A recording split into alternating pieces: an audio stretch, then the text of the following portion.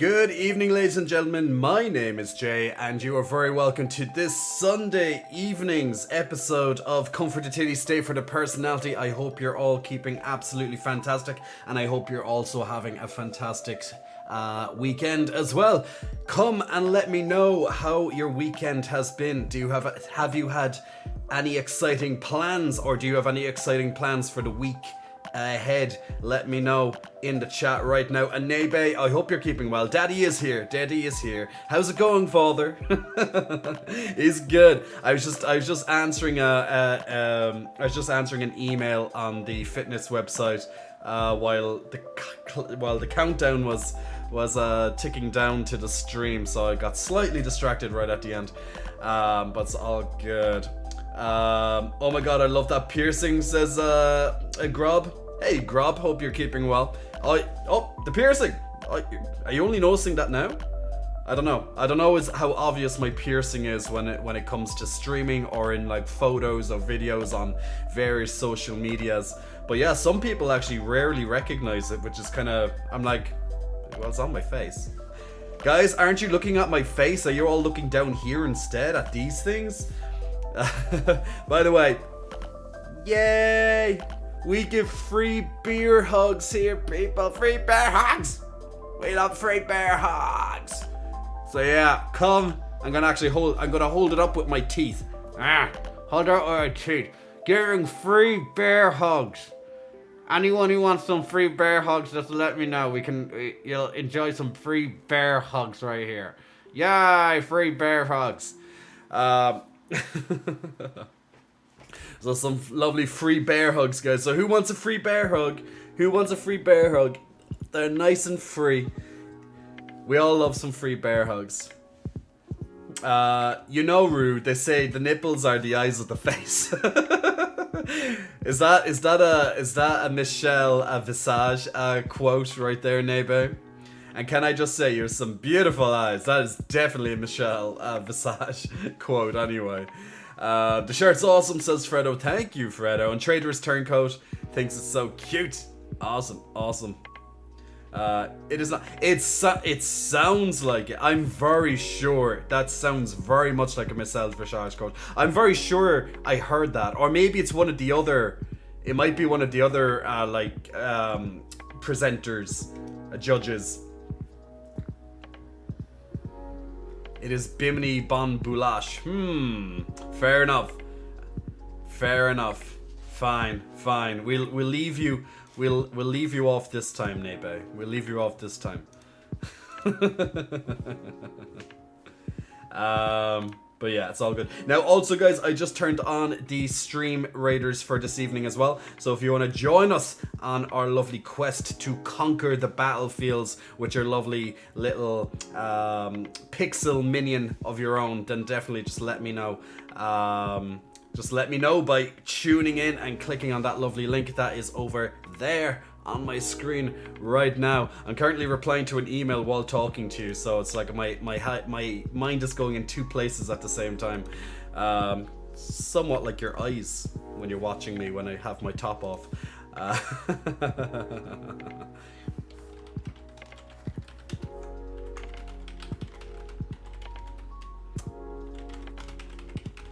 So, I'll stream Raiders a bit while I cook the turkey and fixings. Oh, Shipwreck, you're making some food. I want some food. Well, I only ate like 30 or so minutes ago, but I want more food. It's it's that holiday in Canada. What holiday? What holidays in Canada at the moment? It's not Thanksgiving because Thanksgiving isn't on November or do you have your own like version of Thanksgiving of some description?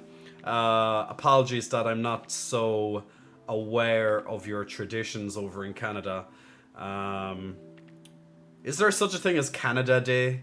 Like some sort of Canada Day or something like that?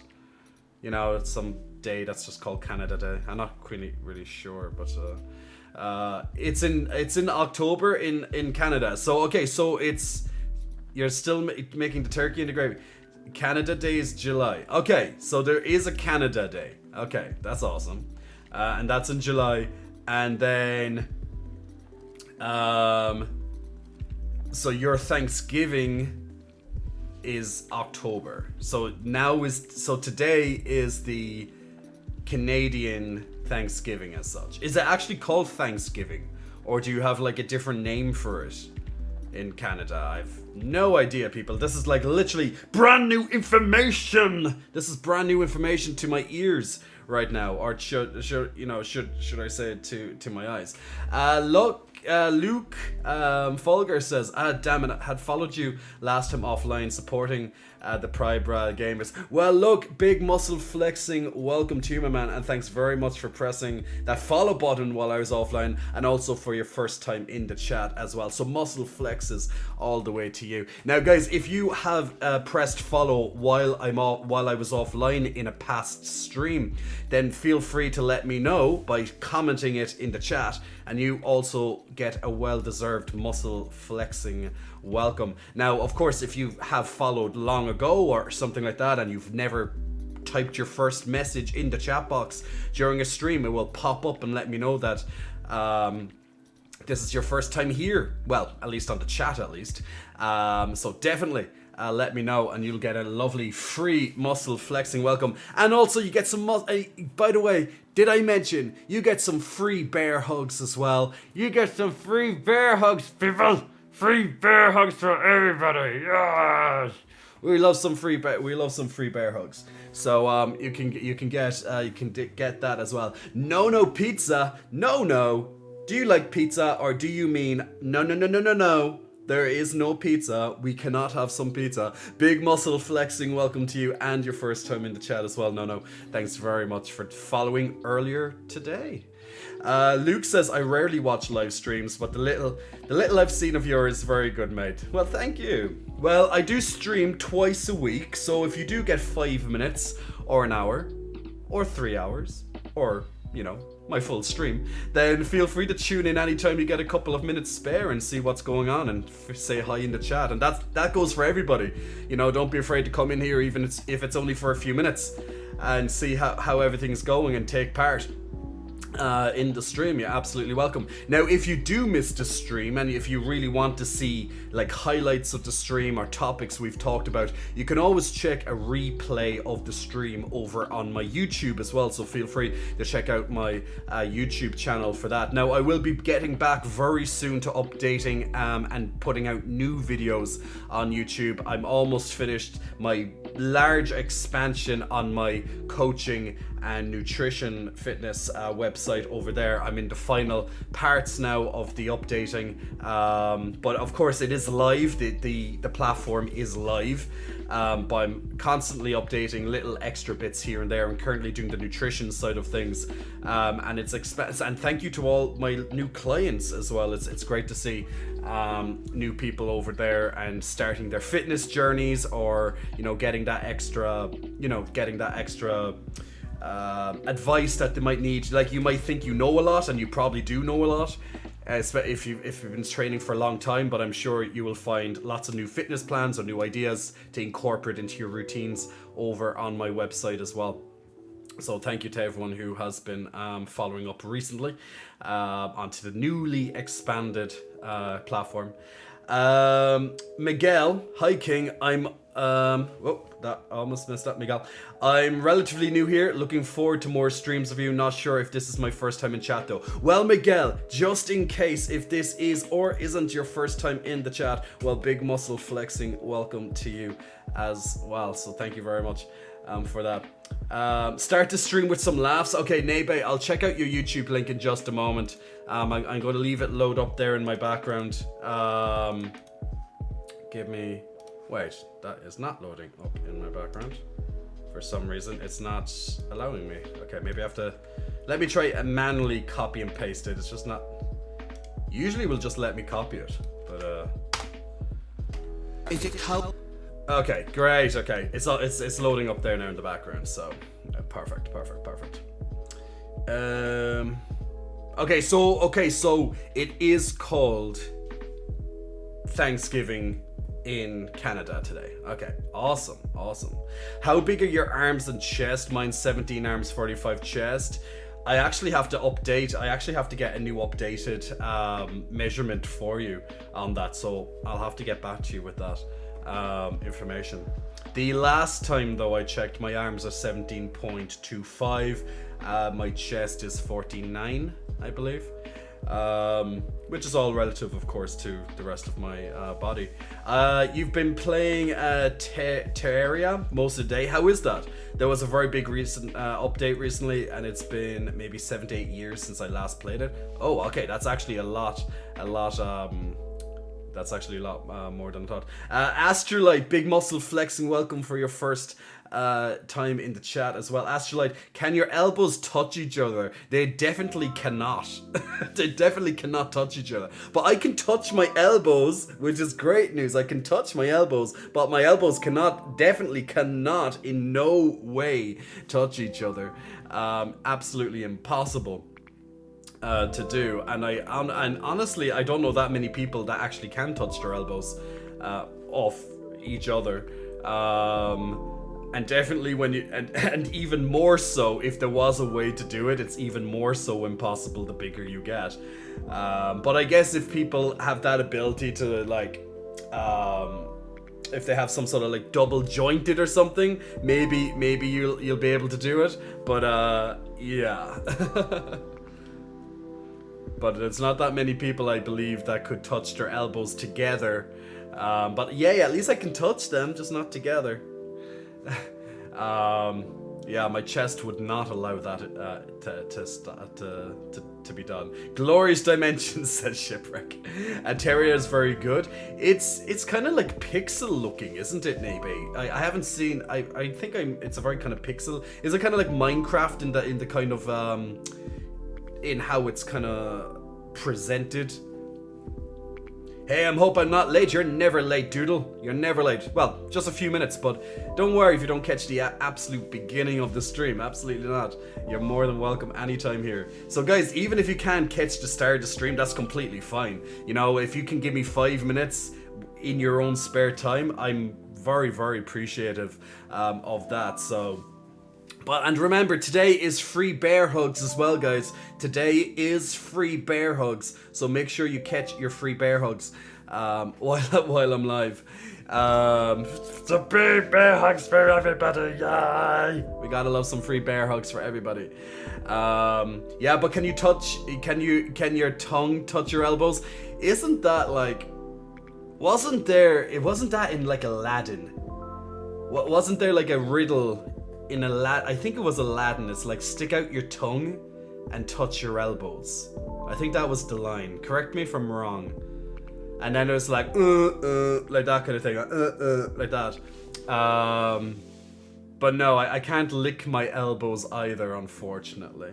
You know, there's just too much. You know, I could. Well, I think I probably could get close. I don't know, should I embarrass myself on stream trying to do it and make me just look like a make me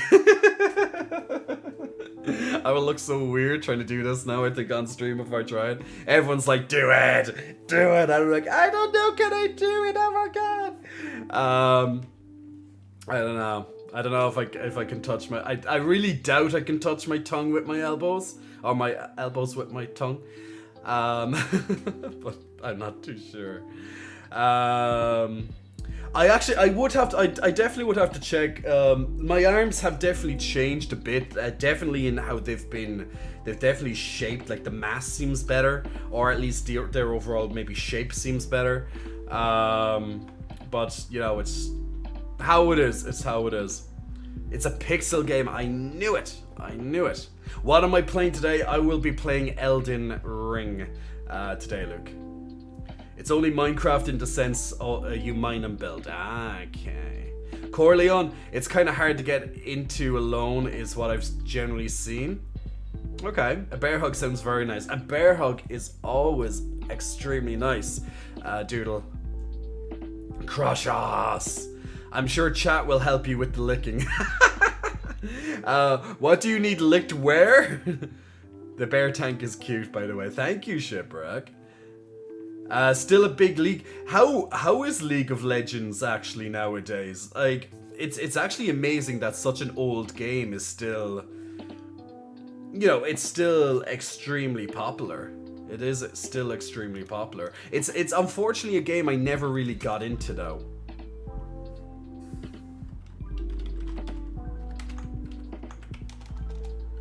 One moment there now, peoples.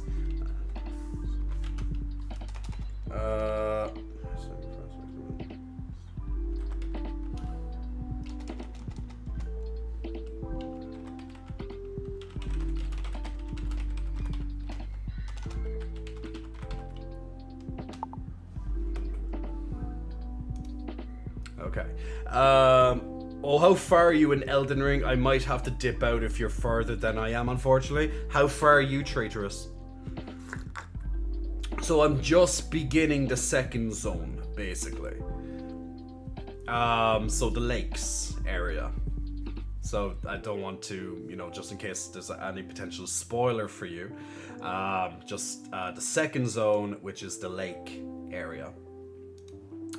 So hopefully that won't be much. Okay, Nebe, I'm gonna put on that clip that you asked me to watch there, which is pretty much the Snatch game. Like I knew I heard I knew I heard that before. I just thought it was like Michelle Visage. One moment. I honestly thought it was just Michelle Visage saying it to RuPaul. There we go. Sometimes when I start streaming, sometimes I'm just a little bit rusty with the how do I click on this again? It's like sometimes I just need a quick. Is it cold in here or is it just my nipples? The nipples are the eyes of the face, and you've got gorgeous nipples. As you know, Rue, you might have heard in the press. I've had a hectic year. My implants got held at gunpoint in South Africa. Did they? I walked in the stables and caught my horse cheating on me again. So, I didn't have time to write anything. Well, Gemma was actually banging on my dressing room door earlier on. Really? I let her out eventually, but she told me she's wine-stoned her range of Katie Price's Wampin' Wabbits. Well, you put it in your orthographies. If you are looking for a bellendo, they sit here. Okay. Our next. Alright. Is it cold in here or is it... I just had to check out just to get the reference right. I knew I heard it somewhere before. I actually haven't got into the UK version of it. I watched maybe 2 or 3 episodes of what was it? I think it was season 2. I think it was, but I never just got into the English version. But then again, me and England aren't on the best of terms, so that's okay. Me and England, me and the English are not on best terms, so it's fine. It's fine if I miss it. It's not a big deal. History and all that, you know how it is. The English coming and doing stuff, bad stuff. Is it cold in here or is it just my nipples? But yeah, like I do. What was that? In the last episode, not in the last episode, in the last season of RuPaul's, what was that what was her name that was invited on for to get the Queen of Queens? It was one of the British. She was really good. I forget. I'm trying to remember. God damn her name at the moment. Damn. Yeah, my RuPaul knowledge. My RuPaul knowledge pretty much disappears once a season ends. It's just like blah. That's just kind of how it is, you know. Oh, I'm good then. Okay, Traitorous, you're fine. You're fine. You won't have to worry about any spoilers. Luke, if you need assistance on Elden Ring, please let me know. Although I remember I'm like level 190. I'm on PlayStation, but thank you very much. This isn't it isn't my first time playing it. I played it when it first came out. I finished it, got my platinum trophy. I think my character ended up, I don't know, it was a high level anyway. It was 100 and, I don't know, could be like 80 or something. I honestly cannot tell you how the level is. Probably something like that, but very high level. But this, since I haven't played it since then, it's just like getting back into it, playing a different class, playing it a different way. So, and also doing it on stream, which is even more difficult. Playing games when you're streaming is more difficult. It might as well have an extra mode to it, streamer mode, because you're playing the game, which is already, you know, quite tense at times, right? Like any of these Dark Soul type games, they are tough. But then you realize you're sat in position in front of these lights, in front of a camera, in front of an audience. People are chatting. You're also entertaining at the same time, and you're trying to kill some sort of boss, or you're trying to not look too foolish when you're playing. Although I do make some really stupid fucking decisions, but yeah. And also you're having discussions while you're playing at the same time, so your focus is not 100% dedicated to the game. However, when I'm playing alone, if I'm playing a game alone, I'm obviously a lot more focused on it, and things are, well, I generally don't make as many mistakes and such like that, because, you know, it has my full attention. So there should be like a streamer mode. It's like an artificial extra layer of difficulty when you're streaming and playing games at the same time. But I think that kind of comes. I think everyone kind of knows that. But obviously, if you're fucking amazing at any game, it won't matter. You know, you'll still be amazing, I'm sure. But I can't say that I am amazing at these games. I finish them. I always finish them. I always finish them solo. I never get help from, let's say, I never get help from, you know, trying from, let's say, other players and stuff. I just use the, you know, I just use all the NPCs. Dino Dylan, what games have you been playing recently? Also, Big Muscle Flexing, welcome to you as well into the chat. Elden Ring. Elden Ring is the most recent one. Before that, I was playing Bloodstained. And what else was I playing? Trying to remember what other games I was playing. What was the last game I played on stream, guys? Oh yeah, we were playing Cult of the Lamb. Cult of the Lamb. Val, Big Muscle Flexing, welcome to you. Thanks very much for pressing the follow button. And Zendark, mwah, big kiss blown your way. Make sure you catch that. Hi, I'm Val, and I'm here for the titties. Val, you're very welcome, and they are the titties right there. Hell yeah. Drag Race UK 4 started a few weeks ago. They're on season 4 already. Didn't even know season 3 went out. Whoops. And I guess I have to answer if you have not watched. No, I actually have no idea.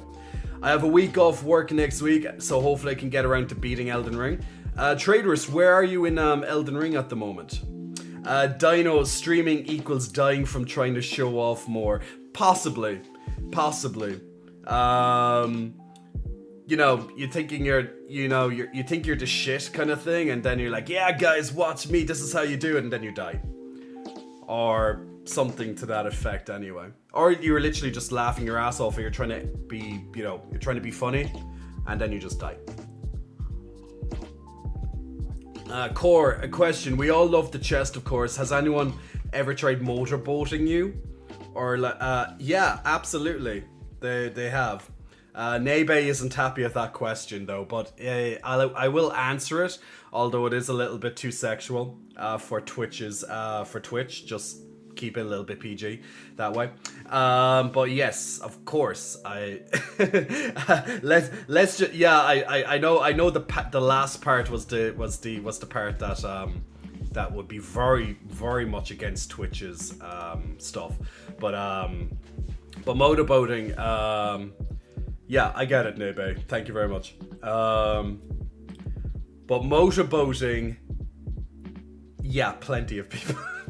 I'm not going to lie, of course. Plenty of people have. I just got up to the big lift with the 2 medallion halves, if that's clear enough. There's 2 lifts. Oh, shit. Yeah, there's 2 lifts, Traitorous. So I'm assuming it's the first one. There is another one after that as well. So, there you go. Yeah, the game's a little bit bigger than you probably realize.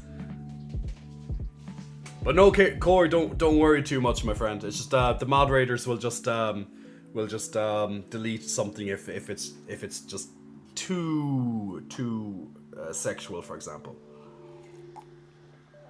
Because at the end of the day, like, you might be surprised, but before, I'm trying to think of the streamer off the top of my head, but I literally cannot. I'm very bad with streamer names.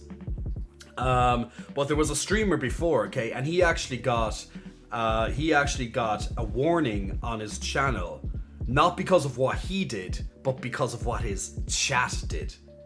Because ultimately, and you might think this is a bit ludicrous, and it is a bit ludicrous, you know, ultimately the streamer's responsible for what happens on the chat, you know.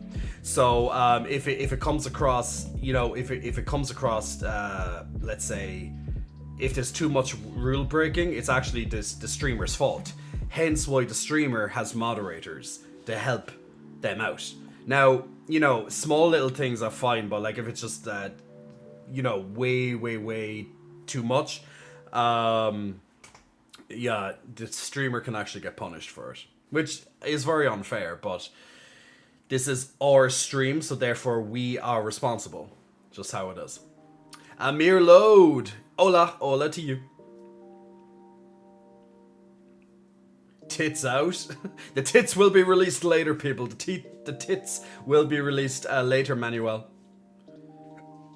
Daddy's J for Pay and Discord. Yeah, well, yeah, of course, there is a particular platform that you have to pay for particular content that would 100% go against Twitch's terms and conditions and YouTube's terms and conditions as well. So there is that. So there you go. I'm very sure said content, what you mentioned, might also be on that particular platform. But there we go. It might be there. Or maybe it might not. We have to keep the suspense, people. We have to keep the suspense for what's on, for what content is there.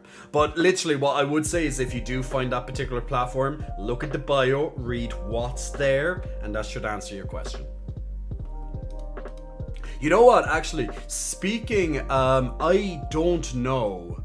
I find it so ludicrous that, do you know, if you subscribe to something, and I mean like a general subscription to, it could be anything. It can be anything from, let's say, Amazon to, let's say, to someone's personal stuff, etc. I find it ludicrous when there's extra paywalls on top of the content that's there. And in particular on that certain platform, I find it ridiculous that if you subscribe to someone, all their content should be there, but there are lots, unfortunately, there are lots of content creators on that particular platform that paywall,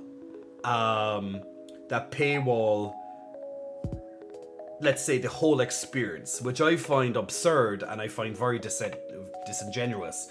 Like, you're already paying to see someone, for example, and then you have to pay them extra to get the extra stuff. I'm like, no, that does not happen.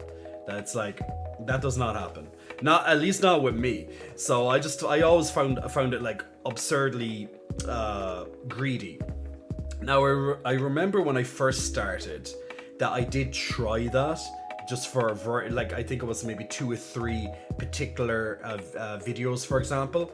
But yeah, I soon dropped that and I was like, you know what? That's not actually good behavior. I don't think that's good behavior. I don't like, you know, that whenever you subscribe to something, and that could be anything in life, it's a luxury. Essentially, it is a luxury. You're paying for something that you don't essentially need because you're subscribing to it. It's something probably online. You don't need it, but you want it for whatever reason, right?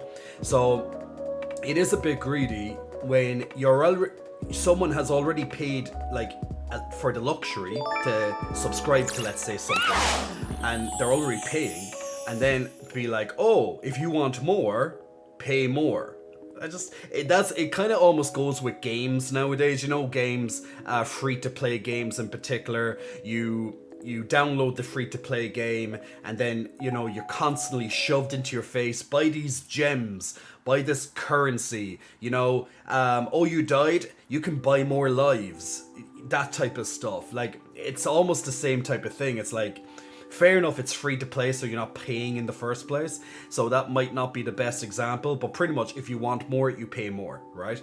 But you can even take a game that you've paid full price for. Let's say you bought a brand new PlayStation 5 game, and it cost you like €70, and then inside the game, there's even more ways to buy things. Now, generally speaking, in games, lots of that stuff is cosmetic.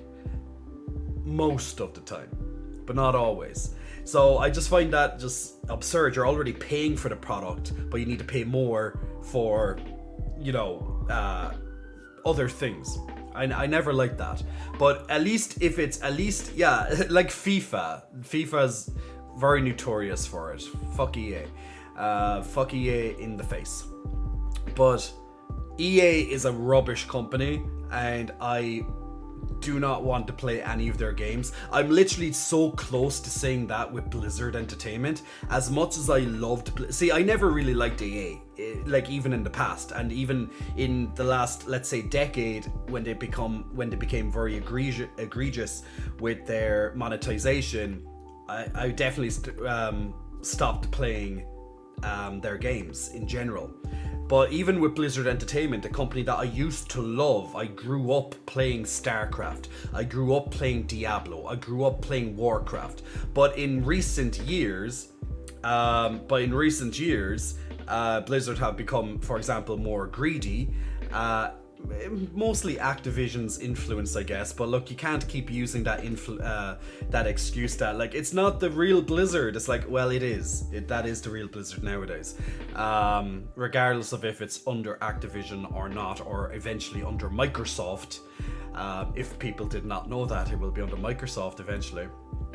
All of that. Activision has been bought by Microsoft. Now, yes, it's not 100% gone through yet, because they have to go through some processes, but it was only a couple of months ago, I believe, that I actually can't...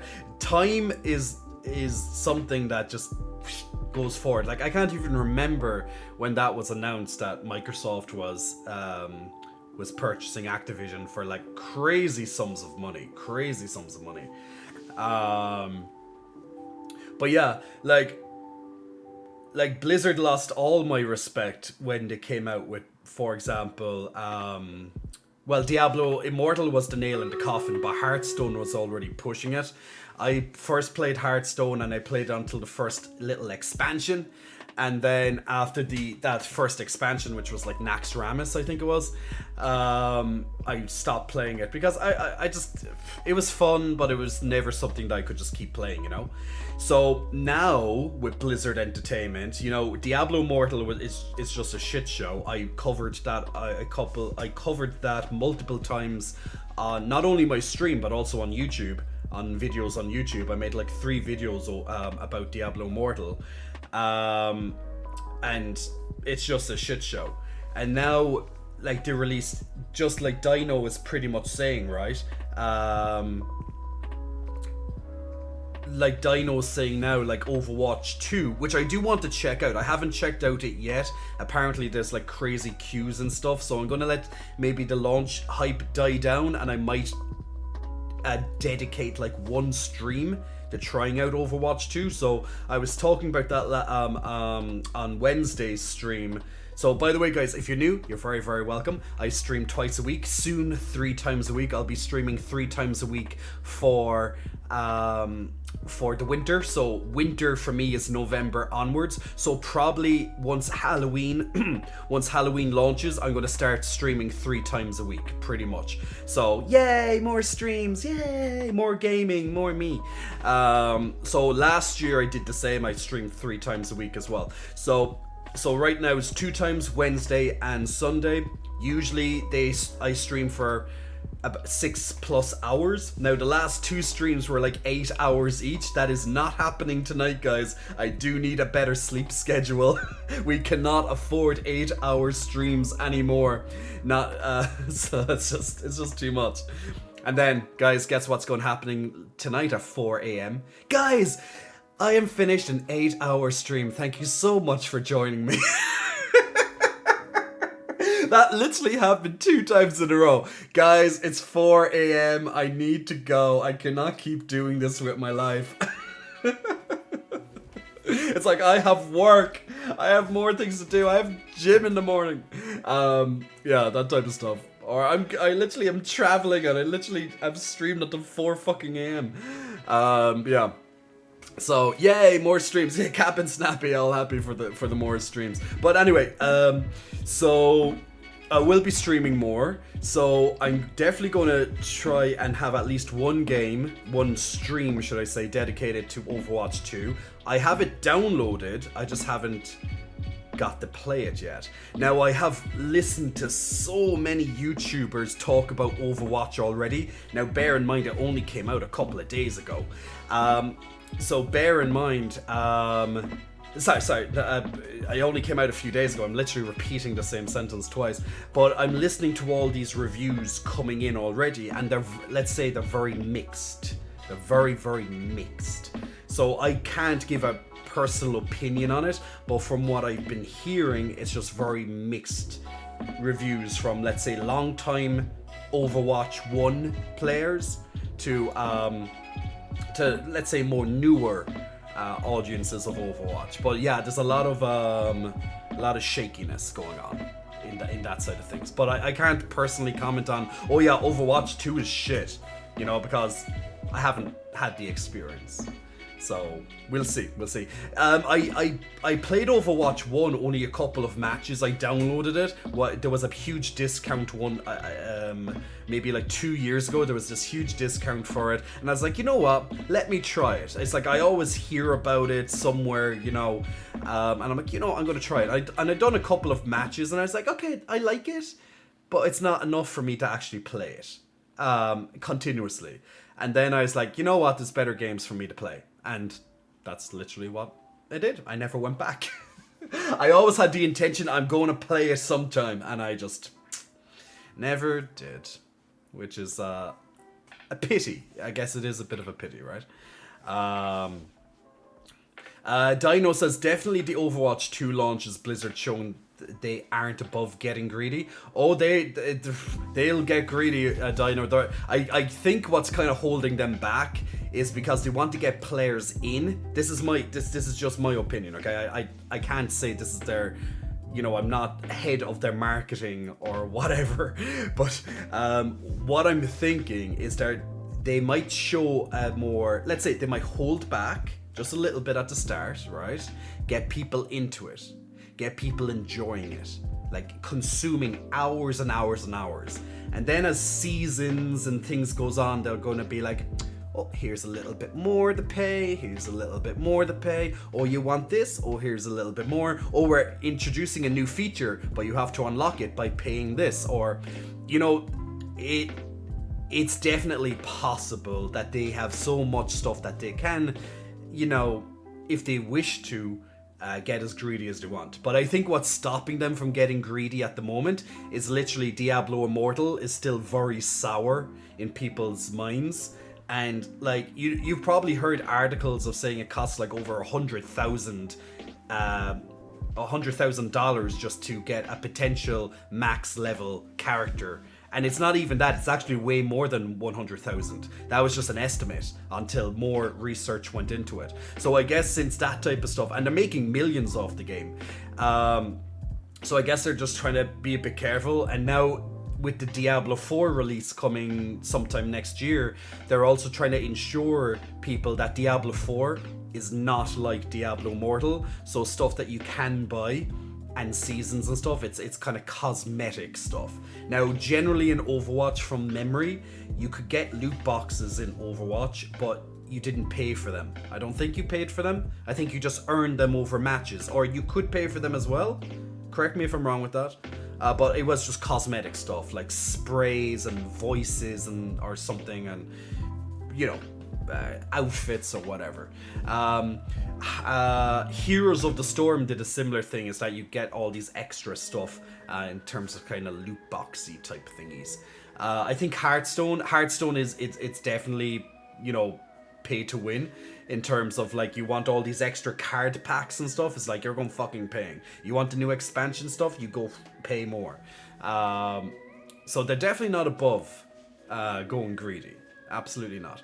Now, they are a game developer, and games, especially if it's free to play, they cost tens of millions to make. You should get paid. Like, you should get something for your product. No one is expecting a free product, or never for them to get money from it, because that's what a business is. A business makes money. A business needs money. Or what's the point in making a game? No one's going to make a game with no intention of, well, capitalizing somewhat on it.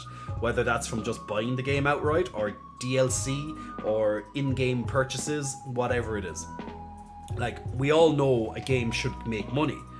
It's how greedy or how predatory it is.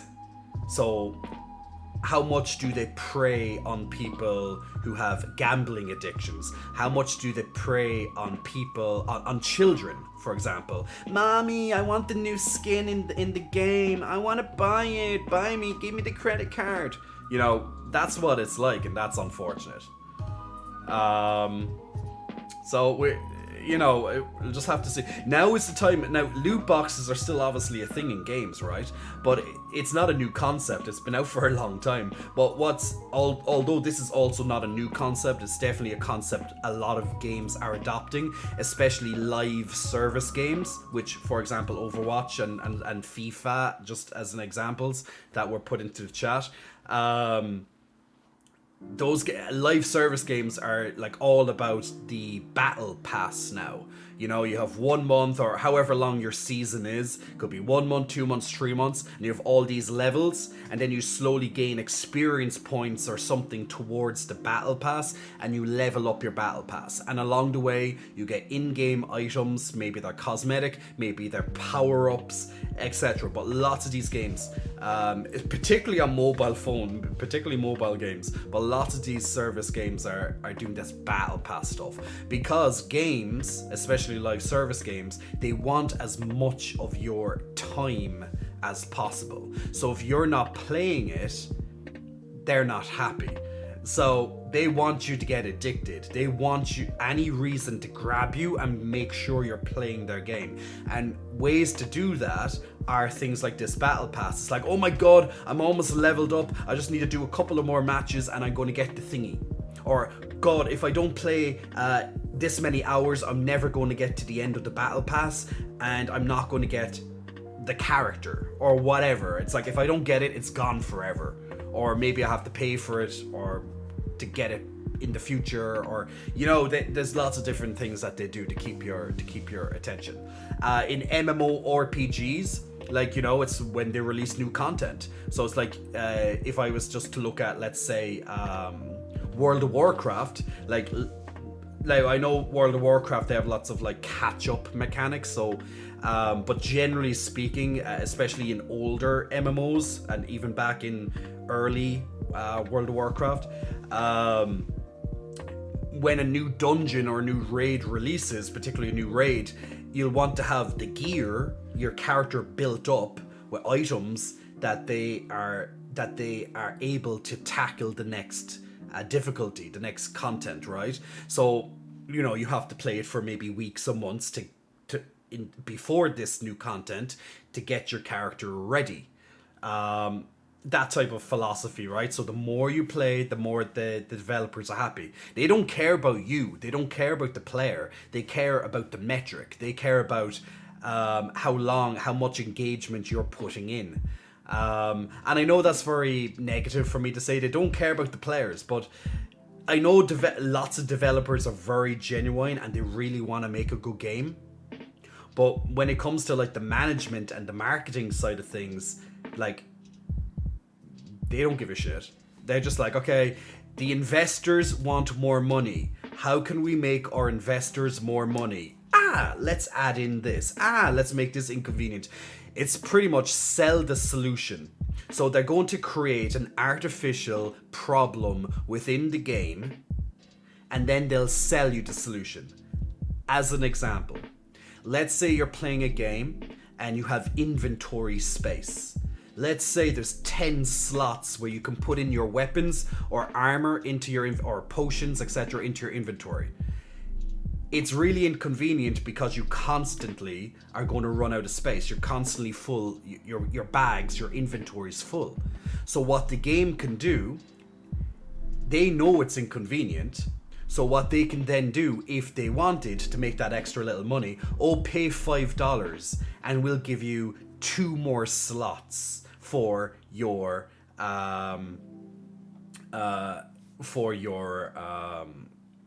bag. And you're like, you know what? That would make my life so much easier, and it's only $5. I'm not even going to notice it. Here's $5. Whoa! 2 more slots of stuff that I can put 2 more guns, 2 more pieces of armor, more potions, whatever it is. I can carry more stuff. And then you're like, very soon you're going to get used to having this 12 slots, and now you're going to be like, damn, I need more slots. And maybe the game is also, once you buy those 2 slots, do you need 2 more? Just an extra $5. And you're like, you know what? If I have 14 slots, the game will be just so more convenient. Okay, here's another $5. You see where I'm going? That they create an artificial problem, and then they will sell you that solution. And I'm sure you've played so many games, and now that I'm saying that, whether you realize that or not in the past, you're probably there thinking of all these different games, all these different problems you've encountered, and you might have seen it pop up in some sort of store, like, oh, buy more bags, buy a mount, buy all this extra stuff and you'll make this stuff easier, or experience boosts. You can buy this potion and for like 5 hours you're going to gain more experience so you can level up faster, make your character more powerful, like all these artificial stuff. It's like, oh guys, players are leveling up too fast. They're not buying the experience potion to make them level up faster. How are we going to make sure that they buy it? Increase the experience needed to the next level. And that could be in battle passes, that can be your character level, whatever it is, right? They'll just find a way to just tweak the numbers, make it just that little bit more harder, more annoying, and you're going to be like, damn it, I'm just going to pay for the potion. That will save me a couple of hours of leveling, or this will save me a couple of hours of my battle pass. It will, like, I'll fly through it a lot faster. I have to play the game less. It's a bit strange, right? Like, oh yes, I get to play the game less, potentially. So I can't wait to play the game less. I just want to get there now. I want the instant happiness now. So yeah, that's my... Thank you for coming to my TED Talk. Chicken, I'm playing Overwatch 2 right now. The queues are normal now. Shouldn't be any wait. Okay. Well, that's good to hear, Chicken. Chaos, other than game disconnects, things have been better in Overwatch 2. Chaos, are you playing Overwatch 2 yourself? Hi Jay, I'm excited for more streams. Captain Snappy. Wait, getting sleep is an actual thing. I thought it was just a joke. Dino, I know living in IRL is definitely it's a burden to our gaming lives, right? Nebe, do you need to give a mod your stream key so they can end it at a certain time so you don't be tempted to go 8 hours? No, Nebe, no. I couldn't do that. Luke Silv, hello, me and my boyfriend are here for the flex and the chest. Luke, big muscle flexing, welcome to you and your boyfriend. Thanks very much for the first time in the chat. Also to Dave Jokes, by the way, Dave Jokes, big muscle flexing, welcome to you for pressing the follow button a little while ago. Evil Dark Lady, how are you doing, my dear? Mwah, big kiss blown your way. Make sure you catch that. Hope you're keeping well, Evil Dark Lady. Luke says Hearthstone rigged RNG and yes, pay to win. I know it's a pity it went that way, but guys, corporate greed. That's it. Nebe, honestly, I accept Hearthstone being pay to win because it's a collectible card game. You could say that, but let's say, for example, Yu-Gi-Oh, which the newest version of it, which released on PlayStation there a few months ago, right? Was it like near the... I can't remember when it actually released, but it was sometime this year. And yes, there's pay-to-win aspects, I guess, like you can buy, but they give you so many crystals or that currency, especially in the start, or they give you so much every day that you realistically can... you can play it without, at least in my experience when I played it for a little bit on stream, I never ran out of the crystals. And I felt like I had more than enough to get me started, get me a good foothold, at least in the non... Now, I guess when you get like... if you're going for like being world #1 or something like that, like really hardcore, then I guess buying all these extra card packs to get the best stuff, you know, you'd be probably more tempted. But I'm sure if you're just average player playing day to day, you're gaining all this extra currency and you can just buy the packs that way. Now in Hearthstone, I think you can do the same, but it just takes a very long time. But at least in my experience with Yu-Gi-Oh, when I played it briefly, that wasn't the case. You got enough, you probably didn't have to spend. Now, bear in mind, I don't know what it's like end game or well into it. I'm just assuming that at least for regular play, you'll be fine. But if you want to be like super hardcore, king of kings, king of duels, whatever it's called, you probably have to dish out some sort of money. Like, a part of me would be very interested in playing Hearthstone, but I believe if I started playing Hearthstone now, after not playing it for years, I literally will not get anywhere in the game because everything's like probably just out of reach. There's probably too many cards for me to realize. Like at the start, when a game is first released, like it's manageable. There's, let's say, 100 cards and it's manageable. But then as expansions and all this stuff come out, like I don't know how many expansions there are to Hearthstone now. There's probably like 1,000+ cards and you're like, okay, what are the best cards? You know, like how... It's even harder to probably get all these cards because there's the pool of cards is diluted. There's even more. Now, I don't, you know, you can probably buy certain packs for like certain expansions or whatever. I don't know. I don't play Hearthstone. Played it briefly and I liked it. I actually liked it when it first came out. I liked it. But once I stopped, I felt like getting back into it is probably like an impossible thing. Art KO, big muscle flexing, welcome for your first time in the chat. Thanks very much, and I hope you're having a good time. Luke, I used to love it, but the RNG kept pulling me against people pay to win and giving me bad cards. Well, RNG with bad cards, well, yeah, it's kind of hard to say, but putting you against people who are obviously way... let's say they spent a lot more, or their, let's say their number, their rating, let's say, might be a lot higher than yours, or they're in a different league, like a different rank or something, like that's a bit unfair. That's more of a game system problem, that at least that part. Destiny was also busted for predatory mechanism, reducing experience and boost drop, even Overwatch. I don't know if it's still done today. I'm not sure about Destiny 2, but Destiny 1 at least, but I'm not sure about Destiny 2. Magic the Gathering is expensive as fuck. Well, Magic the Gathering is... How old is that game? But yeah, I can only imagine getting into Magic is... quite hard. Luke, even Warzone is starting to do it lately. Vanguard, Cold War, etc. Slightly reduces your experience. Business of gaming. Business of gaming with Jay Kotz. Exactly. Like, I love gaming, guys. I really do love gaming. It's my longest passionate hobby that I have. Now, I don't know everything about games, but I am a bit knowledgeable in the industry and practices. And I love keeping up to date with like new, you know, games that are coming out and stuff. But there's so many games coming out all the time, it's impossible to keep up. And you're like, have you ever played this game? I'm like, what is this game? It's impossible to keep up with all these releases or all the insider news, and there's just too much out there.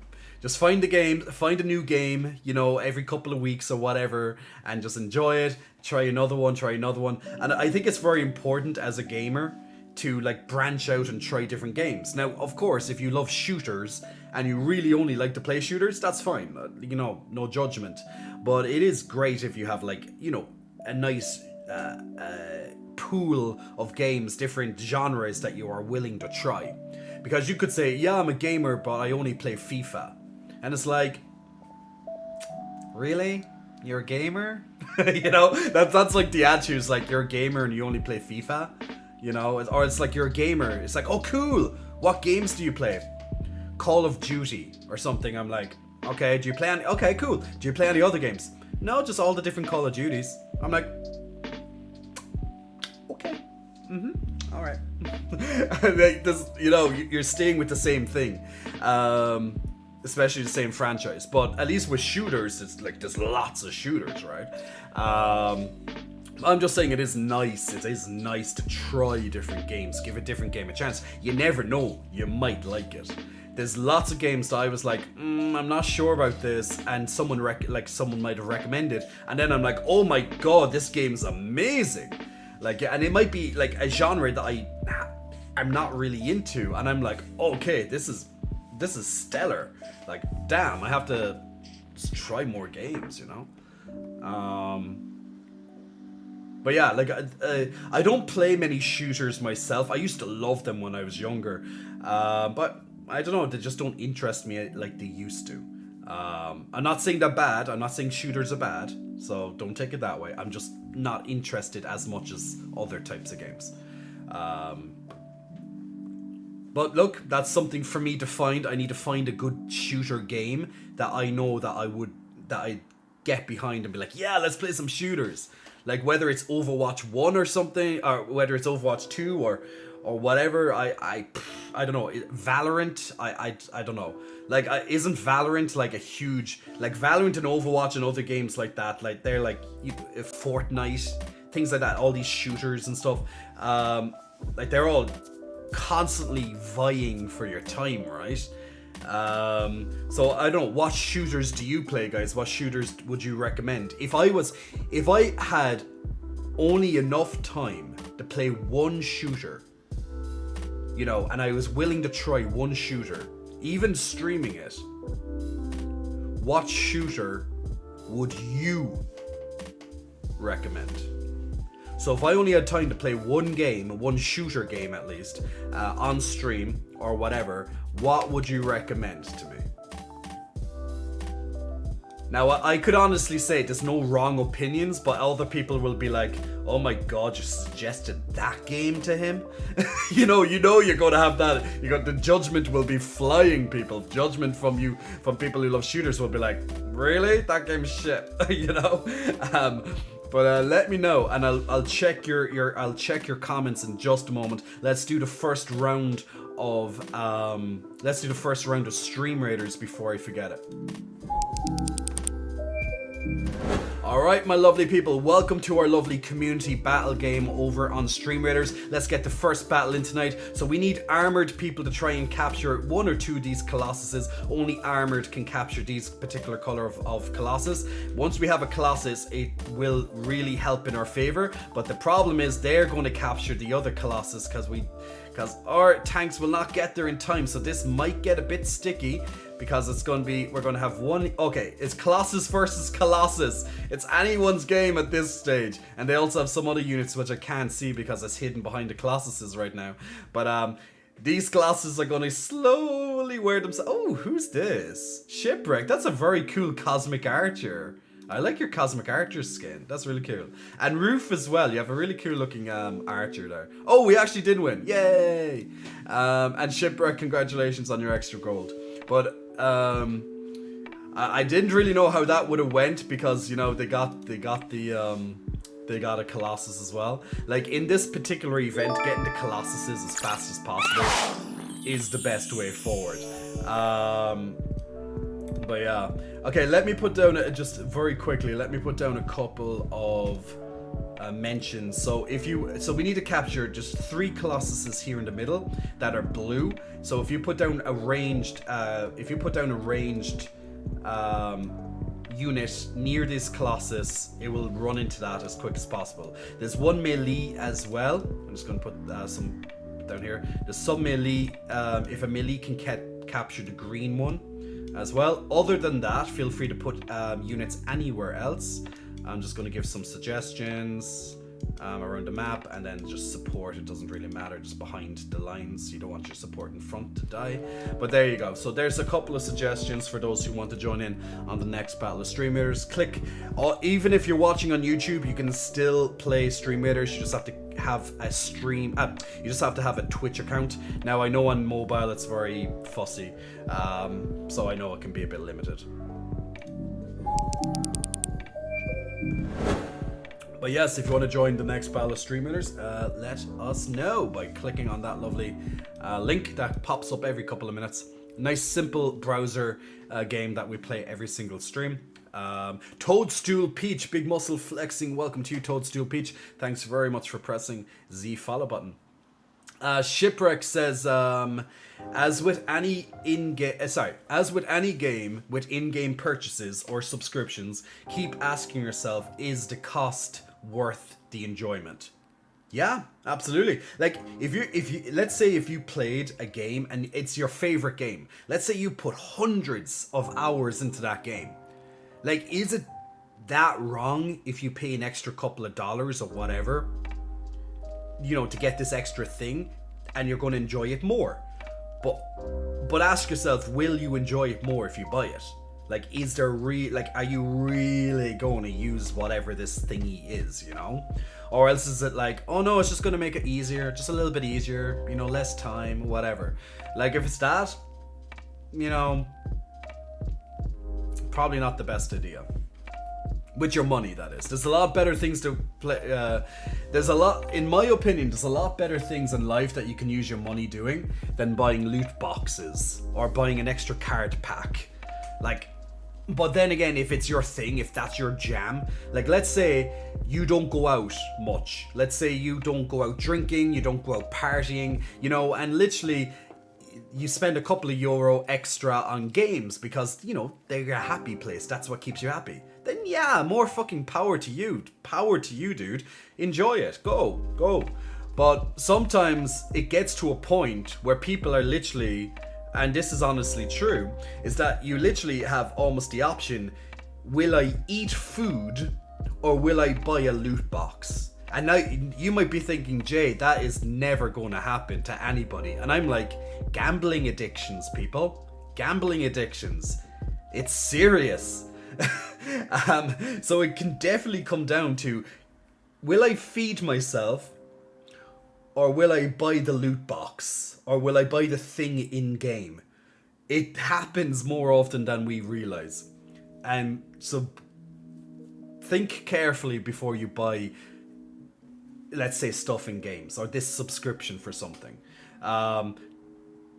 Particularly if your money is not exactly, you know, particularly, you know, in the best of circumstances. Because look, life is getting more expensive. I literally dedicated about 2 hours of a stream, I think it was 2 streams ago, talking about finance and the economy. Like, you never know what's going to happen on this stream. I can start talking about political stuff and finances and bills and shit. Like, winter is coming. We're in the middle of a war. Maybe not our countries in particular, but we're in, you know, there is a war going on, at least in the world, and it's affecting pricing on stuff. And yeah, you know, you just gotta be a bit mindful of money sometimes. Now, I wish I had millions, guys, and I could be like, I don't care what I do with my money. But unfortunately, not all of us get to be millionaires or extremely well off to the point that money isn't much of an object. But look, we definitely can have the ambition to get to that point that we're like, it's only 100,000, whatever, you know, that'd be a great ambition. You know, but I don't know if that will ever happen to me. We'll try though. We'll try. Luke says, "Fight me in Hearthstone. My cards are like 5 years old by now. Dust is my ultimate kill move." I played Hearthstone for about 3 years, and eventually the meta turnover overtook my sense of enjoyment. So basically, it's like you had a meta, or since the meta keeps changing because new cards got released, or some YouTubers like, guys, this is the way to play, and then it makes your cards invalidated. Like that's the problem with those type of games. Whenever there's a meta as such, it can literally ruin games. Because, you know, a lot of us, if you're a gamer, a lot of us will start looking into information, especially if we're really interested in the game. What's the best build? What's the best way to make our character? What's the easiest way to do this in a game? Right? You're looking up information on wikis, on all this type of stuff, or you're watching YouTubers who give you some tips. Guys, this is the best way to do this. This is the best way to do that. And it's almost their opinion becomes law, you know? Because, you know, they have a high reputation in the game. It's like, guys, this is the meta. This is the best possible way to play the game at the moment. Then you're going to constantly see people doing this method, this build, these cards, whatever it is in whatever game, the gun, whatever, and you'll see everyone doing it. And then eventually the developers might nerf it, make it weaker, or they'll invent a way to stop that meta. It's almost as if they want you to try the meta so they can bring in a counter meta to stop it, or some sort of counter card or a counter weapon, or, you know, something. They'll do something just to manage it. But generally speaking, when a meta happens, developers, generally speaking, nerf it to make it not as overpowered, let's say, if it is overpowered in the first place. Like, I remember in Overwatch 1, they released a character. I can't remember the goddamn character's name. In Overwatch 1, they released a character and she literally stole the show. Like, everyone started playing this character, so much to the point it ruined the game. You know, and it took too long to nerf her. If you can remember the name of that character, let me know if you're an Overwatch player, or maybe even give me an example of a game that had something like that happened to you. They released a new update, and let's say a new character or a new thing happened in the update, and it literally just ruined the game because it was too powerful. This thing, this person, this thing, or this weapon, or whatever, just obliterated the rest of the game. It's like, what's the point in playing? Everyone is playing this character now. Everyone is like, you know, oh my god, what's the point in playing? Or maybe there was a tactic, like maybe it was like a defensive tactic. If you had these cards or these characters on your team, it was virtually impossible to lose. That type of stuff. Can you name any games maybe that you've had this experience with? It was just very unfair, it felt. Like, how did the developers not see this coming? Before I start reading any more, let me look at my redemptions, my lovely people, because I definitely have some redemptions lined up without a doubt. We do indeed. Chicken asking me to do a traps flex. We'll get a traps flex going. John asking for a peck dance, and Nova asking me to hug the teddy bear. Okay, we will get that done. We will get these done for you. So let's start by hugging the teddy bear, since I have the teddy bear so close. Now remember, guys, it is free bear hugs today. So if you do want a lovely free bear hug, then get your free bear hugs while you get them. Get all the free bear hugs. Hug a bear today. They'll keep you nice and warm. They'll give you lots of nice, lovely moments by hugging teddy bears or getting a bear hug from your local bear today. So whether the bear is a teddy bear or whether the bear is a bear, doesn't really matter. It's all good. Get those huggies in. Get the huggies of the lovely teddy bears in, people. We love a good teddy bear to hug. Lots of lovely hugs with our teddy bears. This could be my Halloween costume. I'm just going out like as a schoolgirl with my little teddy bear. I know everyone else is going, will you just dress up as Kratos, for fuck's sake? It's like, Kratos is coming out in November. It's like, dress up as Kratos. Don't dress up as a schoolgirl. Do not dress up as a schoolgirl with the teddy bear. But it's like, guys, I want to be a schoolgirl. I want to be a schoolgirl. We'll see. I have no idea what's happening. I have no idea what's happening now. Okay, John is asking for the peck dance. Now the problem is with the peck dance is that I'm gonna have to like, you know, I know I'm gonna peck dance by holding in, because I'm actually getting nice and warm now, so I'll actually take this off shortly. But what I'll do, John, I'm going putting in my tank top. I'm putting in the edges of my tank top to this is definitely a look, right? This is definitely a look. I'm just gonna go out like this in the future. Like, who needs a tank top to literally go around my tits at the gym? I'm just gonna go to the gym like this. Fuck it. This is me in the gym. I'm just gonna be like, this is the new way. This is the new way to wear your tank tops, people. You simply put the straps, get both straps, put them in between your pecs. Put them in between your pecs like this, okay? So it's kind of like a tie. You know when you're wearing a shirt and you have a shirt and tie. So get both straps of the tank top, put them in between your titties, make sure they're nice and snug in between the titties, like so. Okay, nice and snug right now, in between the titties. And then just bounce for a while. Bouncy, bouncy, bounce, bounce. We got to bouncy, bouncy, bounce, bounce. Oh yeah, bouncy bounce. So this is definitely a new way we can wear our tank tops. Maybe it's a trend that we can all pull off together. Why not? I think I'm going to go to the gym and do this tomorrow. Oh shit, it's legs day tomorrow. I can't do it for legs day. It's not going to work. That's what I was waiting for. It says no. If you do that in my gym, I'm going to injure myself, says Shipwreck. You're in the middle of doing a deadlift or a squat, and then you just look over and you see me just like that. Ah! Don't want this happening. Don't want this happening. No need for a pencil anymore. Yeah, who needs a pencil when we can just put our tank top straps in between the chest and just, there we go, you know. Val, truly God has blessed me this day since I get to see this. Thank you. Traders, I couldn't pull that off. Why not, Traders? You can do it, my man. And if you can't do it now, there's motivation, hopefully, to be able to do it eventually in the future. And you're going to be like, you know what, Jay? I'm going to sending you a video in the future when I can do it. And you're going to be like, yeah! I'm going to be like, damn well done you. Damn well done you. So there we go.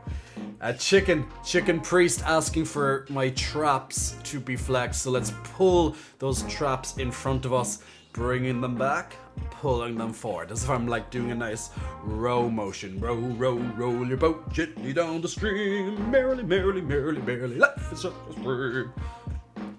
When did you actively start working out? I started working out when I was 22, properly. So I was in college, and that's when I first started. Now, admittedly, for the first while, I can't tell you how long exactly, but let's say the first year or two, I was pretty clueless. I was just like, yeah, I'll do some of this and do some of that, eat some of this. Like, it would have been great if I started off with an online coach or a personal trainer or something like that. It would have definitely taken away lots of the confusion. When when you start working out, it can be very confusing. But I've been working out for the last 12 years, essentially. But that's it. So there's your traps done, and there's your lovely pec dance done as well.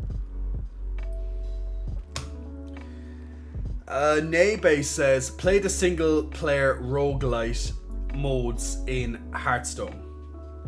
They're actually really fun, but I stopped playing Hearthstone altogether when I boycotted, even if I wasn't putting any money into it. Boycotted because of what exactly, Nebe? Was there a boycott that I wasn't aware of, or was that the boycott because of the abuse allegations, or was it a boycott because of Diablo Immortal or some shit like that? I'm not too sure what boycott you're referencing. Luke, Hearts, I'd imagine it's the first one though, the allegations of sexual abuse. Hearthstone, they all had gold cards, every opponent, Jay. I was very good. Don't ask me how much I've spent on Yu-Gi-Oh cards. Traitorous, you know what question I'm going to ask you, right? Dino, I actually just started playing Magic the Gathering, and I can confirm it is expensive, not just for cards, but for all the stuff to store cards. TikTok is really helpful for recommending me games I wouldn't normally see. Well, that's a great way to use TikTok. I should do it for that too. If I'm going to recommend a shooter, Paladins. So guys, I did ask you if you do have a shooter that you'd like to recommend me. Let me know what shooter it will be. I'm going to ask for. I'm going to read some of your comments now. But if you still have some opinions on what shooter I should try, then let me know, of course, in the comments right now.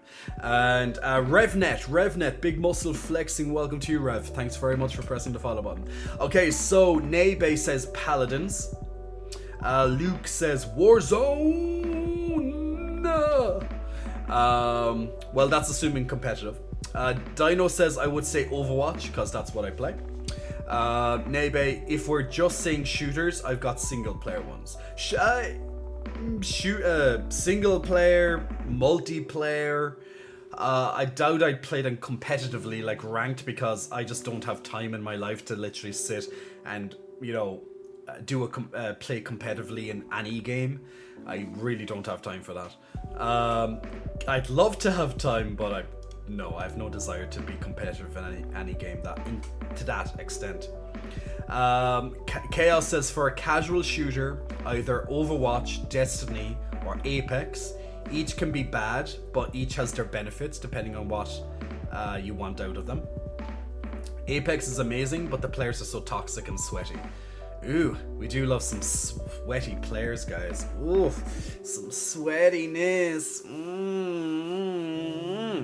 We like some sweatiness. Or we like some sexy, sweaty players.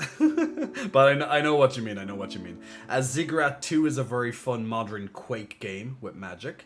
I'm more of a solo shooter game. I don't like the performance expectations of what multiplayer games. I like shooting solo as well.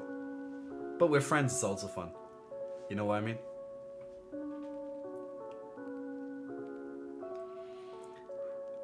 Looking forward to Callisto Protocols and the expansion for Resident Evil 8. Oh yeah, the expansion to Resident Evil 8 is coming. That's gonna be cool. Smash Bros is the game for me. Some 500 hours before any DLC, then bought them all. Well, Smash Bros wouldn't exactly be a shooter, but definitely it is a game that you may have played. Oh wait, I also asked any games that you play. Yeah, so wait, you're on topic because I did ask two different questions at that point. Gunfire Reborn is very Borderlands with the guns and character skills. CN says, if this is about microtransactions, evil a concept as ever. I know. God damn that horse armor. Does anyone actually know well, technically there is an event before this, but this is the event that people would normally point to as the beginning of microtransactions. It was actually horse armor.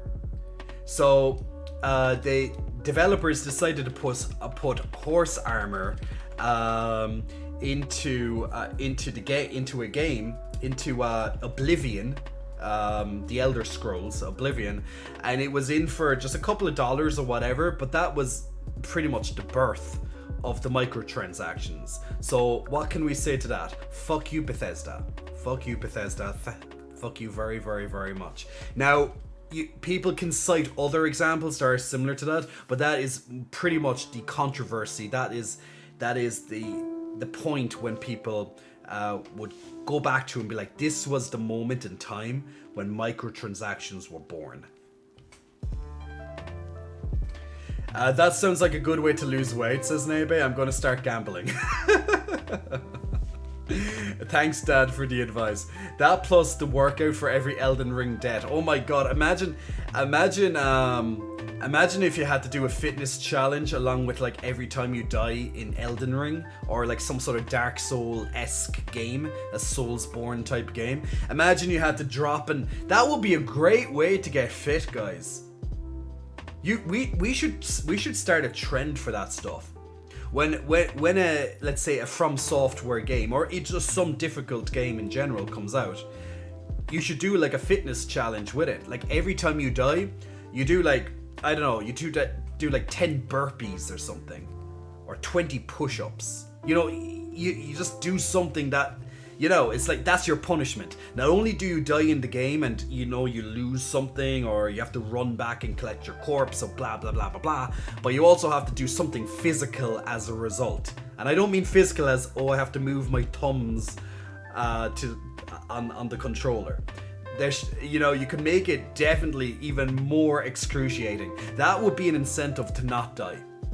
So how about that? Put an extra fitness incentive every time you die in a game. Even put into a shooter. Every time you die in a shooter, you have to do a challenge. Now maybe you have to do it like after the match or something, because, you know, if you stop and do like 20 push-ups in the middle of a round, well, that's not helping anyone. So maybe in those type of circumstances, you know, or maybe you lose the round, you lose the game, then you have to do a fitness challenge as a result. It doesn't have to be anything like excruciating, as in like something crazy, like 100 push-ups every death or something, or every time you lose, but something that will motivate you to get fit. Or, well, maybe it won't motivate you to get fit, but it will basically motivate you to get good at the game.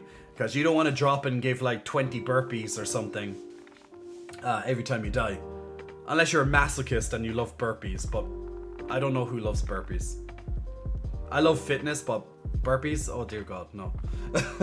Anto Martiga, big muscle flexing. Thank you for the subscription, my man. Enjoy the little unicorn plastered onto your name, the extra emotes, the extra subscription points, channel points, and also no ads when you start the streams. Yeah! So thank you for helping support the stream. Now guys, if you do want to help support the stream, there are multiple different ways that you can support the stream. If you want to be like Anto over here, you can definitely drop a subscription over on any of my platforms. There's multiple different platforms that you can help me and also get something in return. You have J for Pay, which is, let's just say, exclusive content on video format that should not be seen on Twitch and on other let's say under 18s type stuff. So no under 18s type stuff should be on that particular J for Pay. But if you want to check that out and have a good time at the same time, there's 46 hours plus of exclusive content, over 795 videos and counting over there. You can definitely check that out if you want to support. Also, there's my lovely coaching and fitness and nutrition platform for $9.99 per month. There's a 5-day free trial with that as well. So if you want to drop support to myself because you just like seeing my lovely self and helping support me doing all of this, and of course when I'm streaming 3 times a week soon, and you want to get fitter and healthier as a result, you know, feel free to drop a subscription and check that out. It's getting updated constantly. We have more updates. I have new updates coming on the nutrition side of it tomorrow and Tuesday, where I'm adding in the calories and macronutrients onto every item on every menu. Most menus are completed now, but there's still a few more that I have to get around to. They will be done tomorrow/Tuesday, but huge platform there. Or you can check out here, of course, and you can put down a subscription here. If you have access to Amazon Prime, you get a free Prime subscription every single month to a streamer of your choice. So you don't pay extra, you're paying for Amazon Prime already. You can drop a Prime when you link it to your Twitch account, and you can support a streamer every single month of your choice, and it costs you nothing extra.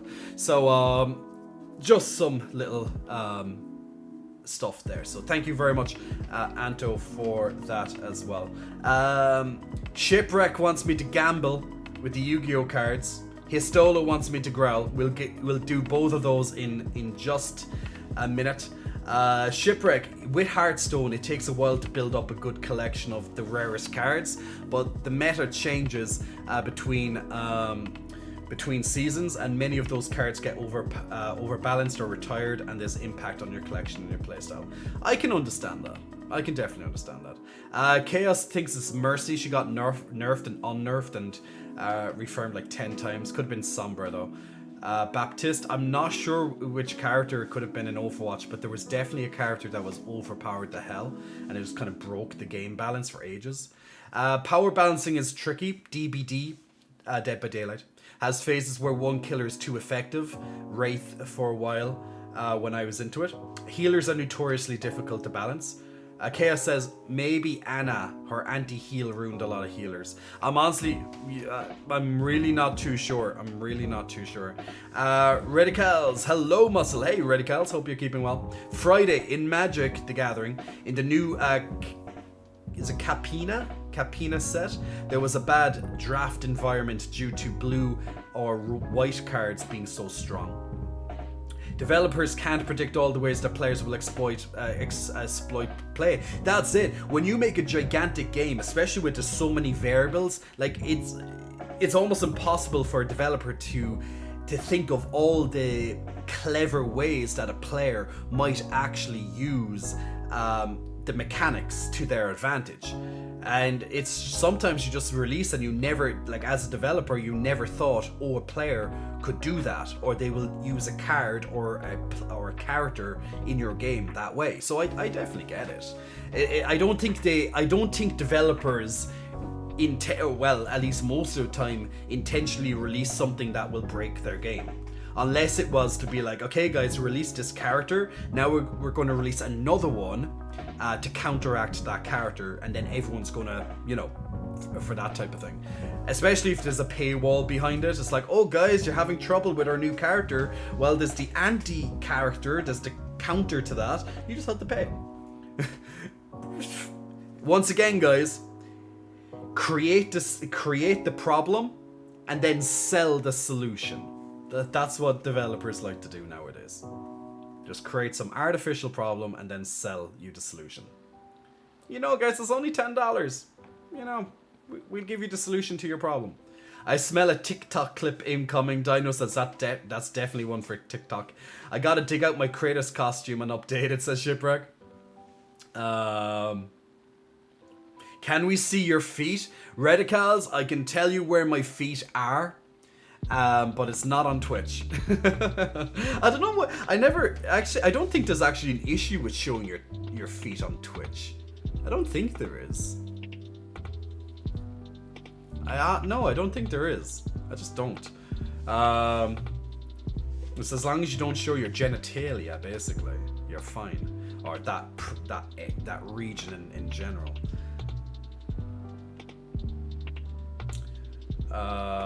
Oh, you started with the Hong Kong. Oh, yes, Snape. Okay, thanks for clarifying that. Best shooter right now for me is Valorant. Histolo says Splatoon 3. And I never stopped the boycott. Then the horrible work culture and allegations came out. Yeah, I remember all those allegations with Blizzard Entertainment. Wouldn't any regular consumer have to boycott everything if all secrets came out? No franchise is free of hiding illegal actions. That's true. Like, would you boycott all these gigantic corporations because they don't pay their taxes, for example? Like, I guess you have to kind of choose your battles sometimes, right? Friday, it's older but stalker, Call of Pripyat. Is it Pripyat? It's a very interesting shooter if you're feeling like an exploration adventure. Thank you very much. I need to get a gamer husband, says Valve. We all need a gamer husband in our life, Val. They can be temporary, they come and go, When I say competitive, I mean going against others.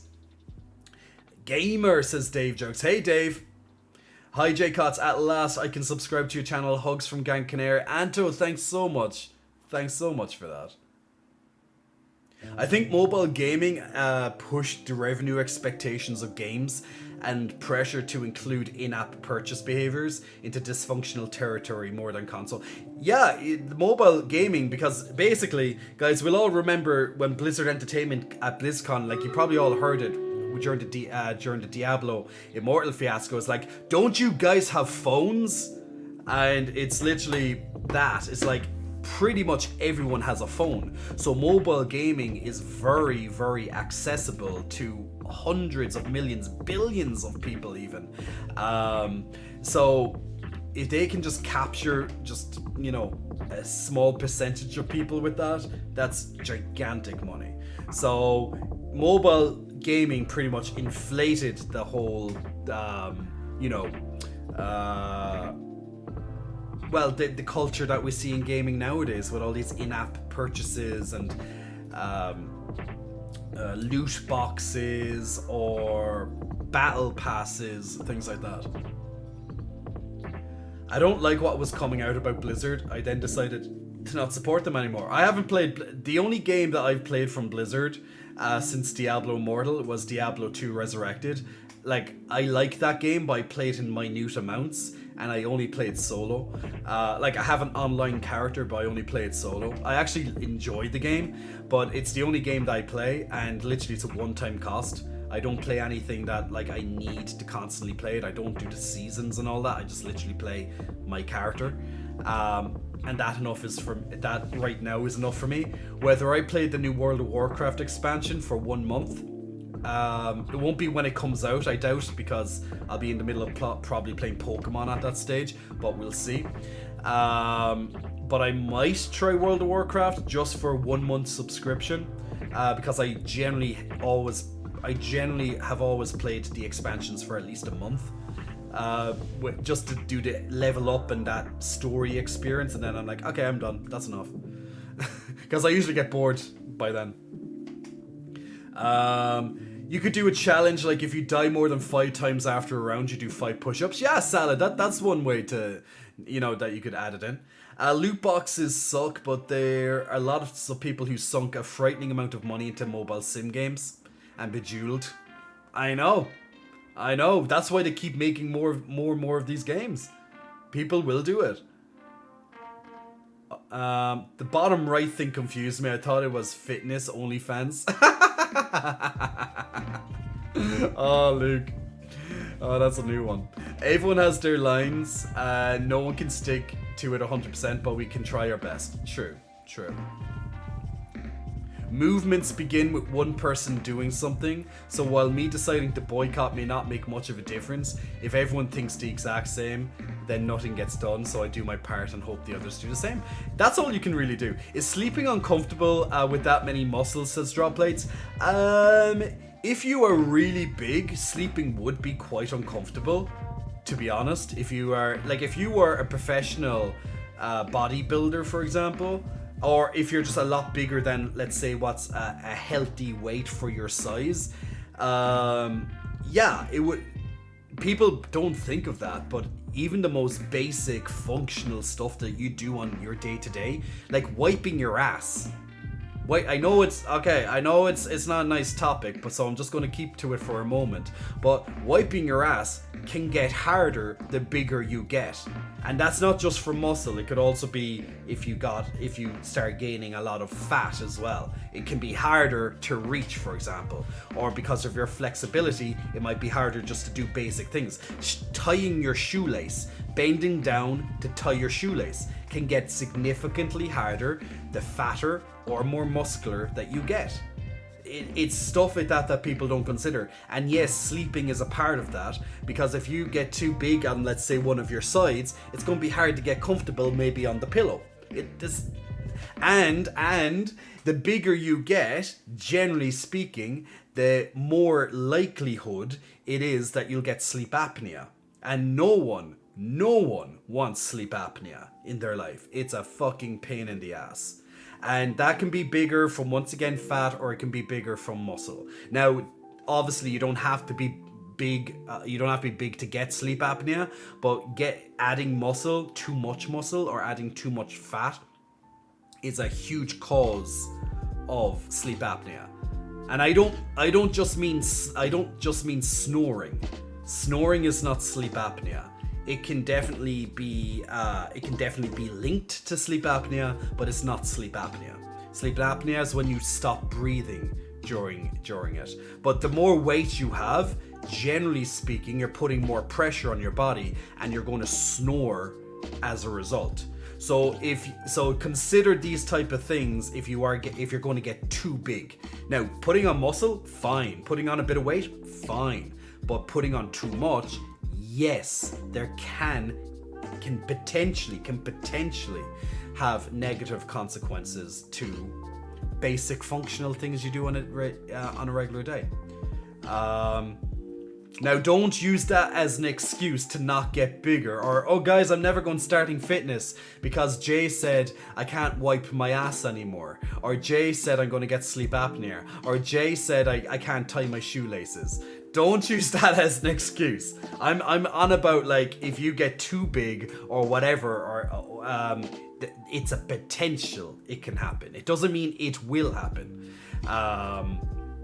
But I'd hate to be a professional bodybuilder. The amount of shit that they'd have to go through on a day-to-day basis, stuff that you might just take for granted, like the basic stuff, that's a challenge to them. Being fit is not about how muscular you are. It can be a sign of how fit you are, but you could be gigantic and you're not, and you're one of the most unfit people around. You can barely walk down the street without being able to breathe properly. Or should I say, with having breathing issues. You might be out of breath. That's exactly the term I was looking for. Or you might walk up a flight of stairs and you're like, you're huge, you're gigantic, congratulations, well done, I applaud you, but you can't even walk up a flight of stairs? Aren't you concerned? Dial it back a little bit. Wait, you're not? No, Faded. Well, no, definitely no. I'm overweight. I am overweight. But, okay, let me clarify what I just said, because people are going to be like, you're not overweight. If I went to a doctor's, now, there's different ways to measure people, okay? Obviously, I'm not overweight by looking at me. I'm muscular, right? But I'm overweight. If I go to a doctor and if I go by their general charts, right? For my height relative to my weight, I am overweight. At my maximum, and this is a fact, BMI, exactly.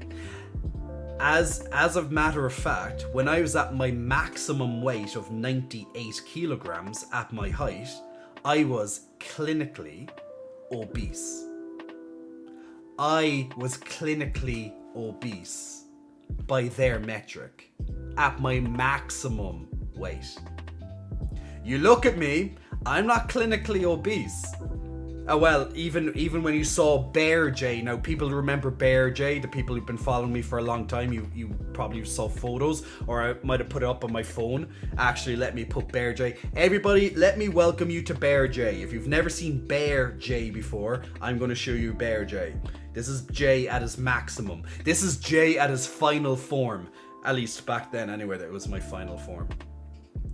So if you've never seen Bear J before, let me find Bear J for a second. But I was obese according to BMI.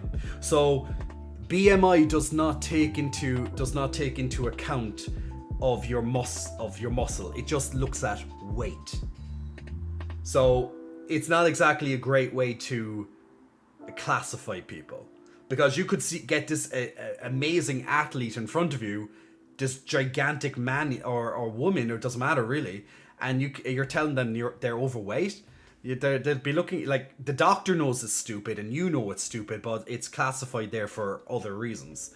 But it's a measurement, right? It's a measurement. So this is Bear J. If you've never seen Bear J before, this is me at my maximum. I'm gonna edit me out here. I'm gonna be back. There we go. So there's my biggest, me at my biggest. So I am quite a chunky boy, to say the least. I'm a chunky bear in this particular photo. Quite hairy as well at the same time. I know. But that's Bear J at the maximum. So that's 98 kilos, J. A bit of body fat, of course, because I am being Bear J. But also, I have extra muscle, and I'm extra thick. I'm extra thick around everywhere. Like, my arms are much bigger, even in that kind of way. At least I present it such. My chest is just big and voluptuous. And my traps are quite big as well. Like, every part of me in this is pretty much bigger. So that's Bear J. That's me at my maximum weight. And this is me being obese.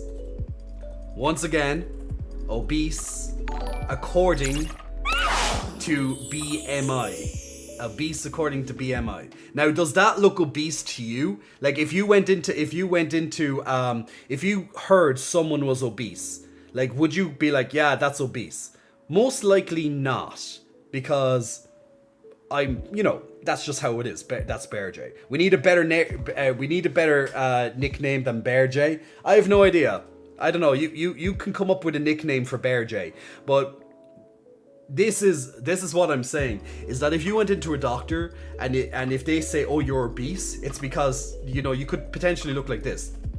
But anyway, back to the matter at hand. It's like, I once was classified as obese because I'm 5'7", Ian, 170 centimeters.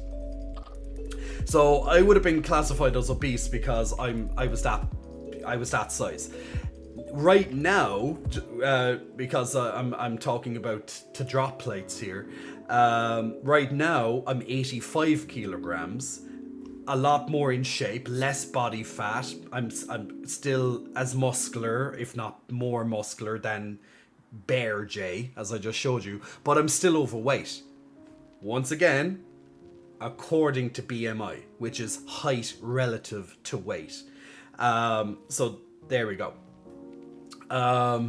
So the more you are away from a healthy weight, now the reason why they use BMI is for certain things in health. The further you are away from a healthy weight, the more likely you will pick up issues. Now they could be cardiovascular issues. They could also be they can even be respiratory issues, like we're talking about with sleep apnea. So just because you got bigger does not necessarily, or you look at these gigantic people, these professional bodybuilders, it does not mean they are healthier. They're just big. It doesn't mean they're healthy. So never take being big as a sign of fitness or a sign of health, because the correlation is not exactly that. So there are, as I said, there are potential downsides to getting bigger, and that's putting on weight or putting on muscle mass. But there are also, on the flip side of it, there's also downsides to being to being underweight, or to having too less, to have it too little weight. There's numerous downsides. But just don't. What I would say to people is, don't just instantly admire people because they're huge. They have their own battles going on, with their own stuff. So I wouldn't really say that being huge should be your goal. Getting bigger, like if you're happier that way, getting bigger, yes, and being healthy should be your goal. Something that like I was not healthy. I don't believe I was healthy when I looked like this. When I looked like that, I was not as healthy as I should be. I was not doing this in the most healthiest of ways. Like all the stuff I was eating a lot of healthy food, but not all of it was healthy food. And also my body weight, I honestly believed I was not being healthy with this particular body weight. Although of course it is, it can be nice to look at, and you might worship people, or it turns you on. That's great, but realize that it can be also very damaging on someone when they have too much weight for their body. Now, if you put me next to someone who's like 6'5" and they were my height, if they were my weight, they'd be pretty thin. But size, everything has to be relative. If you squish that person down so you're 5'7" like myself, then you'd be like, whoa, okay, that's a lot more than I thought. But to a 6'5" guy who, if he was only 98 kilograms, you're like, okay, you're quite thin. You're 6'5" and you're only 98 kilos. That's quite thin. But you squish down the 6'5" guy into 5'7", whoa, that's a lot more mass than I thought. Everything is relative. I can't change my height, but I can certainly change how I look.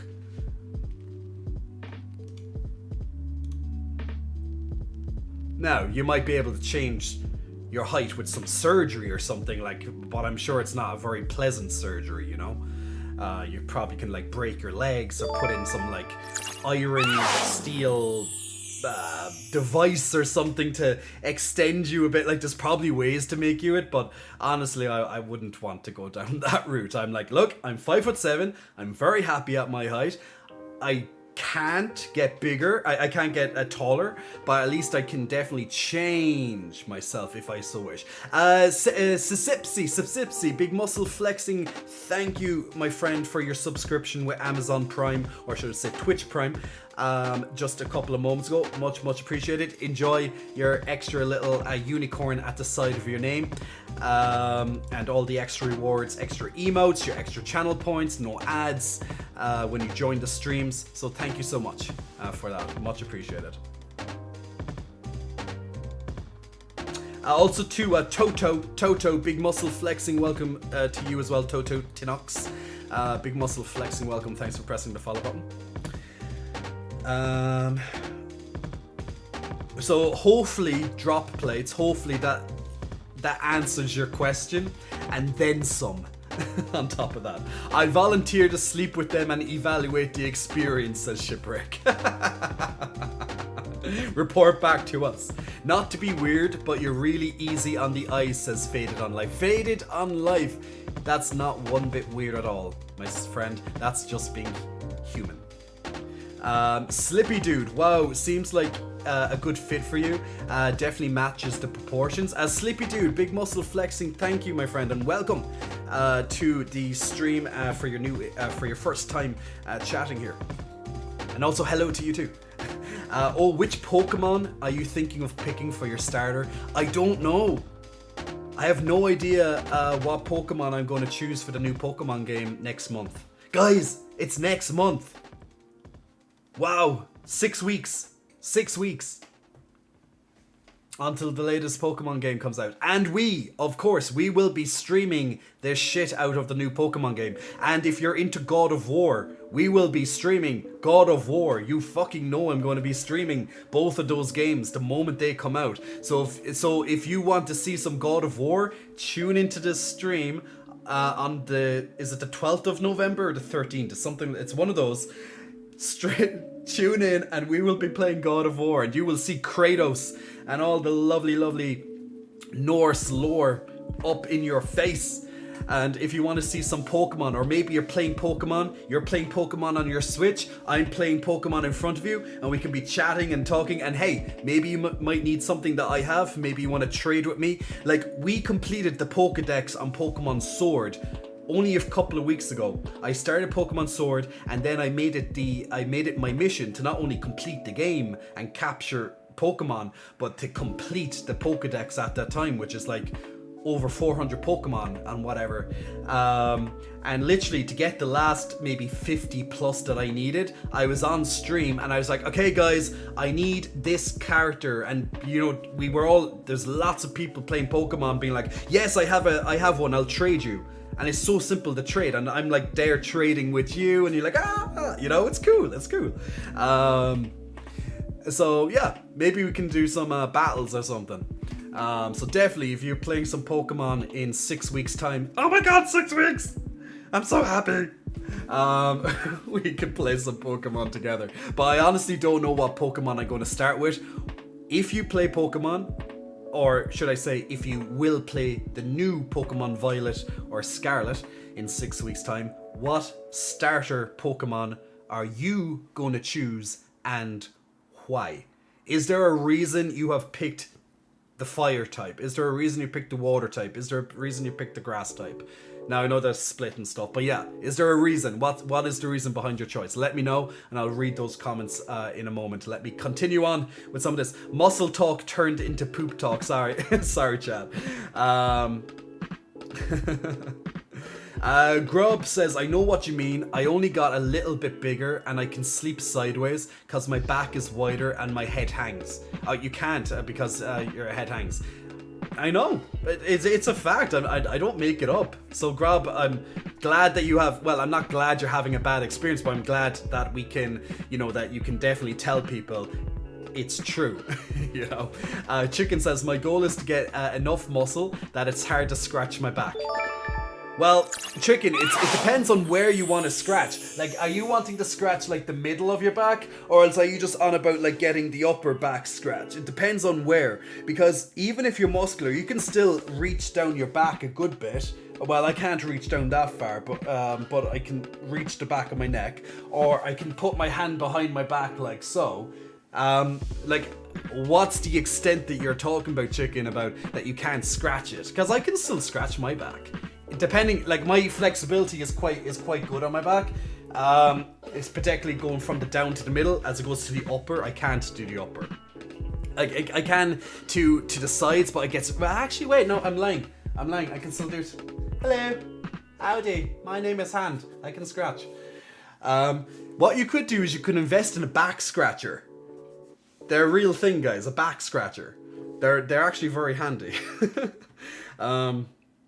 So why not? What's my best physical condition, says Lorenz. Honestly, I'd be saying in the last couple of months has been my best physical condition, like particularly during the summer. If you've seen some of my photos during the summer, they were some of my best physical conditions. Now, it depends. See, a lot of people will be like, I could give you a list of photos and be like, these are my best. But objectively, you might think it's different, because what is my best physical condition? Is it when I'm lean and I have a six-pack, or is it when I have a bit more weight on me and the proportions just stick out more, or is it that when the veins are coming out in a certain way, like this, or it's a certain angle? We all have our little different objectivity when it comes to, oh, this is your best physical condition. Like, I could show you and be like, I think this is mine, but other people would be like, no, this other photo, definitely, that's definitely the better physical condition. Now, you could check through my Instagram, guys. You can check through my Instagram over the last couple of months, and you can maybe pick out what you think is some of my best physical conditions. Now, maybe you might pick like, if you want kind of like six-pack, you might, or just this kind of range, you might go for this type of photo, because like, this is a nice physique. I love that. I loved that physique. There's a nice shape to it. There's a lovely balance. I don't have too much, I have body fat, but it's not too much either. And the abs are not too in your face. They're just there, and you get the lines on the side. There's a lovely symmetry between all the different parts. Or maybe you might say, I don't know, it's so hard to say. Or you might say something like this photo. You might say something like this photo is one of my better physical ones, because the traps are balanced, the arms are balanced, the veins are coming out nicely. It's hard to really tell what you might consider to be my best. And this is only in photo format,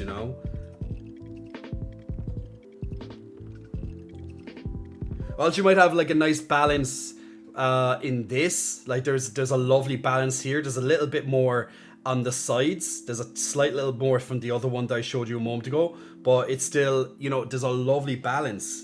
And it's just hard to say. It's really hard to say what my best would be. Or maybe you're looking more at this type of photo, and you can just see how great my symmetry is.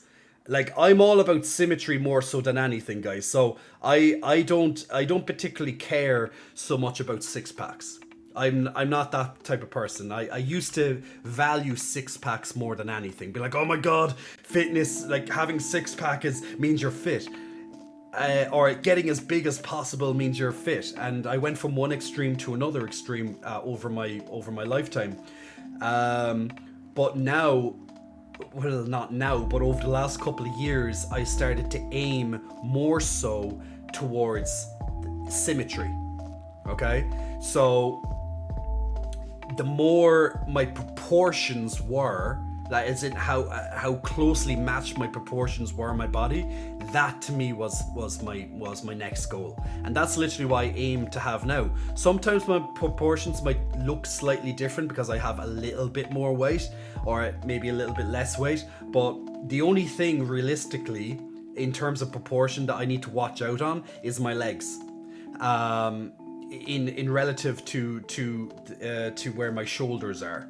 So that's something that I'm constantly trying to strive for, and I that's why I'm adding more leg stuff into my routine during winter as I do my bulk up. It's a small bulk up, but it's not going to be a gigantic change. Well, I don't think it will be. It's just adding extra calories because I want to get some extra mass into my legs, just so that balance. It's not that I have small legs, I don't. It's just that I want the balance in my proportions, and I just feel that my legs need just that little bit more, and my physique will be even more balanced. After that, we can worry about like cutting, getting into little bits of shapes on the side because I might have gained a little bit more fat, blah blah blah. That's think of it this way. All right, think of it this way. All right, let's take off the t-shirt. Let's take off the tank top. No more bear hugs, guys. Bear hugs is taken off. The titties are coming out. It's time for the twins to sit out for a while. So so here we go. Yes, it's off, says no. So a balanced physique is really nice. In my opinion, it's probably the nicest. And you can be thin and a balanced physique. You can be very muscular and a balanced physique. It's as long as you're just balanced. Your proportions are there. Everything's balanced. My shoulders are the same. My traps are the same. My arms are the same. My lats are the same. My pecs are pretty much the same as well. My legs are the parts that are slightly off each other. And for a balanced physique, I want them a little bit more. Okay? Switches to full screen. So I value proportions rather than how much weight I have.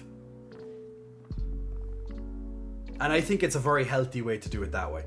So what I was going to say, think of a block, think of a sculpture. And just think it was once a block of marble. It could be a single block of marble. And then you're going to get the sculptor just slowly chiseling away, and he's carving out that physique. At first, for example, the physique might be more blocky, like blocks of marble. It's like until the sculptor starts to cut more into that and start to define the sculpture. And that's kind of what I do. And that's kind of what a lot of people do. Is they get a bit more bulkier, they put on a bit of extra marble, and then as the sculpture, you can be like, okay, look, I have a little bit here that I want to get off, a little bit here, need to focus more on here, and you start, metaphorically, you're going to start sculpting it out, pick, until you get the shape that you want. Now, you cannot reduce fat like that, unfortunately. You can't just be like, I don't like fat I don't love my love handles. You can't, unfortunately, just remove the fat there. It comes off everywhere. You can't really control that. The day that they can figure that out, I want to know about it. But unfortunately, you can't do it that way. So when you want to lose some weight, you're going to lose weight all over your body, little by little. It depends on how your body is, how it's constructed. But most men, for example, will hold weight down here on the sides and on their lower back. That's where I hold most of my weight. So anytime I gain fat, it goes right to the sides. And I'm sure many of you will say that's the same for me, because it's very normal for men, for example, to do that. Women, they hold it a lot in their thighs. So that's why, for example, when a woman gets bigger, they'll generally get it a lot in their thighs. So they'll get like big wide hips and stuff. Like that's the kind of look that they'll have. That really huge down there. I wish mine went to my thighs, because my legs would be absurdly huge if that was always the case. But no, it goes to the sides. It also goes to my ass. So I'm not disappointed when the weight goes to my ass. I'm quite happy when it goes there. But that's how it is. So kind of think of it that way. Bear J is the man of your dreams. Today I learned that overweight can mean too much fat or muscle. Yes, it can, Faded. That's exactly what it is. So I'm glad I can help with that. So you can be overweight with too much muscle, or you can be overweight with too much fat, or a mixture of both. Bear J can pickle can open pickle jars with ease. He can. He definitely can. I still can do that even with ease, even if I'm not Bear J. A beast? Nah, that a beast. Chunk J, Hunk J, Beast J. Needs to be a pun. Titty bear. Aesthetic and fitness or even health are different things. Yeah, they are. They absolutely are, Ian Wizard. Absolutely. Faded on Life says, my dysmorphia wants to fight you right now. Dysmorphia is a pain in the ass, guys. Well, maybe not all of us have it, but it does become a saboteur in our lives. Ice Spokes Big Muscle Flexing, welcome to you, Ice Spooks. Thanks for pressing the follow button a couple of minutes ago. Also to Penitent Zero, Big Muscle Flexing, welcome to Penitent as well. Thanks very much for pressing, both of you, for pressing the follow button in the last couple of minutes. Only caught them there, my apologies. Do you know someone who has a bigger chest than mine? Oh, absolutely. Because they're huge, as in like they're gigantic bodybuilders. Like they're just huge all over, so they might not look like they have a bigger chest, like on the off front because it's wider or something, but it definitely will be, you know, bigger in that regards. Mine is shaped. Mine is a shape that they'll probably never have, but that's fine too. The shape is something that is extremely, like, the shape is genetics. Okay, so the shape that you have on your muscles is all genetic. What you have full control over is the size of it. That's the good news. But the shape, you have very, very little input to it. Because your muscles will begin, they'll be inserted into your body. They'll be inserted, origin and insertion points. They'll be slightly different pretty much for everybody. So depending on how your origin and insertion points into the other muscles, into the ligaments around the rest of your body, that can determine the overall, it will determine the overall shape of your muscle. Now, when you get it bigger, for example, it might help redefine that shape or define that shape, but it won't change the shape as such. Now, you can slightly tinker with that, slightly, but unless you get maybe surgery or something, that's kind of the only way to, but even at that, I don't, you mightn't change it all that much. Like, that surgery will be crazy to probably get done. But shape is pretty much determined by your genetics, with very little input from you. The size of it, completely, you can do that. It's all you. Burder, the leading cause of death in both obese people and bodybuilders is heart disease for a reason, Exactly, Burder. Agreed. Burke the Vibes. Hi there. Hey Burke, Big Muscle Flexing. Welcome for your first time in the chat. Big welcome to yourself. I'm almost to the start of I'm almost up to the up-to-date post, guys. So if I didn't answer your question yet, don't worry. I am getting there, getting through all the chats little by little. Trying to be as efficient as I can right there. Yeah, it'd be crazy where Nebe says we're like the same weight or very close, but I'm 5.5 inches in taller. And you can look at yourself, Nebe, and then you can look at me, and you'll just see the difference right there. I know what you look like. So that extra height or lack of thereof on my part, the weight it makes a gigantic difference. This is the kind of motivation we need. I'm waiting for final evolutions to be shown, but right now I'm going for the water Pokemon. I'm always going for the grass type, says Nono. Dylan is going for the water. We need Weed Cat. What's a Weed Cat? To be honest, the fire starter looks really cute too. Going to have to book like a week off to play Pokemon Violet. Violet 100% Daddy Professor. Also Quaxley because I love ducks. The water type. I'm not getting getting the game, says Doodle, but I have 2 younger brothers, and when we played Pokemon, I'd get the grass, the middle gets fire, and the baby brother gets fire. Brother gets water. But now we're older and don't play. But if I did get the game, I'd get Fukuko because I love the crocodiles. All of the chat is touching their backs right now. I think all the chat's touching the backs as I was trying to touch my back. The extent of reaching my back is enough that it would be a hassle to try and scratch like my shoulder blade. I don't know. I'm not even kind of close to that, but it's a dream. Well, chicken, it's very possible to touch it. You just have to keep stretching. Keep stretching little by little every single day. What do you need scratched and where? says Shipwreck. 13 out of 10 beefy.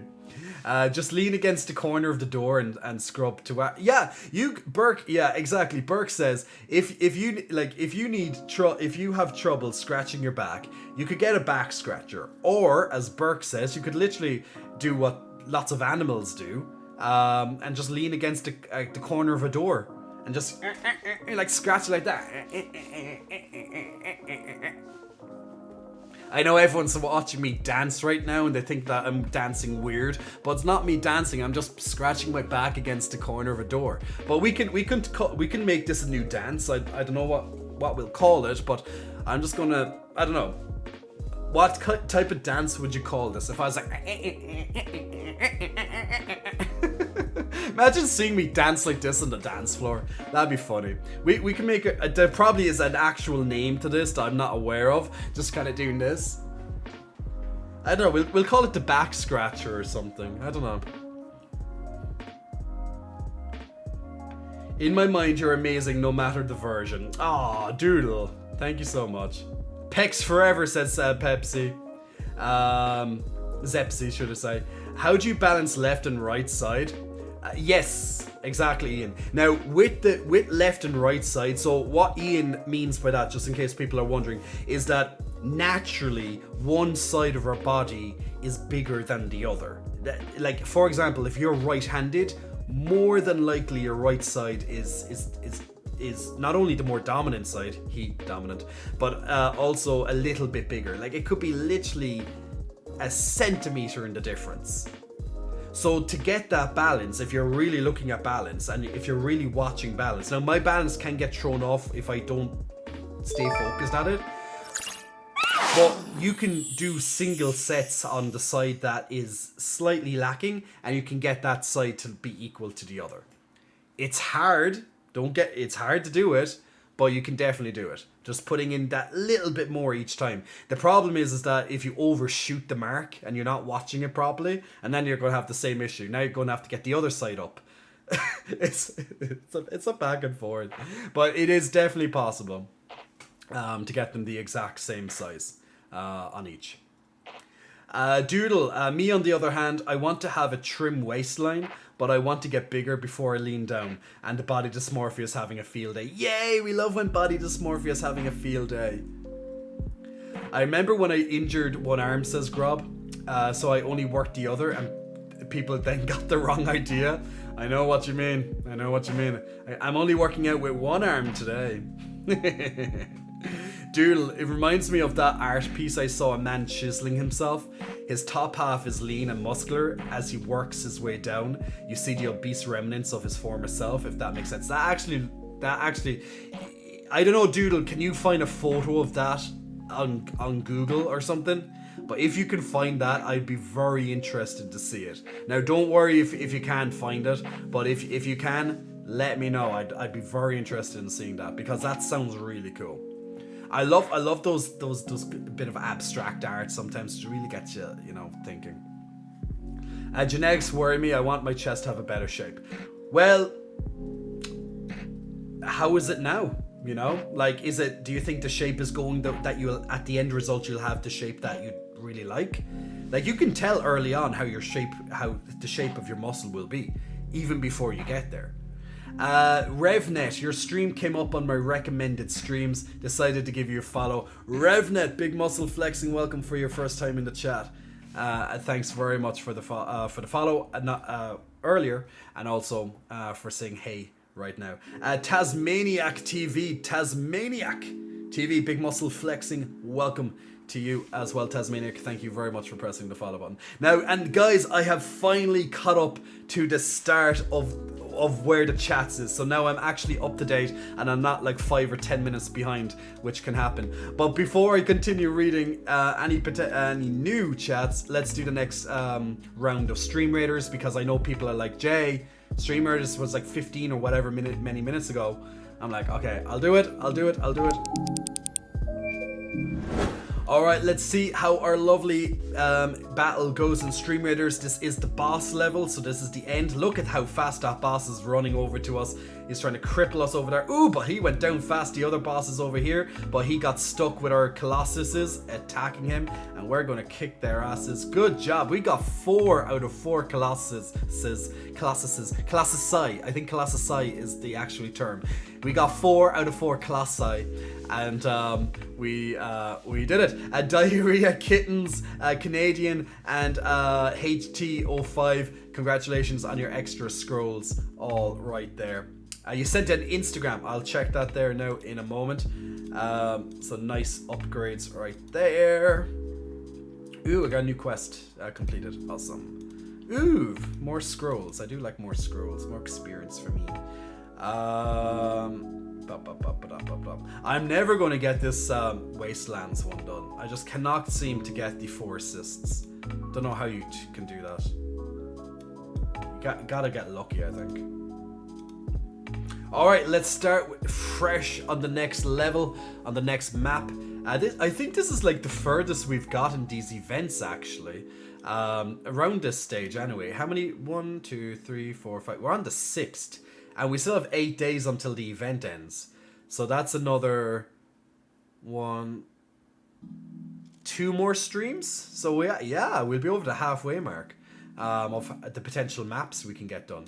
Like, for example, I'm tier 27, and I'm already past the end point, the point where you kind of need to get to.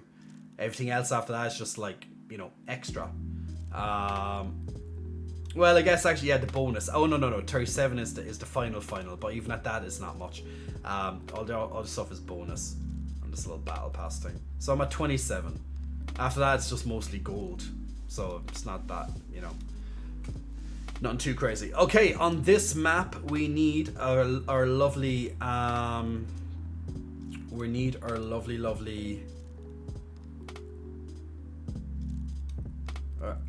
why couldn't my sync end there? Okay, we're going to need a couple of range. So the blue Colossi need the range near them to hijack them. So we'll put the range targets there. We have 1 melee in the bottom corner. Yeah, this will do. Let me cancel off those. After that, you can place anything else elsewhere. So just throw them down here. Yeah, realistically, if you want to put some more melee up here, feel free. And after that, tanks, if you want more tanks. Pretty much that, guys. But after that, realistically, however you want to do it. But as long as we have at least one melee, at least one range DPS getting close to these blue Colossi, we'll be fine. And as long as we get... oh, there's another range down here. I didn't even notice that one. Let's put that there. And the green one's for the melee. So that's the biggest thing that you should be aiming for. We just get capturing these, because these literally determine the course of the battle. That's how this event works. Very, very straightforward. And that's our lovely Stream Raiders. So if you want to join our lovely community battle game and play along with the rest of the community and level up and get some nice rewards on the game as we continue to play it. We play it every single stream, multiple battles, every map, typically every 30 minutes as long as I'm watching. But sometimes I forget to start the battle. I have to get better sometimes at clicking on the Stream Raiders. So there we go. So Doodle, I'll check that there on Instagram. And also to Jay Mindway. Jane Mindway, big muscle flexing. Welcome to you, Jay. Thanks very much for pressing the follow button. And Doodle, I'm just going to quickly look at Instagram just to see. What's your name? Oh, okay. Thank you.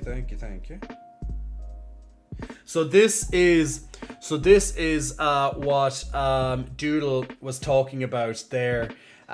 So pretty much it's a sculpture of a man sculpting himself as he's reducing the obese part of him. So this can be very motivational in a way. Now you can like, let's say now if you're someone who wants to get fitter, and let's say at the moment you're quite overweight, like you could use this as motivation, as this is how it kind of looks like, is when you strip away all the surrounding body tissue that you have, all the extra adipose tissue or fat, then this is kind of what you're trying to achieve. You're achieving, let's say, this fitter, leaner result. You can also look at this from a bodybuilder, that they're in the off season. For example, they're in off season at the moment, and they're currently making their way into the on season. Cut, or they're going into their cut cycle. Maybe they're going towards a fitness competition or something like that, and they're literally chiseling away the extra pounds that they put on while they were bulking up, for example, and they're chiseling away into this more defined physique. So this is kind of that kind of metaphor that I was using, as when the sculptor gets a block of clay or marble and they start making their sculpture. First it's just a block, and then after time they'll start working on the finer details, so they'll just start chiseling away, you know, at each part until they get, let's say, Michelangelo's David or something like that. So a really, really interesting way to look at it. Very fantastic piece there. The artist, mwah, absolutely brilliant. So I really like that. Something like that I find mind-blowing. I think that's an incredible way to picture it. Jay Mindway wants a kiss. Mwah! Blowing you a kiss, Jay. Make sure you catch that kiss, because someone else will. Also to Conco Soul, big muscle flexing. Welcome to you, Conco Soul. Thanks very much for pressing the follow button, and double flexes to you as well for helping to support the channel, subscribing with your Prime gaming. So big muscle flexing, thank you for helping to support the stream. So enjoy the extra channel points, enjoy the extra little unicorn added to the side of your name, who will get buffer and bigger. You can check the evolution of the unicorn below the screen, and you'll see how the badges upgrade as time goes on. And also you'll get extra emotes and such on top of that too, and no ads, which is fantastic. So thank you very much for the support, my friend. Of course I'll catch it, says Jay. You better catch it, Jay. Now, let me check the other redemptions, because I knew I was going... Ah, yes, the Yu-Gi-Oh! Gambling. Guys, how did I forget the Yu-Gi-Oh! Gambling? We have to do some Yu-Gi-Oh! Gambling. And Histolo's asking me to growl and woof. So, gruff. Gruff, gruff, gruff, gruff, gruff, gruff, gruff, gruff. There you go. Now guys, okay, give me one moment right there, and I'll go get the Yu-Gi-Oh cards, and then we're going to play a little game with you lovely streamers, with you lovely people watching the stream, should I say? And we're going to grab my big deck, okay? Oh, I just came in before Jay's about to grab his deck.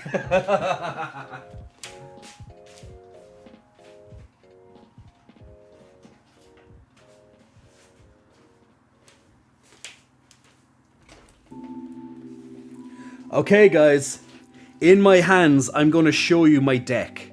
Okay, you ready for this? Okay, I'm holding my deck with both hands at the moment. Look at this big deck. Look at the size of my deck. It's quite a mighty deck, don't you agree? It's very girthy. You know, it takes me 2 hands to actually try and hold my deck. It's that big, guys. Huge. Like, this can do a lot of damage.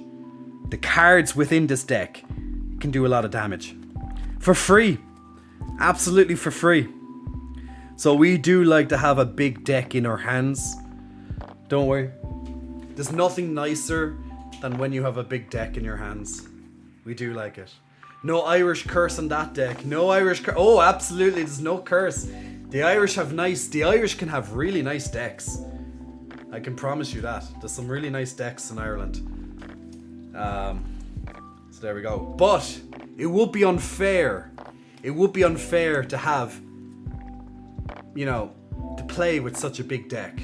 So let's, you know, it's not the size that counts when it comes to Yu-Gi-Oh, guys. It's not the size of your deck. It's how you use your deck. So, you know, if you want to play with my deck, you're more than welcome. It's a nice deck.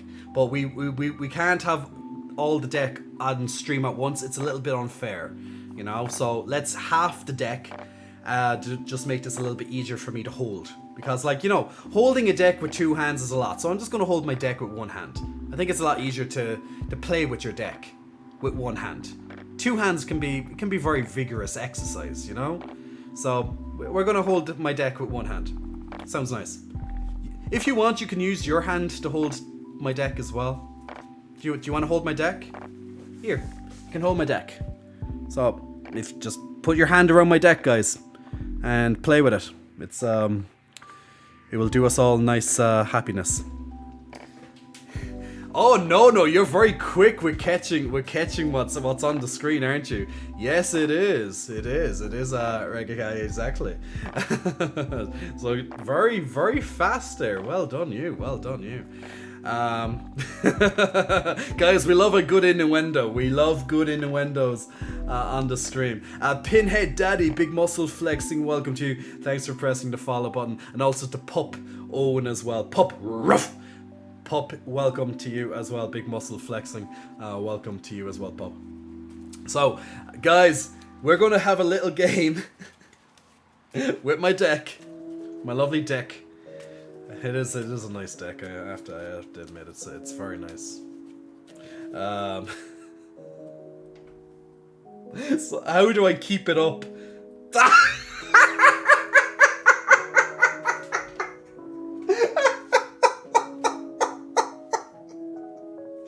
Oh my god! No, that's on it.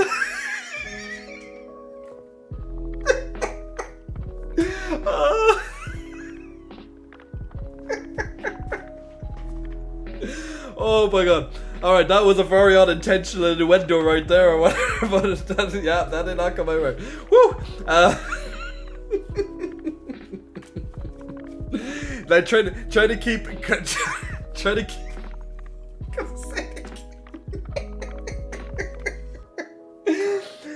I'm literally, you know, when you're trying to stop yourself from laughing when you're doing an obvious, you know, when you're doing an obvious innuendo and then you unintentionally say something that just breaks it all. I need a muscle geek daddy next to me right now. Another clip right there. The laugh when he realizes what he said. That's because I thought I had full control on my words, but nope. Unfortunately, didn't do it. It's funny because Jay's face turns red, but then so does his chest.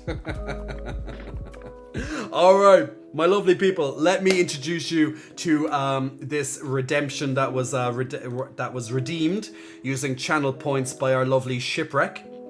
So, very simple game. Now, the community, you lovely people currently watching, can get a prize, can get a lovely reward as a community if you can do this correctly. Now, just to give you a little, for those, you don't need to know how Yu-Gi-Oh works, absolutely not. But let me just get 3 different types of cards out of this particular deck that I have. I'm looking for a goddamn trap card. Why can't I? Ah, there we go. Here's a trap card. Alright, cool. So, I'm just going to give you an example. So, you don't have to know how Yu-Gi-Oh works. Literally, you only need to know one thing, and that's about types of cards, okay? So just... Now, I know there's some Yu-Gi-Oh fanatics, and they'll be like, there's more than that, but let's just break it down, okay? We're not talking about effect cards and the different colors, okay? We're talking about just basic, the 3 main types of cards, okay? So, the first type of card is a monster card. Now, typically, a monster card is literally just that. It's a monster of some description. They're yellow, okay? So they're yellow. Monster cards. The next type of card that you're looking at would be a magic card. They're typically kind of teal, kind of greenish, bluish in color. So this is a magic card. And then the last type of card you need to know is a trap card. So typically kind of pinkish, purplish in color. So there's 3 different types of cards. So you have a monster card, you have a magic card, and you also have a trap card. Or as Cien knows, that's a normal monster card to be precise. Because if it was orange, it would be an effect card. Or if it was blue, it would be a tribute card or something to that effect, right? Or no. Yeah, I think it's actually blue for the tributes, right? But yeah, stuff like that. But don't worry too much about that stuff. You just need to know 3 different colors for this game. Yellow is monster, greenish, bluish, teal is magic, and then trap cards are purple. Blue is ritual or link. There we go. But yeah, that goes outside the scope of this game, okay? That's outside the scope. So all you need to do as a community is I'm going to shuffle my deck, and all you need to do is guess the type of card that I have just drawn. So yes, you need to use the heart of the cards to guess what type of card I have drawn. Now, for you to guess, all you need to do is answer the poll. So I'm going to put a poll up on the chat. Now, whatever the majority of people choose is the answer we're going with. Now, the gambling comes into effect after this, okay? So if you win, you have 2 choices. You can either stay and get the prize, or you can advance to the next round. Now, the next round, if you win it by guessing again correctly, this is the gamble part. The next round, if you guess it correctly again as a community, you get a bigger prize. But if you lose, if you guess the card incorrect as a community, you lose everything. And that's where the gambling comes in. Okay, so nice little fun game. Now you can gamble your channel points, which you gain every couple of minutes if you wish. So there's an extra little aspect. No real money is involved, of course. So you can gamble your channel points for additional votes in the poll if you wish. But that is the gambling part. Okay, so all you have to guess is the card that I'm going to hold: a monster, trap, or magic card. Okay, just give me 1 second to put up this poll. I'm just trying to type as furiously as possible. There we go. Okay, so I'm going to draw a card from the top. Toby, Big Muscle Flexing, welcome to you. Thanks for pressing the follow button. Now I'm going to draw a card from the top of this bundle, and I'm going to keep this on screen so I can't cheat. I'm going to keep this card on screen so I can't cheat. I'm just, don't give you your prize because that's unfair, right? So this is literally it. So now I'm going to put a poll up on the chat, and you just need to literally let me know if you think it's a monster card, a trap card, or I spelled magic wrong. Yes, okay, I spelled magic wrong. But we know what I mean. So all you have to do is guess, is it a monster, trap, or magic? And whatever the community chooses by majority will be the option we go with. So have a guess, guys. Is it monster, trap, or magic? Now, if you get it correctly, you can advance to round 2 and you can make the prize better. Or if you advance to round 2 and you lose everything. But at the end of this round, you can choose to get the prize or advance. So that's the option. So is it a monster, a trap, or a magic? Now, you can also use additional channel points for additional votes if you so wish. But that's a gamble in itself. You might be choosing the right one, you might be choosing the wrong one. So at the moment, 89%, 90% of people are thinking it's monster card. 10% think it's trap, and 0 thinks it's magic. Once again, magic has been unfortunately spelled incorrectly. But that's just me typing too fast and not looking at my spelling. Hi, I'm Toby from USA. How are you, Toby? We are good, my friend. Doing a little bit of gambling with the community. Gambling channel points to try and guess what card I have in my hand. Well, the type. If you could guess the actual, I will give you money. I will give you $100 if you can also guess what card it is, you can say that out in chat, but you'd have to be some sort of psychic to be able to see this. Literally, you'd have to be playing some, like, some psychic games to do this. Trick question, all Yu-Gi-Oh cards are brown on one side. Well, you're true on that part, but, alright. Okay, let's see, the poll has ended. How did you lovely guys do? Blue eyes, white dragon. Okay, guys, so the community with 83% of the vote says it's a monster card. So is it? It can be either monster, trap, or magic in this in this game. And the answer is it's a magic card. Now I know my green screen's slightly interfering with that, but it is, you can see the color just in case anything else, but this is a magic card. So unfortunately, as a community, you do not advance to the next round. You leave with nothing. So the heart of the cards did not help you right now, my people. Now if you want to play another game, just simply redeem the channel points for another gamble of the Yu-Gi-Oh cards and see can you get the prize on the next time. What a scam. I know it's a 33.3% chance of getting it correct, right? It's a 33% chance, and that's just how it is, my favorite people. Actually, I have the satisfaction of being the only one to guess magic. That's true, you actually were the only one to guess it correctly, Doodle.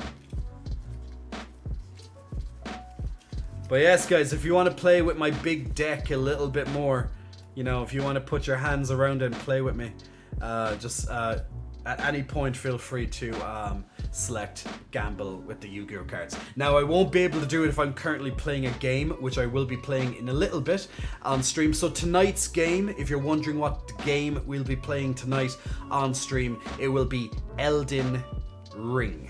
Okay, so tonight we will be playing a little bit of Elden Ring, a couple of hours of Elden Ring. So if you're a fan of Elden Ring or you never got to see the game before, definitely feel free to stay tuned and check that out in a little bit when we start playing it. But we're not going to be playing it just yet. But we will be continuing on our Elden Ring adventures tonight. Teeny weeny big muscle, or tiny whiny big muscle flexing, welcome to you for your first time in the chat.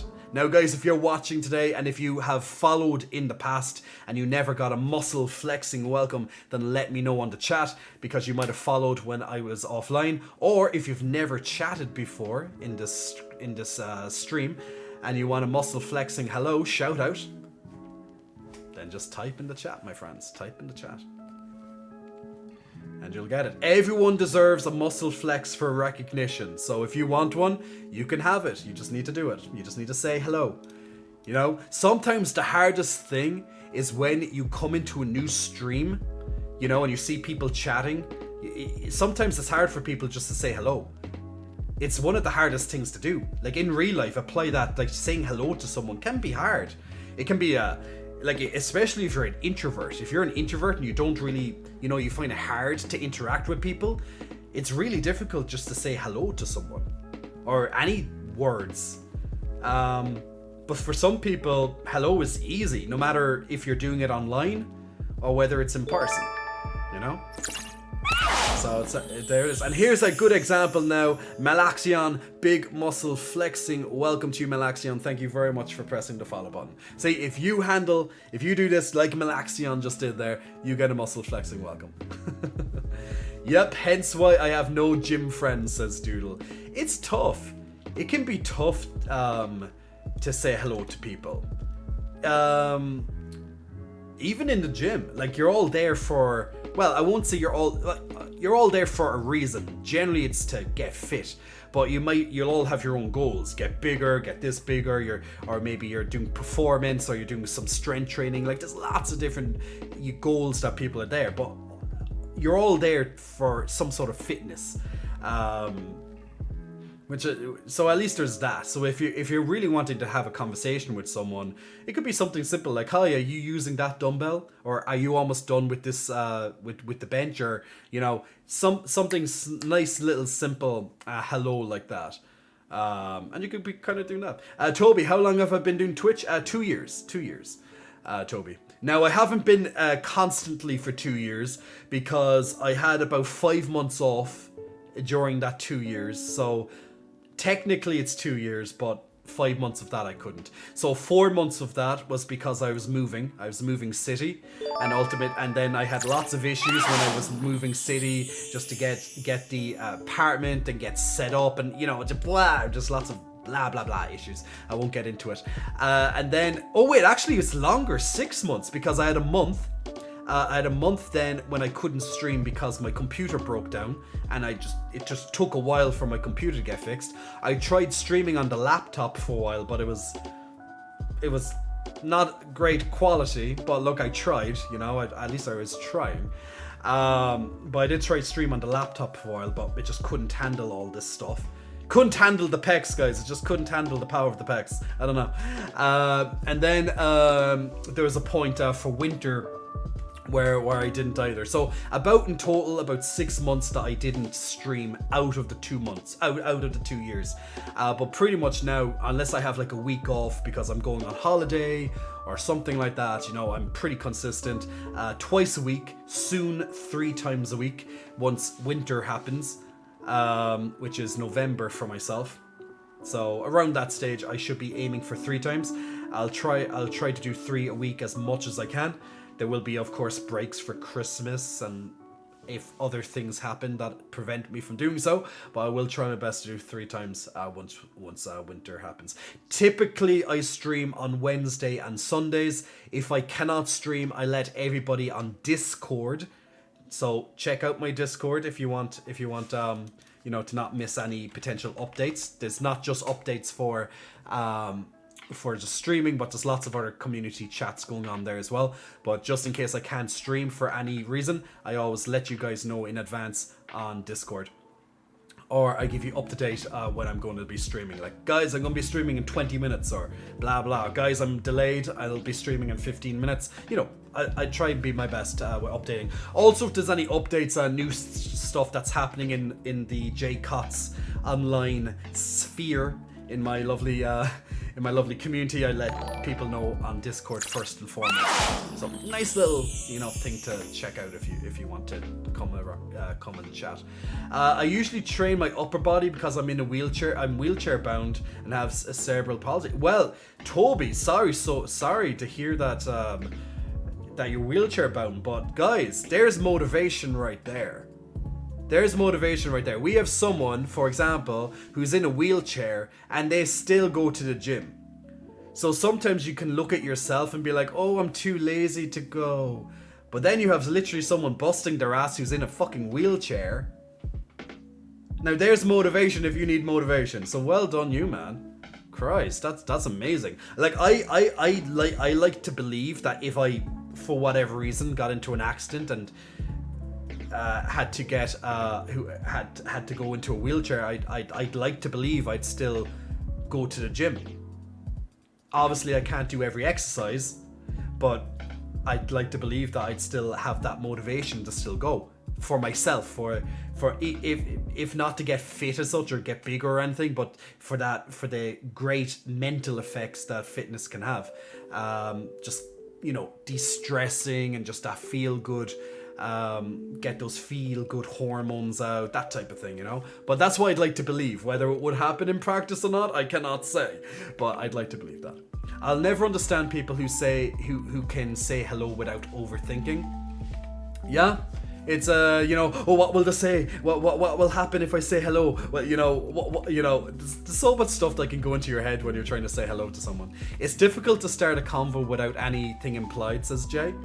Yeah, I guess it depends on the context, that kind of or the environment you're in. Like if you're in a gym and you're saying hi, like, hi, are you using that weight? Or hi, how many more sets do you have on this machine? Or hi, can I swap in and out with you on the machine? Like stuff like that, that's pretty easy to say in a gym. But if you're just going out on the street and you see someone and you say hello, you know, they'll probably be like, you know, if you come up to me and you're like, hello, I'll be like, hi. You know, I'll be like, they'll be a little bit like, hi. Like, I'll be happy, like, I'll be friendly, but they'll be a little bit like, I won't be like, hi, how are you? I'll be like, what do you want? Kind of thing. I'll be like, hi. But I'll still be friendly about it, but they'll still be like, okay, why is this person saying hello to me? Not that I have a problem with you saying hello, it's a curiosity, like what does this person want? It could be like ask directions, it could be just to say something to me, whatever, you never know, obviously.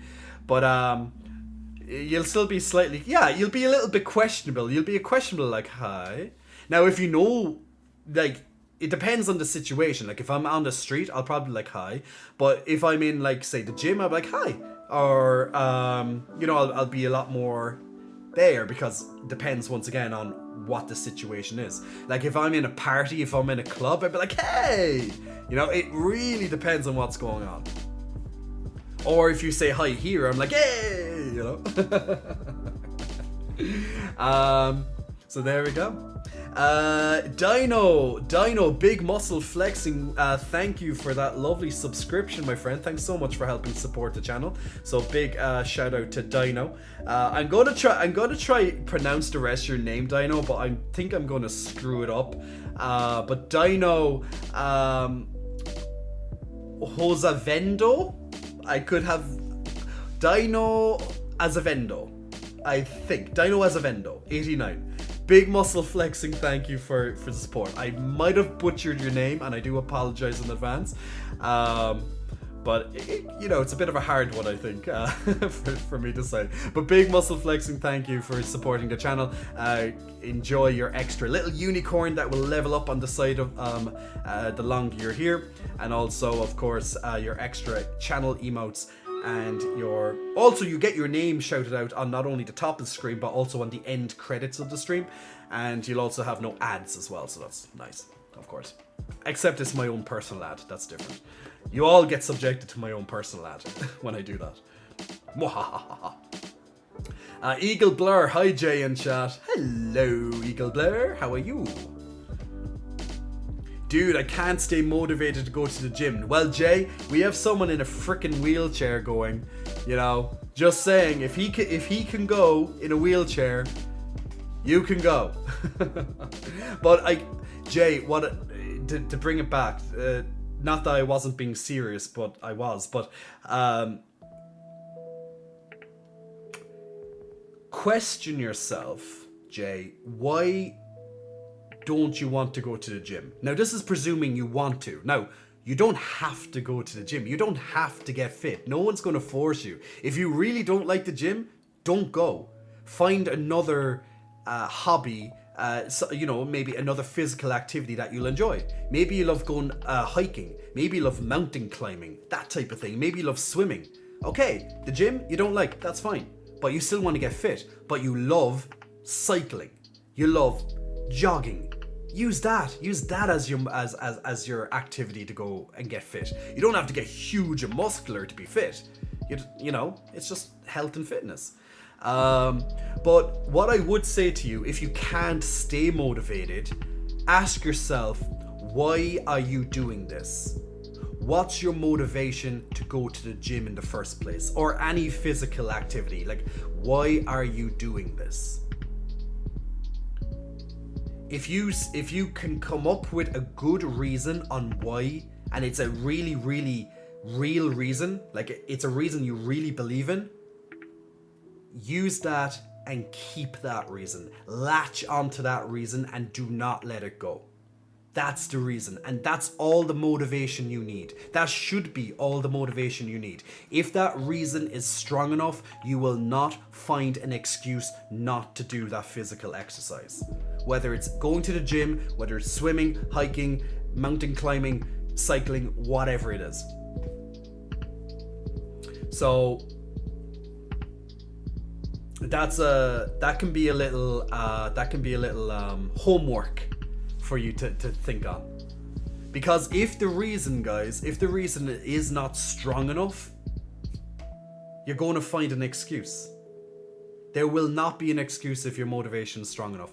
Now, there might be sometimes you can't go because there is actually a reason. Like, there is an excuse you can't go. Like, oh, I can't go because I'm, I don't know, I'm going to a funeral. Someone died, whatever. It's like, okay, that's an acceptable excuse. Or, oh, I can't go because my gym is shut down and I can't go to any other gyms right now. Or I can't get to the gym because of this. Or I'm going on holiday, I can't get there, blah, blah. Like, there's lots of different reasons why you might miss some training sessions here and there, and that's fine. Don't worry about missing a training session. That's not too big of an issue. It's about being consistent. That's the issue. So, okay, you couldn't make it to the gym 1 time last week, but you can make it to the gym 3 times this week, 4 times, 5 times, 6 times, whatever it is on your gym program or whatever physical activity. Then there you go. It's fine. You lost 1 day. Fine. Who cares? Get over it. Get back on the saddle. Get back on the horse. Whatever. Get back on track. Whatever, thing you want to say. And just go with it. It's fine. Dub, random person says hello to me. The first thought is, what are they about to try sell me? That is a real thought that can go into our heads.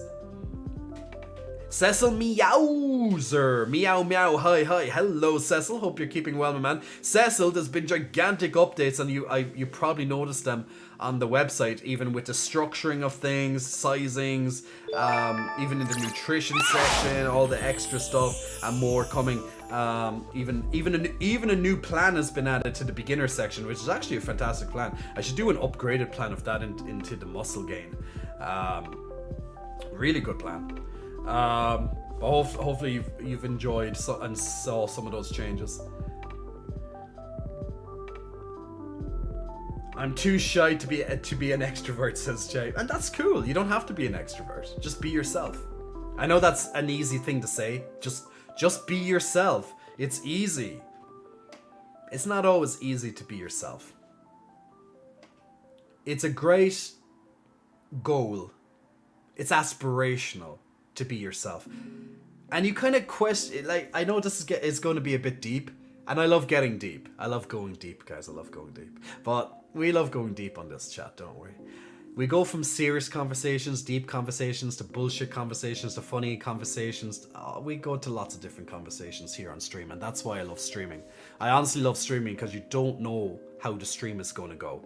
You might have some topics you'll kind of prepare, and you might go through them one by one.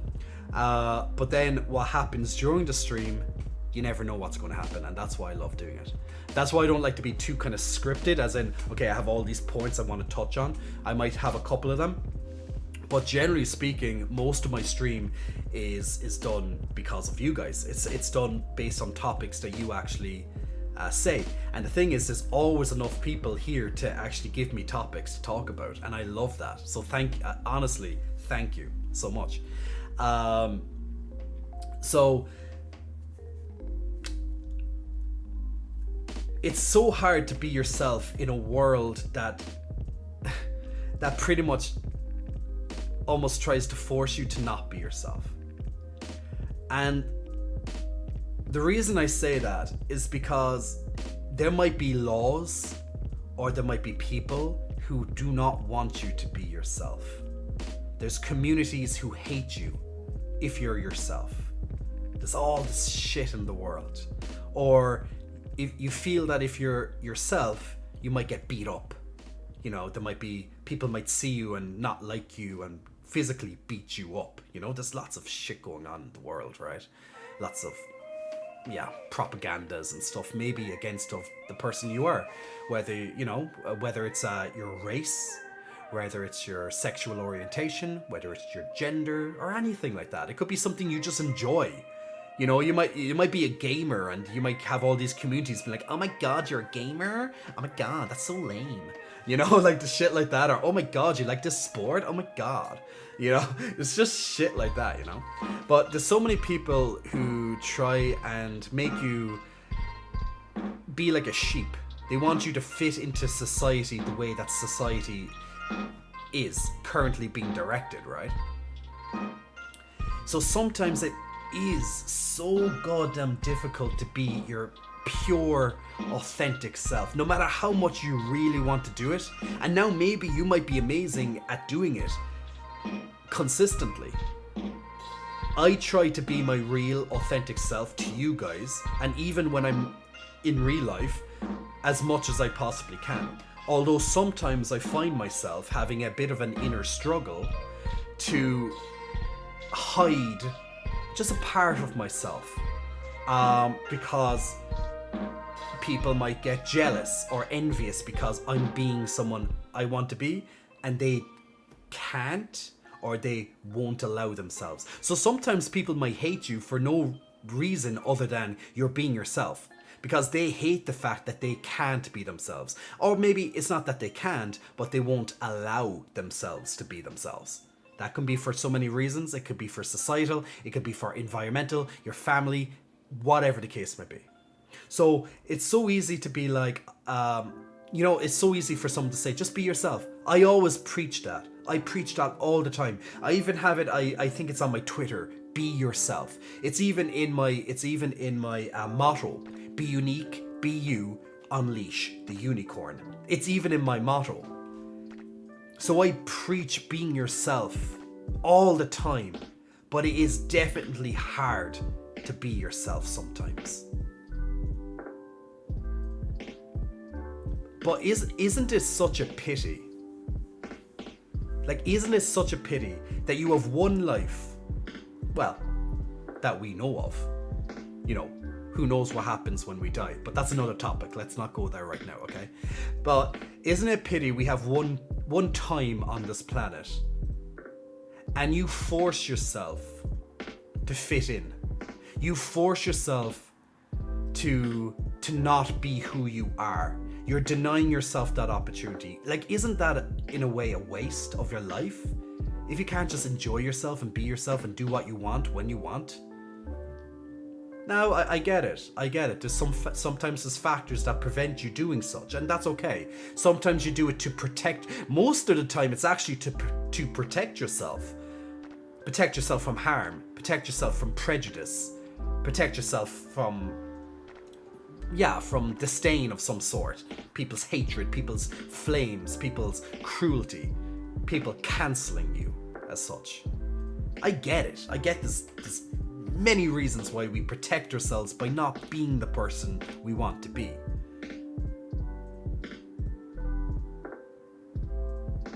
But isn't it great when you can be yourself? Your true authentic self. Now, you might be yourself when you're alone. Like when you're in your room, when you're in your apartment or your home or whatever, or just when maybe you're in the car and or in the shower or whatever, you're being yourself. You know, you're there, I don't give a shit, I'm singing, I'm happy, I'm being woo, I'm all out there. I don't know what it is. I don't know what it is to be yourself, okay? For you.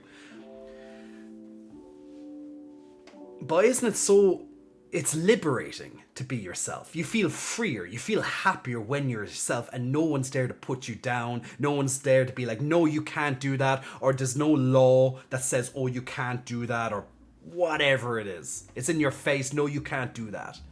We don't want you to be like that. It's so great when you can just be yourself, even if it's only a couple of minutes a day. And it's a shame if you can't be yourself. And I actually had this, funnily enough, this conversation happened to me this week, on Friday evening. Me and a very close friend of mine, we were talking literally in a roundabout way about this, about being ourselves. And we were talking about society and living in a city versus the countryside, and we were just talking, about different races and different cultures and how they want you to be versus what they don't like. And we went way out there. We went whoa with this type of stuff. I could only imagine if I was like stoned or something, like the kind of conversations I would have. Like, I don't smoke, but I have nothing against smoking. I just don't do it myself. But I could only imagine that, like, those far out there thoughts we could probably have in this moment when we're going from surface level to getting right deep into the bowels, like, you know, really going down there. So maybe you work with people, like maybe you're a doctor, maybe you're a teacher, that type of thing, and you work with people and you actively see children or just people in general, and you know they're coming to you with real problems, and you know you probably see this stuff often, you know. It could be like, you know, they have mental health issues and stuff, you know, some very hard things to talk about. And sometimes you probably think, wow, if only they could be themselves, you know, they'd be so much happier. They mightn't be depressed. They might be upset. They might be hating as much.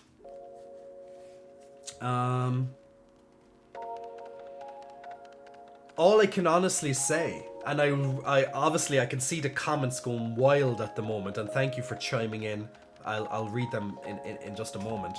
I'm not looking at them right now, but I will.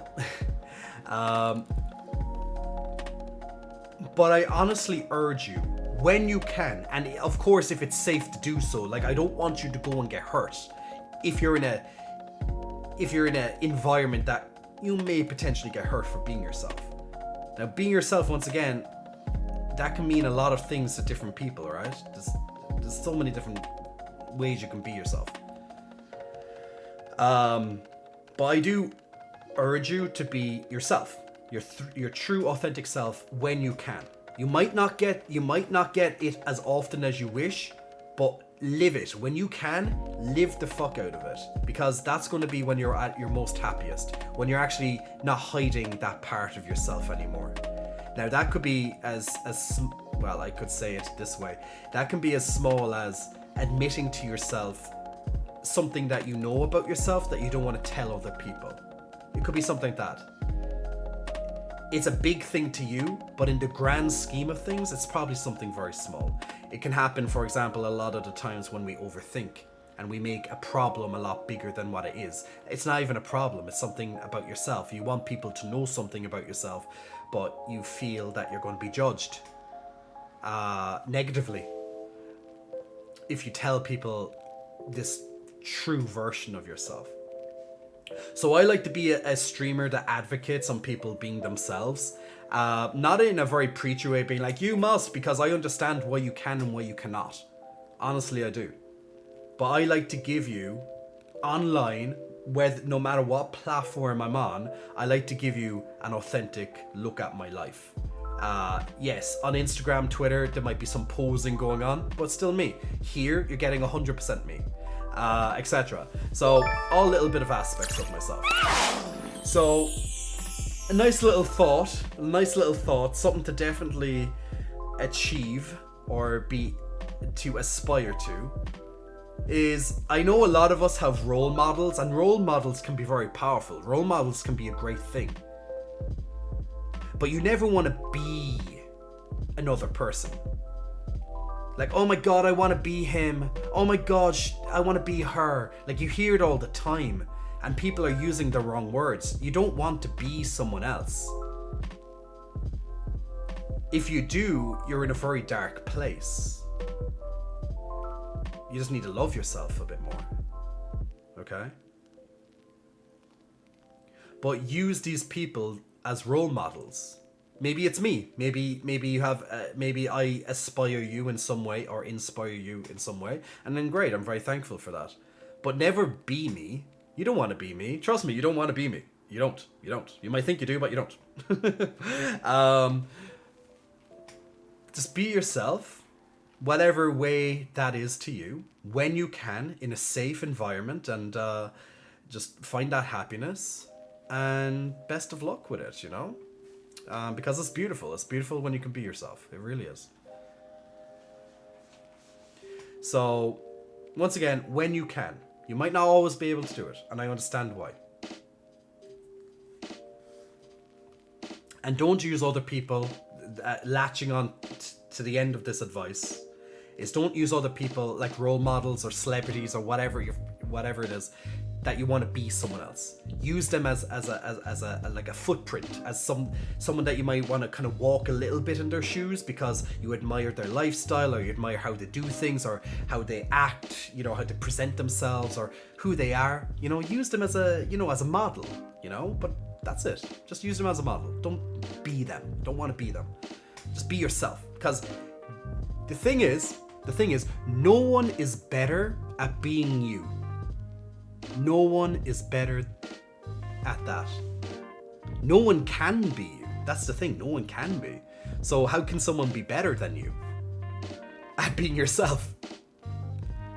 But if you don't know yourself, how can you ever achieve greatness within yourself? That is.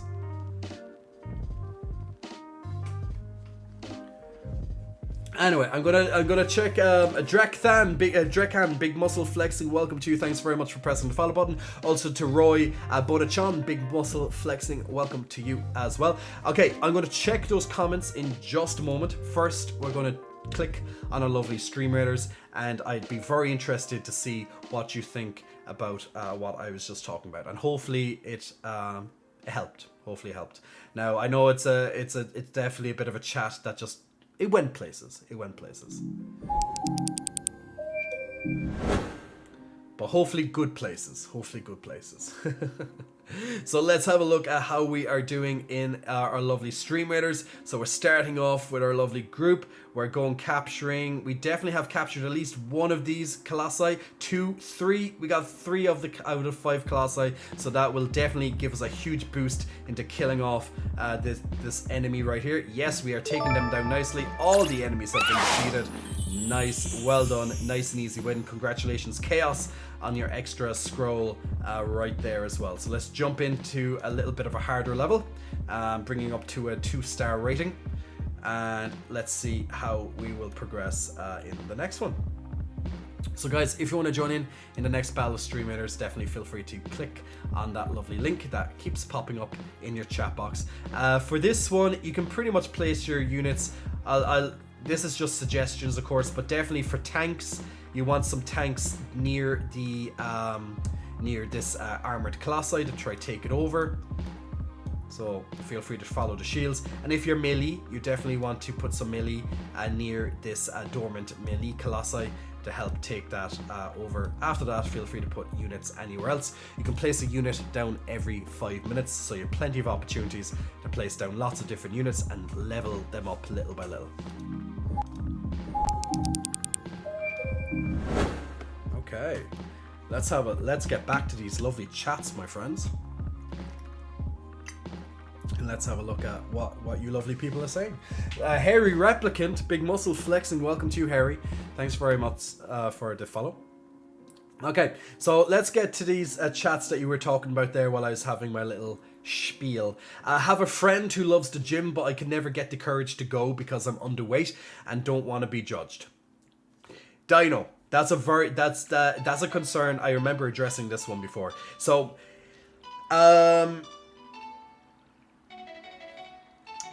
you won't be judged. People might have a quick look at you and then they'll turn away from you, and that's not in disgust or anything like that, Dino. When people are in the gym, now I might not be able to speak for everyone, but in general this is how it is. As someone who has literally been a trainer for many years of my life, I've been in a gym for many years myself, 12 years onwards. I've definitely seen a lot of things. And in my clients and in my own personal experience. But when people are in gym, they focus on themselves. They don't care about you. And that's not them being bad. They're literally there to focus on their workout. The only time they'll kind of notice you, well, unless they find you probably attractive or anything like that, but generally the only time they'll generally take notice of you is if you're on a machine or using weights that they want to use. So they'll have a quick look around the gym. Oh, he's using that. Okay, maybe I'll go up to him. Maybe I'll wait till he's done. Whatever.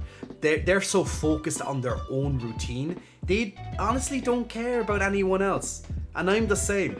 You come up to me and you want to say hi, I'll say hello back to you. You say, oh, are you using that weight? I'll give you an answer. But I'm not there trying to be everyone's friend. I'm there focused on my own shit. I'll have a quick look at people, but I'm not there judging people unless they're going to hurt themselves. Because that's when my professional, the fitness professional in me comes out being like, oh my god, he's going to break his back if he keeps doing that.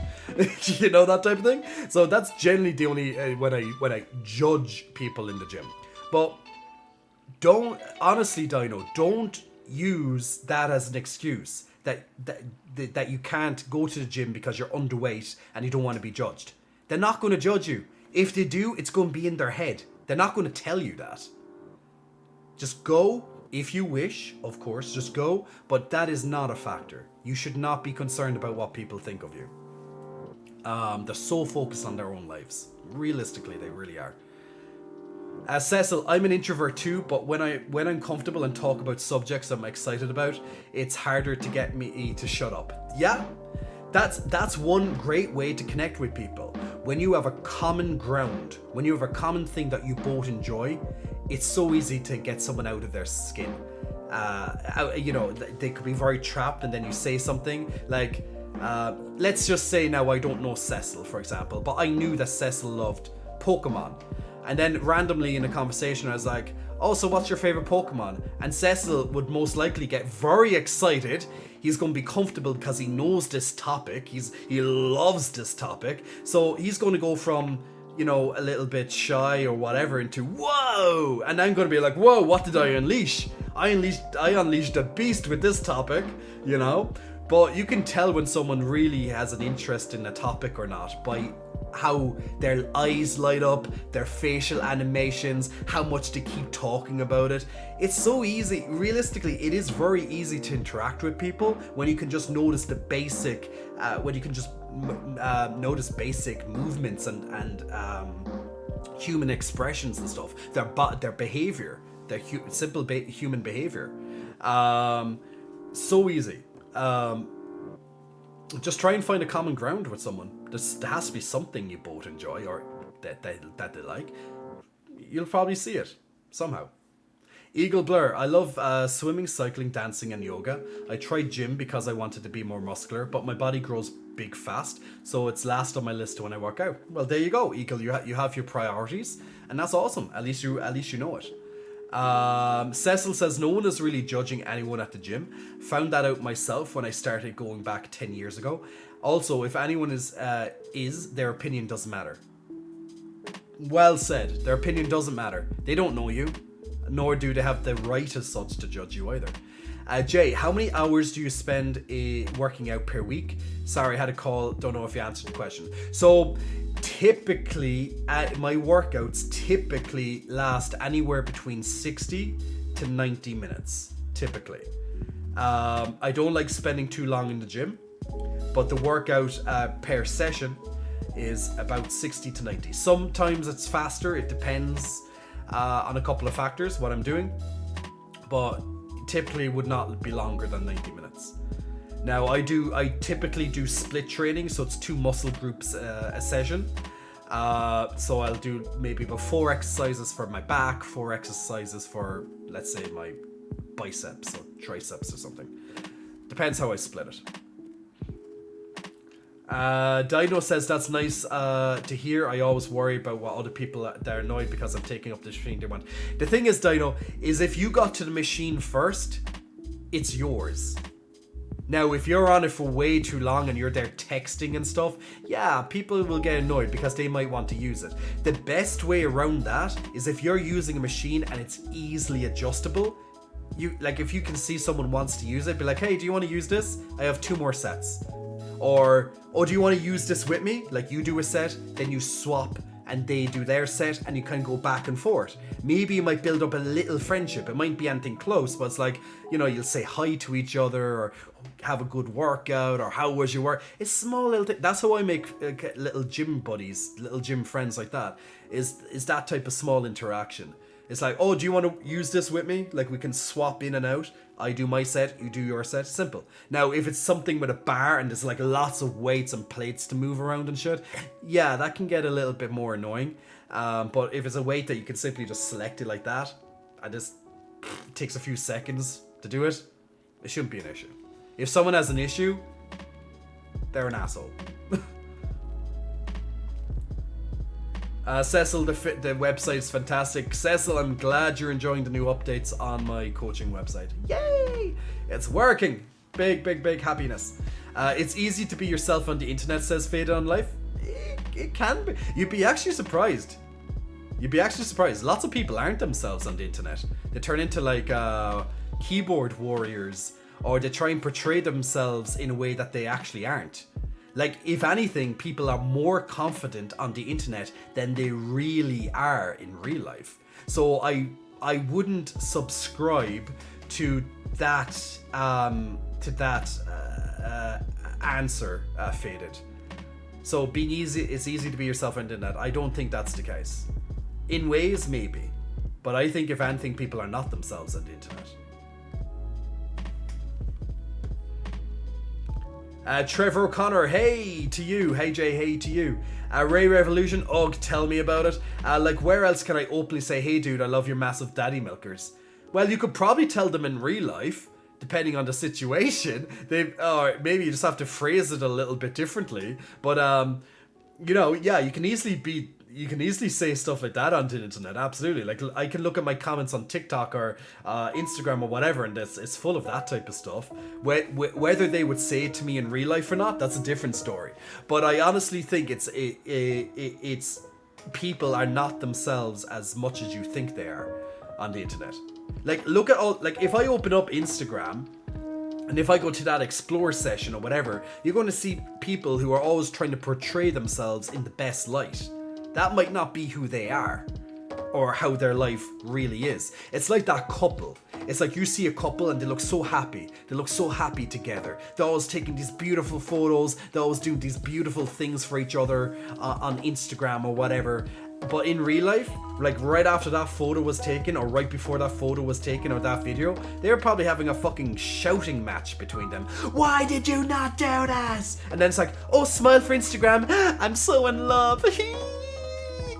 So I don't honestly think that people are all the life that people are portraying is what it is. It's easier to not be yourself on the internet.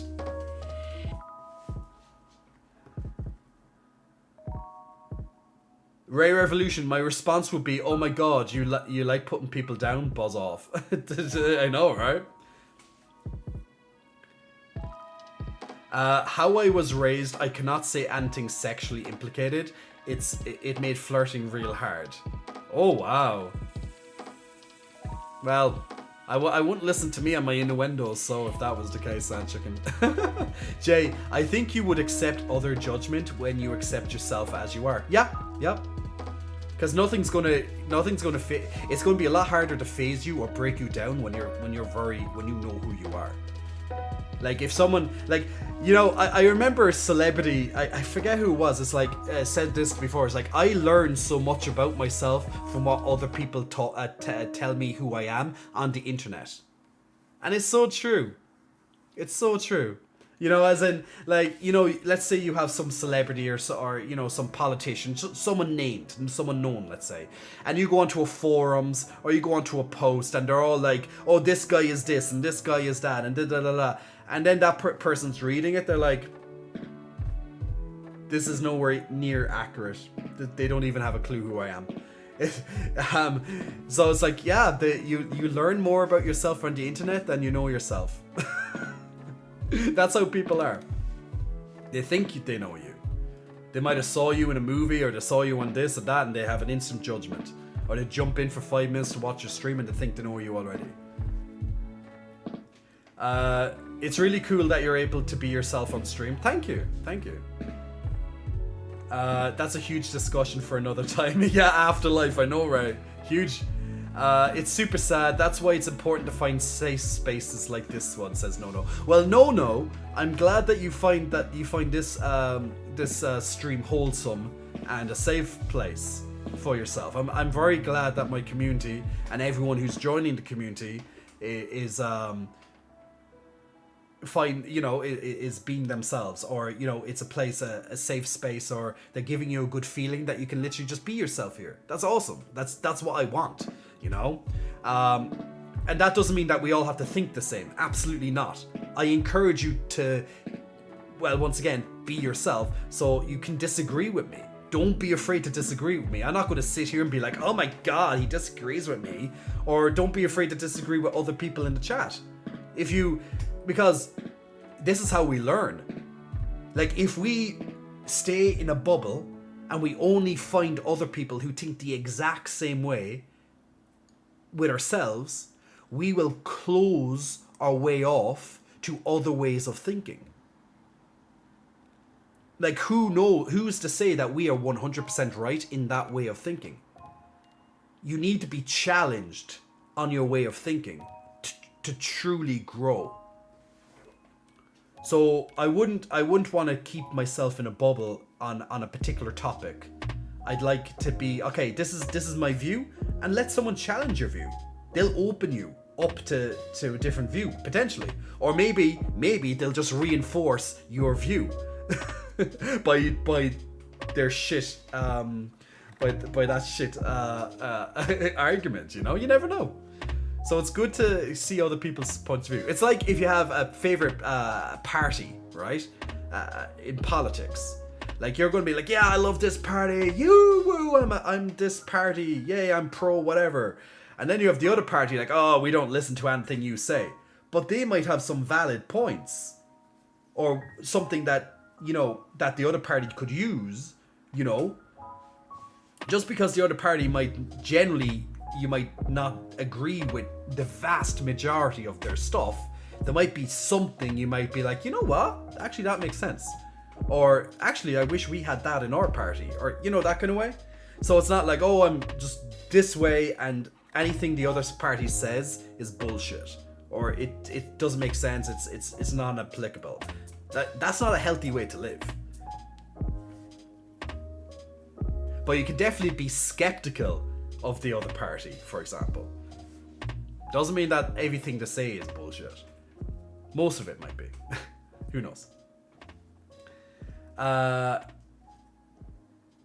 Usually finances tend to prevent that too, sadly. Ray Revolution, like, do you need finances to be yourself? Well, I guess once again, like, I don't know what yourself means to you. But you should be able to more or less be yourself without finances, I guess. Like, it doesn't cost anything to be yourself, right? Who you are, your character, right? Maybe some stuff that you want to do, it might, I don't know. It's like moving out on your own, for example. Okay. Yeah, well, I get that. When you have your own space, when you have your own privacy and stuff, yeah, you can definitely be alone easier when you're on your... Yeah, I'll agree. I agree with you on that, yeah. At least you can be yourself probably more often, for example. Chicken says, after being in the closet after 25 years, I have fully accepted myself as who I am. Congratulations, by the way. But there are some situations where either it doesn't matter or I don't want to make people uncomfortable, so I just blend in. I get that. So that's why I said be yourself as often as you can. Because sometimes, yeah, it might be in a situation where it might, you might get hurt, or yeah, maybe you might make people uncomfortable. Like, for example, before my grandmother passed away, I had every opportunity to tell her about me, about my current situations in life, everything that I'm doing. But I was like, look, she's really old. She's set in a different time, different growing up, and she probably would have accepted everything. She probably would have. But I just saw her being like, look, she's 90 years old. Her health is bad. And maybe she did want to know. Like, she knew a lot about me, but not everything, And I was like, look, she's old. That's how I kind of rationalized it, being like, look, she's old. I can just skip over a couple of things, a couple of small details here and there. Kind of it's like, what she won't know won't hurt her type thing. And that's how I kind of justified it, being like, look, she's old, she doesn't need to know this stuff right now, look, it's fine, blah blah. But that's how I rationalized it, because maybe she might have been uncomfortable just based on the time when she grew up, because anyone who's like in their 80s or 90s grew up in a time period where a lot of stuff nowadays would be taboo. Like a lot, like if you had society now versus society, 20, 30, 40, 50, 60 years ago, it's been huge differences in many aspects, right? She probably wanted to know that you were happy, but your stance is also understandable. Yeah, James Flynn, exactly. I'm very sure, like, I knew how she was. So a part of me was definitely being like, I think she'd be fine. Like, I know she always wanted me to be happy, and I loved her for that. But she also was a woman who was very set in her ways. So it could have went either way. And I just kind of went, you know what? She doesn't need this right now. She's ill. She knows I'm happy. She might not know exactly all the reasons why I'm happy, because I haven't told her certain details, gay, etc., yada yada, about myself. But at least she knows I'm happy. She doesn't need to know all the details of maybe the whys and stuff. So that's just how I justified it. So just kind of basing on Chicken Priest being like, look, I don't want to make anyone uncomfortable, I'll just blend in. I completely get it. I completely get that. But I never was not myself around my grandmother either. Like, I didn't have to, like, to be myself. I don't really, for myself at least, I don't really need to change my day to day that much. Like, when I'm out in the street, I'm more reserved. I'm not out there trying to make a show, make a name out of myself. I'm like, if anything, I'll kind of blend in more. Like, I won't go out of my way to kind of stand out that much in the street. Now, I kind of do that anyway with these fucking things, but that's not my problem.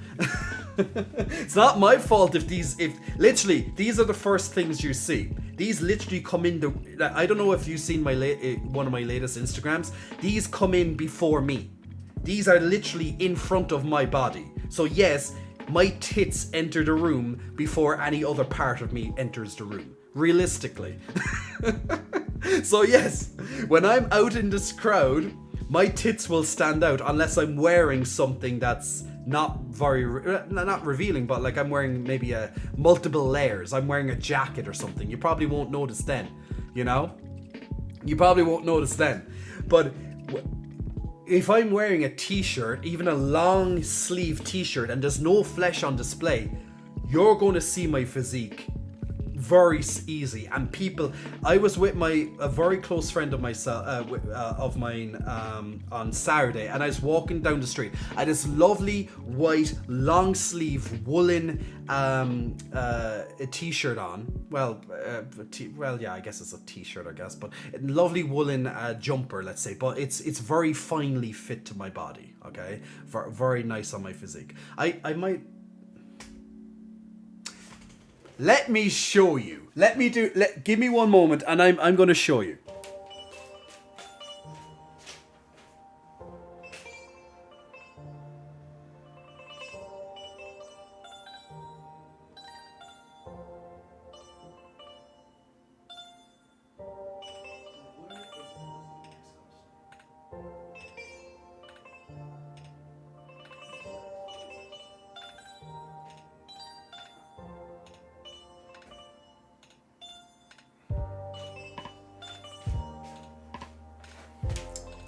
Okay, I'm gonna show you. So this is a nice, like, as you can see, now I know it's a bit wrinkled and stuff because I literally had to pull it out of my washing basket. It's at the top of my washing basket.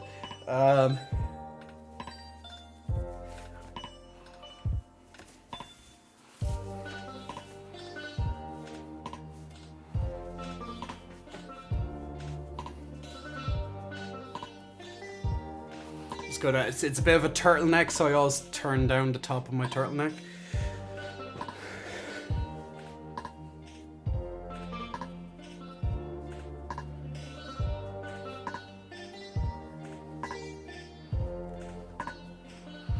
So So it's a little bit wrinkled. Don't mind the little wrinkles because it was in the washing basket and I already have worn it, and of course. So this is just an example. I was wearing this. I'm not this long sleeve. I'll just call it a long sleeve t-shirt. Or it's not really a jumper, but you know, it's nice. So I was wearing this, walking down. It's a yes. I'm glad that you're. Gosh, you're wearing that. It makes you look more chesty. So I was wearing this, walking down the street, and my friend was like literally every couple of seconds, for example, my friend, like, this is it from the side view. I'll just show you the side view. So every couple of seconds, my friend would have been like, Jay, there's people staring at you. Like, that type of thing. Like, that couple just stared at you.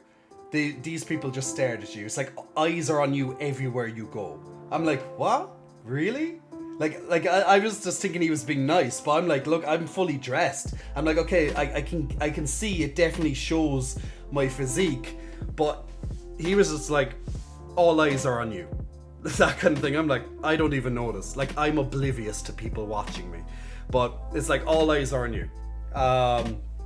And I'm just there in a nice t-shirt, like in this nice shirt, and just walking down the road, la la la la la la la la la. Like, this is pretty much how I'm walking. I'm walking like this. Like, as you can see, the titties are moving. The titties are moving, guys, and I'm fully clothed. So it's like, yeah. Not gonna lie, I'd be staring till I walked into a lamppost. Dino, I have to go now, but this was a fun stream. The stream title didn't lie. Dino, thanks very much. My friend, I hope you got something out of it. You just became my biggest motivation, says Toby. Good to hear, Toby. I'm working on being a teacher, and something I want to give all my students in the future is to love yourself and to find people that will accept you as you and always be your authentic self. That's fantastic to teach your future students, Chicken, so well done to you. My guess is Jay High would be just him giggling and bouncing the titties. Probably, Dub, probably. Good to hear someone who thinks the same about the world around me. Great advice. If you had to hide your true self for your entire life, you can quickly get used to restrict that true self even when you're alone. Sometimes you just consciously have to let yourself go and put your personality out there. Unfortunately, my authentic true self is very boring, says Birder. Nano says, it's definitely not boring. I'm certain you have moments where your personality shines through and it kind of leaks through the facade that's protecting it. Yeah, unleash it, my friend. Unleash the unicorn. Omi Mojo, evening J-Cots, hope you're doing well. Also Justin Ride for the flex. Omi, hope you're keeping well, my friend. Sorry I'm only getting to your chat now. I'm just catching up with some of the chats here. I heard from my trainer that the more muscle a gym in the gym has, that the more muscle in the gym, okay, the more they're obsessed with themselves in the mirror, thinking like they helped me go through. Yeah. So like, yeah. So basically, Chicken's saying it's like, look, the bigger they are, or the more fitter they look, and if they're in the gym, they're not going to care about you. They're looking at themselves. They're focused on their workout. Like, don't even worry. Don't use that as an excuse not to go to the gym. That the big guys are going to be like, oh my god, who's this small guy? Because all them were small at one point, you know. They're just going to do their thing. We can all learn from Phoebe not giving a shit about what people think when we work around us. Ooh, I don't know what YouTube clip this is, Dub, but I'm assuming, I haven't looked, and I honest to God have not looked at this clip, but I'm going to put it on for you now because you did request me to look at it. But since you said Phoebe not giving a shit, what I'm instantly thinking is when she's running through the park, and she's like, you know, when you're running away from Satan, and she's like, the dog, and she's like, and she's trying to like help Rachel with running and like people looking at her and stuff. Let's check what that clip is. I'm very curious. I hope it is, because then my friend's knowledge might seem a little bit. It could be a different one, but this will be a great moment. Okay, let's have a quick look and see what this. Ooh, it is! I already know I have it. to tie my shoes, so you go ahead, I'll catch up. Okay. Here's an example of being yourself. Come on, let's go, darling. Let's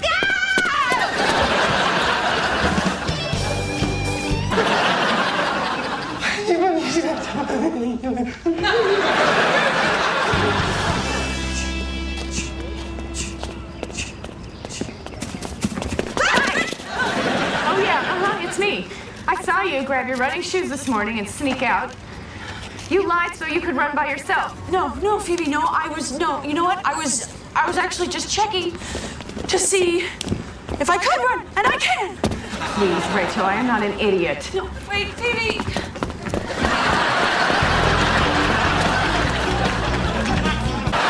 Now Rachel is going to look at the advice.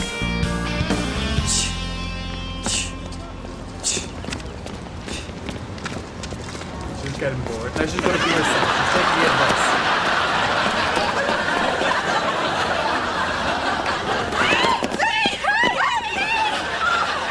I'm so sorry. You're right. This feels great. see? And you don't care if people are staring. It's just for a second, because then you're gone. God! I mean, it's amazing, Phoebe. I feel so free and so graceful.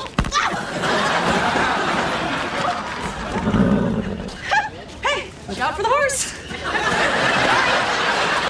Yeah, that's Phoebe being for Phoebe, guys. It's definitely Phoebe being Phoebe there. I'm so happy that I actually clicked on it. That I correctly guessed it before I watched it.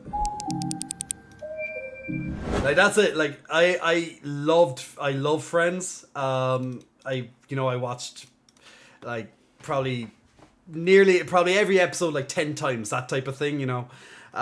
So when someone just says like a line, I'm like, oh my god, that's that episode or something.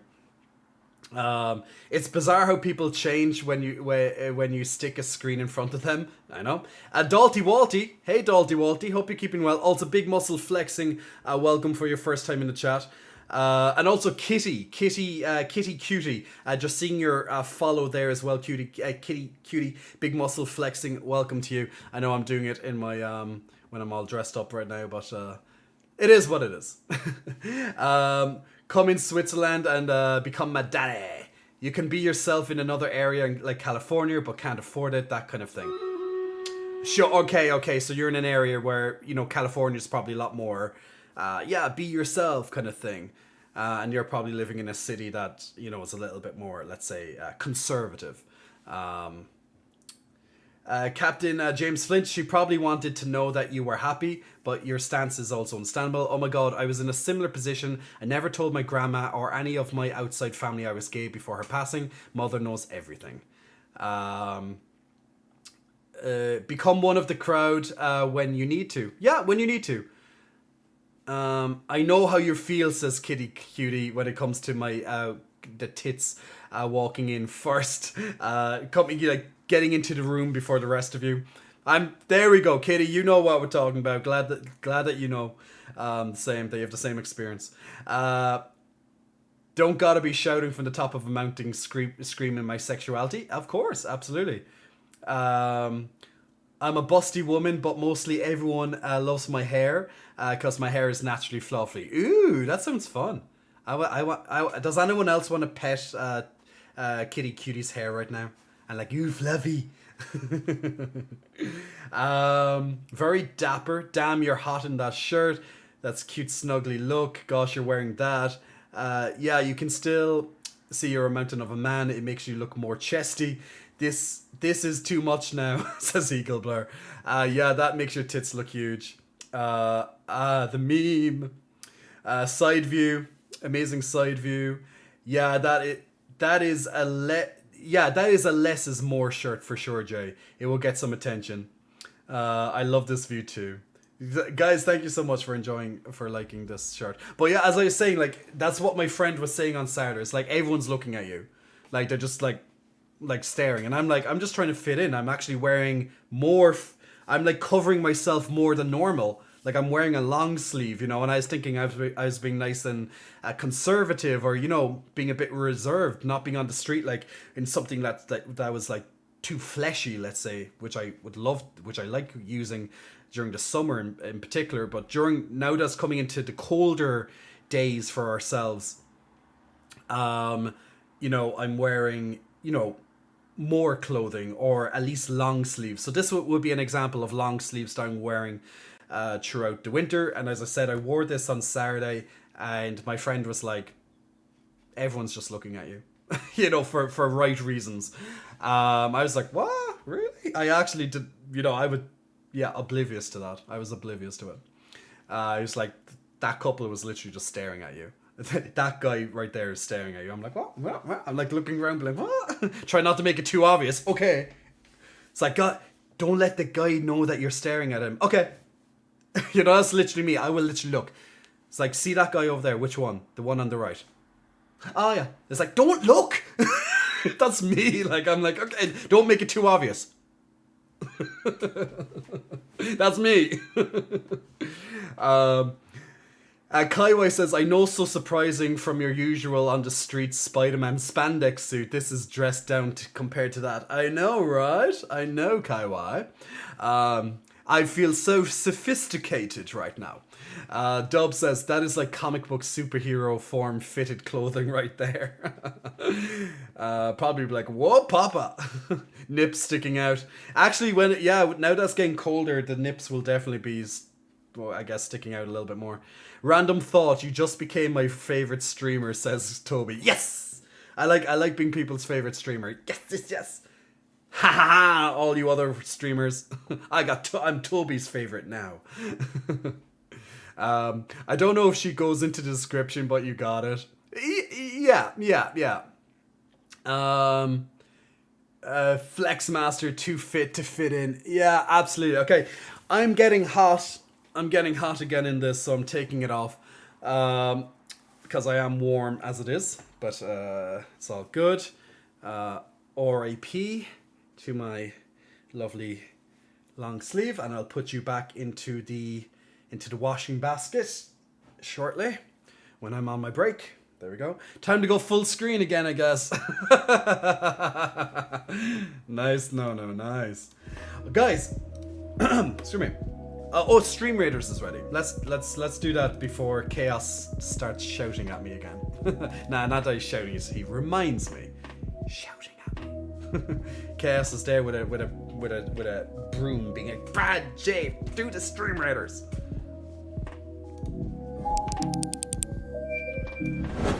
Alright, let's get this battle underway. If you want to check out the next battle of Stream Raiders, definitely click on that lovely link. And guys, we're going to be moving into part 2 of the stream very, very shortly. Now, part 2 typically of a stream will be the gaming section of the stream. So, usually I divide the stream into 2 parts.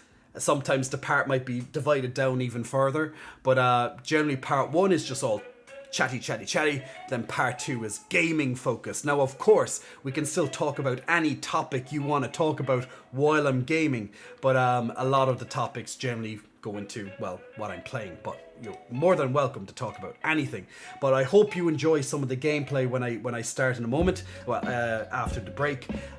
So tonight's game, we'll be continuing on Elden Ring. So if you like a little bit of Elden Ring, then definitely feel free to continue on the journey into the second zone with my lovely self. Now, coming up for Halloween, we need to think of what game we're going to play for Halloween. I'd like, because I like to do a big Halloween stream, like I'd like to do a full game, like a full Halloween-esque game. So if you have any kind of horror games or, you know, intrigue, story games, like I love playing games like Until Dawn and that type of stuff, like very story based, and you know, can keep people on the edge of their seats, like as if you're like you know, as if you're watching a movie. So at least you're not, you know, because most of it's chatting and just doing some detective work and stuff, but it's very, you know, movie based. I love doing those type of games on Halloween. But if you have any particular kind of horror, maybe story driven preferably game, well, it doesn't have to be, but I like that. Then definitely let me know for my Halloween stream. Now, feel free to also do that on my Discord channel for game suggestions as well. So definitely hit me up. Feel free to also, of course, write it here. Luigi's Mansion. I've never even played the first Luigi's Mansion. I never had a GameCube. I hope they might put GameCube games on the Switch sometime, because I definitely will play it. There is a Luigi's Mansion 3, I believe, that's on the Switch, but I don't have but I don't know if I want to buy it, at least right now. The first one is great, my favorite. It looked really cool. I liked looking at it. I still remember it from back then. It looked cool. So guys, I'm gonna put the tanks icon down here. We need some melee for this middle robot, the green robot here. I think there's only 3. Yeah, there's only 3. So there's 2 tank robots and there's melee. After that, feel free to put units anywhere else. I'll just shove them all here. But yeah, tanks, and we'll just put lots of range across here. But yeah, other than that, feel free to place down units as you wish. But these are just some suggestions. Tanks to try and take over these grayish, bluish, because these are definitely the things that help us win the most. If you can get a melee closer to the green, and that's it. We have no ranged blue colossi in this one. So if you want to join us over on our lovely Stream Raiders, definitely feel free to check that out. Next, Jay says Little Nightmares is cool. I played Little Nightmares 1, the first one. I didn't play the DLC though. Is Little Nightmares 2 any good? Has anyone played Little Nightmares 2? Like, is a good follow-up to a sequel to the first?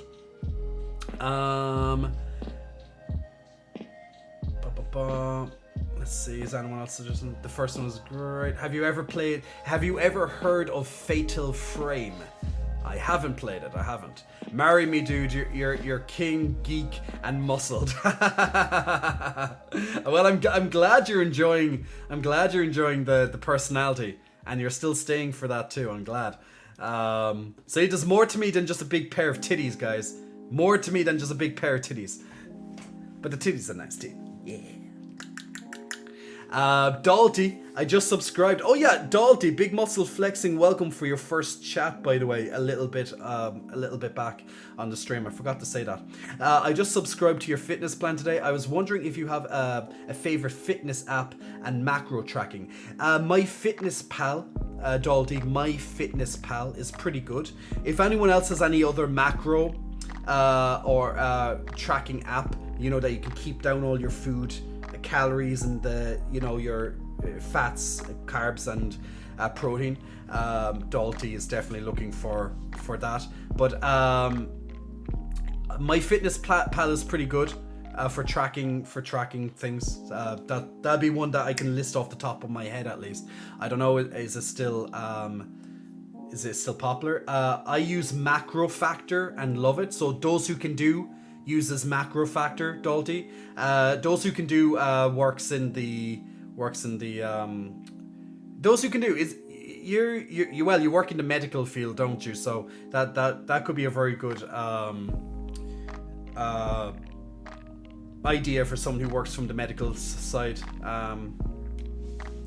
So there you go. And thank you, by the way, Dalty. I believe I was talking to you earlier about stuff on the fitness and coaching plan. Now, by the way, before I go on to my break, now the break's only 3 minutes because I need to set up my PlayStation and I just need to take a quick, just need to refresh my drink and stuff, you know, the basic stuff, because I've been sat here for over 3 hours and I haven't had a quick break yet.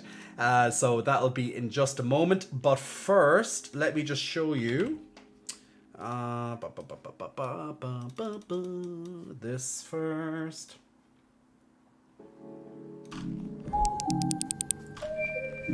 So guys, if you're looking and if you're interested, I'm just going to spend a moment on this because I have just 2 updates on this. So if you are interested in getting fitter, or you're wanting to get a bit more healthy, maybe you just need some suggestions for a good routine. Maybe you already have good eating habits. Maybe you just need a little bit of a help with an eating plan, or maybe the fitness plans, or you just need a bit of help with some coaching and stuff. This is my newest update, my version 2.0 to my J Cots Fitness website. You'll see it constantly linked on the side of the screen when I'm talking. Also, Chaos just linked it there as well on the on the chat. So this is the website version, but the mobile version is it's more or less the same, just squished down and stuff like that. But I just wanted to bring two things there, something that I'm working on for people who might be looking into it. So what the latest updates that I'm doing on the website is I'm adding all of the macronutrients and the calories onto all of the not now they used to be on the recipes, as in the macros used to be on the recipes, but I also now have included the calories onto each of the recipes. And not only that, I went back to all of the other items and I added in their calories and the macronutrients on every single item as well. Takes many hours to do this because I have to make sure that my research is correct. Now when I write this down, it's typically based on per serving of it. Now you could have multiple servings, it depends on how big you make it, but this is typically what it would be per average serving. So if you put extra, well, obviously I don't know what that is, but when it comes to recipes, if I go a vegan curried tofu, for example, if I go down to vegan curried tofu, I can see if I write it says serves multiple servings, then the calories up here will be per serving. For example, like here, for example, I have the homemade vegan protein bars. I have carbs, protein, fats per serving. And you can also see at the end of the recipe, it says it makes 8 to 10. So you can see, there's 8 to 10 servings. So if I have 2 servings, that means you multiply all these by 2. So it's not 159 calories, it's over 300 calories. It's 318 calories to be precise. Just as an example. So all this stuff is per serving when you see it here. So I've been going back through all of my nutrition. I'm in the middle of doing it. All the vegetarian nutrition's finished, and all the snacks for male and female are finished, and also the breakfasts are finished. I'm currently doing, and they will be finished Monday or Tuesday. So tomorrow or Tuesday, I'll have all the lunch and dinner menus finished for male and female. That's the male bulking and the male weight loss, so they are different. Some similarities, and also I'm going to be adding a couple of more options into them too. The second one is that I have now added on a new beginners the next beginners workout plan, another one for people who want an extra one before they feel that they're ready to advance into the muscle gain or weight loss plans. This would be an advancement from level 1 fitness plans. This is called Operation Transformation. It's a 4-day-a-week plan for 12 weeks, so 3 months, 4 days a week. And it's a 3-phase plan, very well detailed, and it will give you a lot of great information to get you just that little bit more confident before you move into the level 2 training plans, which will be your muscle gain, weight loss, or strength and performance. After that is your specialized, which is level 3. That's the maximum intensity. That's the advanced level. So beginners, intermediate, advanced. So if you can confidently do a couple of these muscle gain or weight losses, you'll be well able to get started on specialized, as an example. So there you go. So just a little update on stuff that I'm doing at the moment, and all of that. There's a 5-day trial included, so you can check out the website and see if it's something for yourself, but it's $9.99 after the 5-day free trial. That will tell you everything you need to know right here, and it goes into depth even further down below that. On top of that, you'll start with your steps to success. You can click on this video to learn about all this information that you have here, and it will give you a step-by-step 1, 2, 3 what you should be doing every single day. So you just keep repeating that again and again and again. You also have your own eating plan as well, which you can choose which method you like the best, and then within that you can change some details as well. So this is the eating plan that you can follow if you wish. You don't have to, but it's definitely will benefit you greatly if you do, but you don't have to. You can do your own eating plan. This is just literally a recommendation, a great recommendation. Just like the nutrition, you don't have to follow the nutrition, but if you're like, damn, I don't know what to eat for breakfast, it's like I constantly have this thing, like I always have an omelet and I love my omelet, so I constantly, it's like I want something different today. Let me check this. Okay, look at all these different choices I can have for breakfast. And these are the calories. I know how much protein is in it. This is what I need to make it. Okay, I'm going to go to the shop later, and I'm going to go. Okay, I'm going to go and get some eggs. I'm going to get some turkey. I'm going to get some, blah blah blah. There you go. That's how you should be using it. So you don't need to only eat what I have here, but you have what you can eat, the calories, the protein, and they're all great choices for healthiness. If you don't want to track calories and stuff, and you're like, oh, that's just too much for me to do right now, you don't have to. This is just for people who want to get really into the thick of it. What you can do, how my site is meant to work, is you choose one breakfast, one lunch, one dinner, one snack every single day from your category, and that's your diet. You can keep changing, but it's always one of each, pretty much. And that's what you eat. The calories are all there. The healthiness is all there for a good, well-rounded, balanced plan. So if you don't want to get bogged down in how much protein and how much calories, just go, I want this one. Then you go on to lunch and you pick the next one. And you go on to dinner, you pick the next one. You go on to snacks, you pick this one. And you can change this around whenever you want. But that's literally, you can make it as complicated as you want, as in advanced, or you can make it as beginner friendly as you want. But also within all these recipes, you can chop and choose things that you like or you don't like. So if I say, mix red peppers, and you're like, oh, I don't like red peppers, then don't include the red peppers. Change it to something else.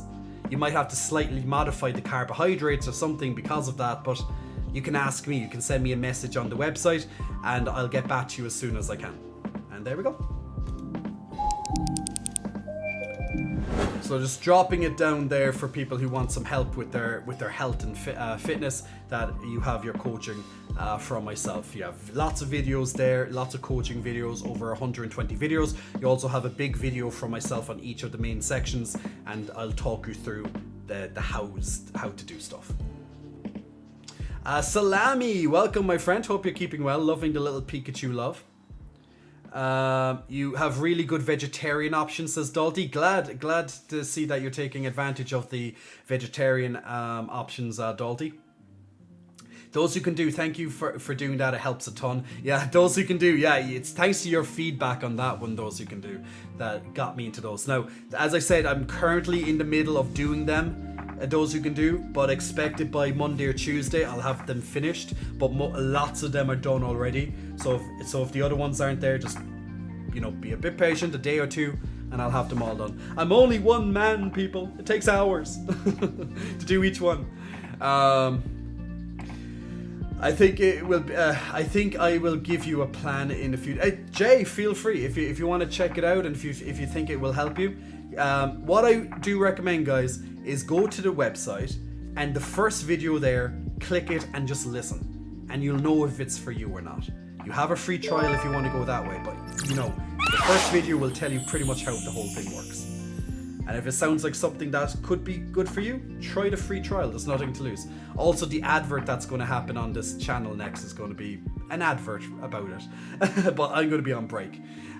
Hey Jay, how's life? What are we talking about? Newbie, we have talked about lots of stuff tonight. But next we're going to be gaming, my friend, doing Elden Ring. And we're just having a quick chat about my updates, the latest updates on my coaching website for people who are looking into getting into it. And meow, happy Sunday to you too. I would come for you, you're so hot, I'm not gonna lie. Actil's son, big muscle flexing, welcome to you Actil's. Thanks very much for pressing the follow button. I'm doing good, just dropping by before heading to bed. Salami, don't you want to see me die a million times in Elden Ring? Why Salami, why don't you want to see me die in Elden Ring?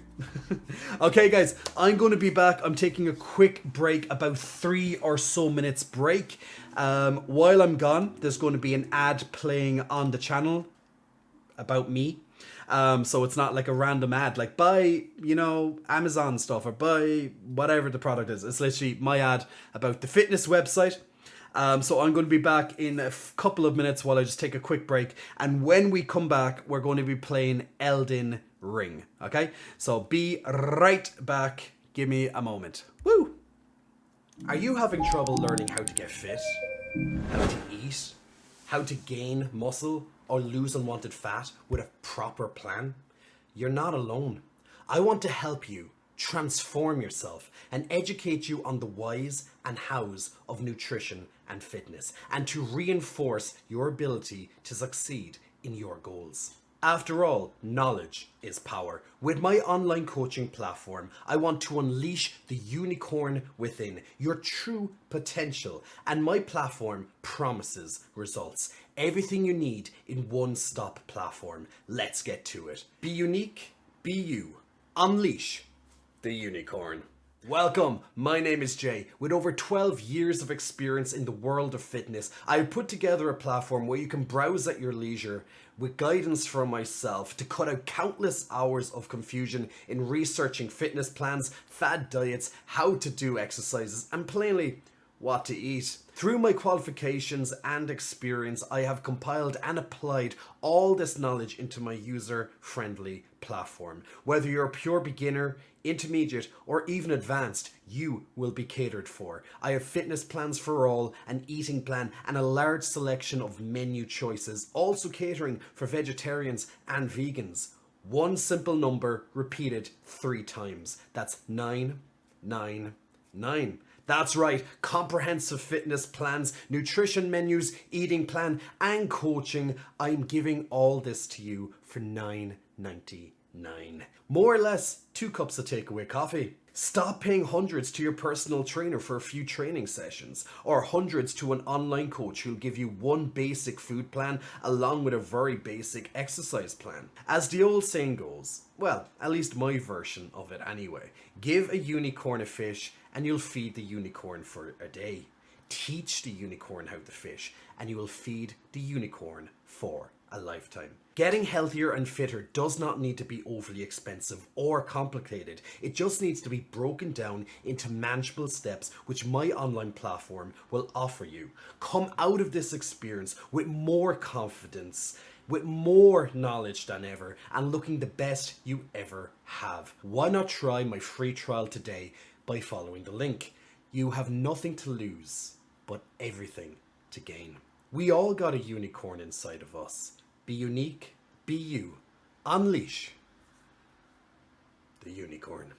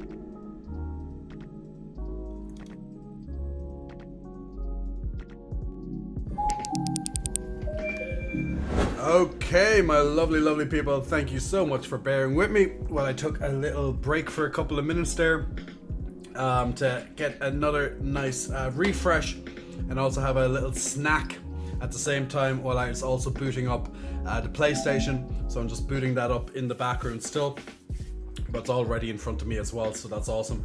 So thank you very much for sticking with me. So now at least I have a little bit of food.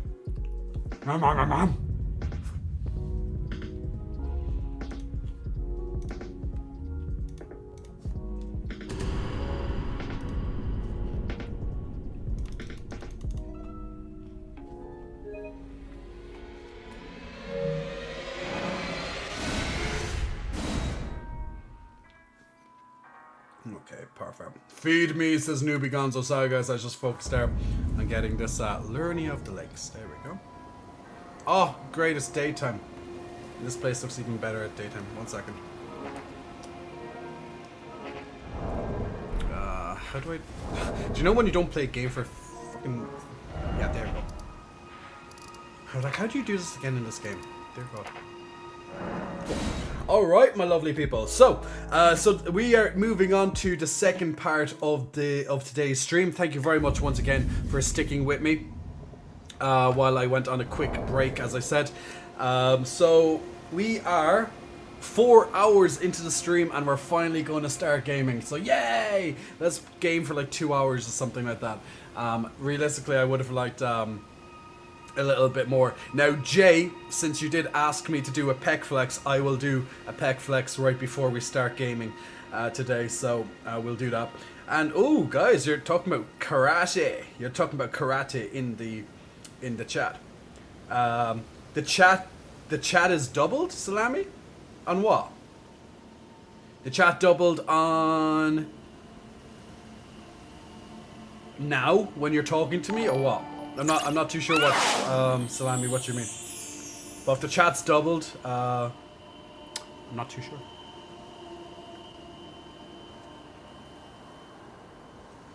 Doesn't sound doubled to you? Does the sound doubled? I don't know. Salami, are you sure you don't have me open in like 2 different things? Because I don't think I have myself open on another thing. Game sound is doubled. Oh, the game sound. Oh, okay. That will probably fix when I change to the gaming screen in just a moment. iWeapons 62. Thank you so much for pressing the subscription button, my friend. Big muscle flexing. Thank you for the subscription, and also you're going to get a nice little unicorn next to your name as well. iWeapons, so thanks very much for that, and also enjoy the extra perks such as getting extra channel points every couple of minutes. No ads outside of my own run ad on the break, so no ads when you start the stream, which is very handy, of course. And also the extra unicorn emotes as well, and that badge will continue to open up and flex. Get bigger and bigger as time goes on. And Onion Night Blue as well, big muscle flexing. Thank you, my friend, for pressing the subscription button as well, helping both of you and all other people as well, helping to pay the electricity bills as the electricity gets more expensive. Because I stream for about 7 or so hours each day. That's a lot of electricity, so every little bit helps. So thank you. Either you're supporting here, or if you're supporting over on J for Pay, or even on the J for Fitness platform. Thank you so much if you're either that. And even if you're not supporting financially, don't worry, I don't expect you to, but I thank you very much for your viewership.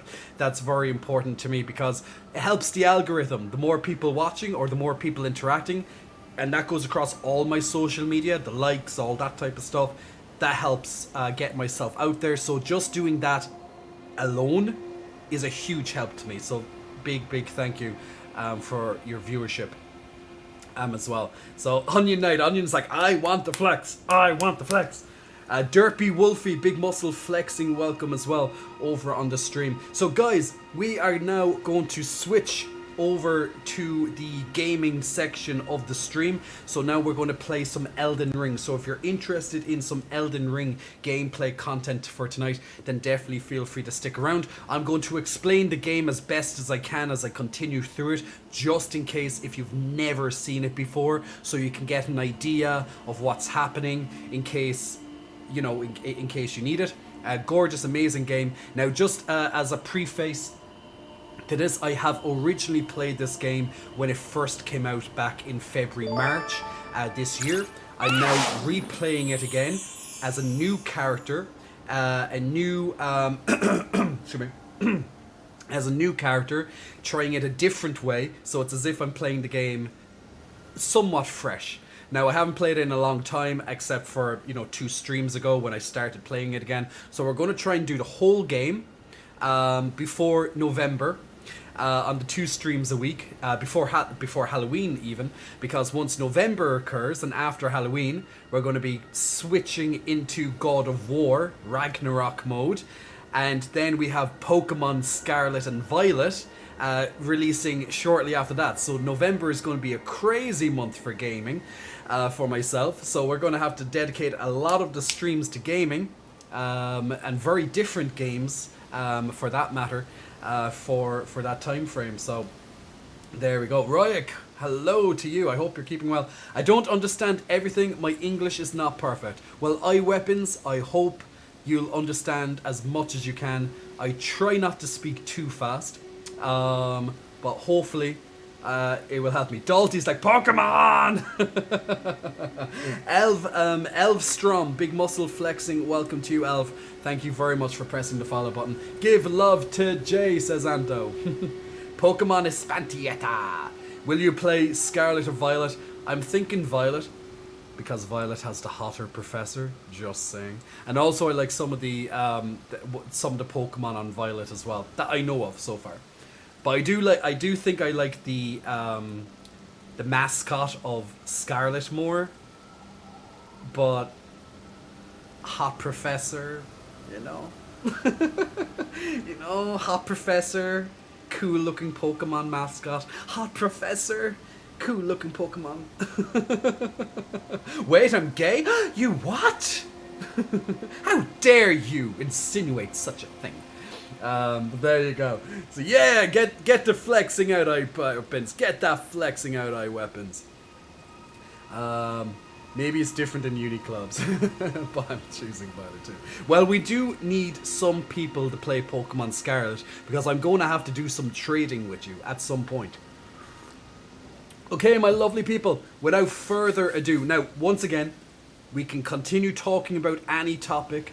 It doesn't have to be gaming related just because I'm playing the game. But definitely feel free to hit me up more about the game as I play. And here I am, I'm in the mystical world of the lands in between. The lands between. So we are picking it up and starting off with some Elden Ring. And just as I said, oh yeah, I spawned in at daytime, it then immediately got cloudy and raining. Like, how can I take the joy of this area when it's all like cloudy and rain and you can't actually see anything? It just doesn't make sense. My BFF is going to choose Scarlet. Well, that's amazing. You get to play Violet, he gets to play Scarlet, or, you know, and that's great, going to be for trading and stuff. So you're saying if I play Scarlet, I'll be popular? Yes. Yes, indeed, you will be more popular. Because, guys, when I'm playing, I'm going to eventually probably need Pokemon from the other side or whatever, and I'm going to be like, who is currently playing Pokemon, and who, Scarlet, for example, and who can trade me this Pokemon? So, there we go. So, it is it. You can choose what game you want, because you play it online, so it's easier to trade. There you go, exactly. Oh, and just before we begin Elden Ring for tonight, let's do the Battle of Stream Raiders, because it's going to be 30 minutes otherwise.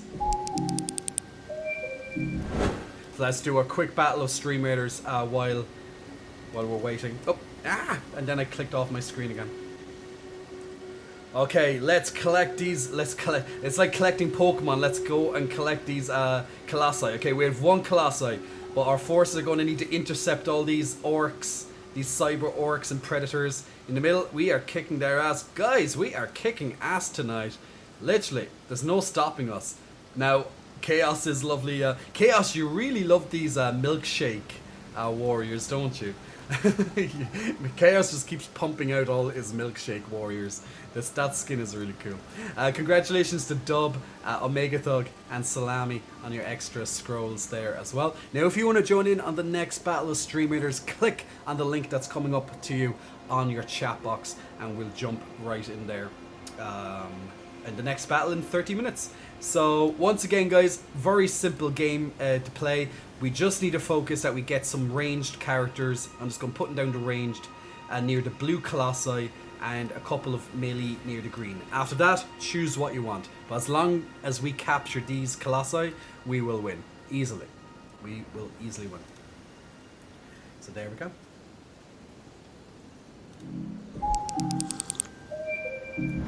Gotta catch 'em all, dick 'em on. So inventive. So inventive. Pumpy, long time no see, J-Cots. Hey, Pumpy.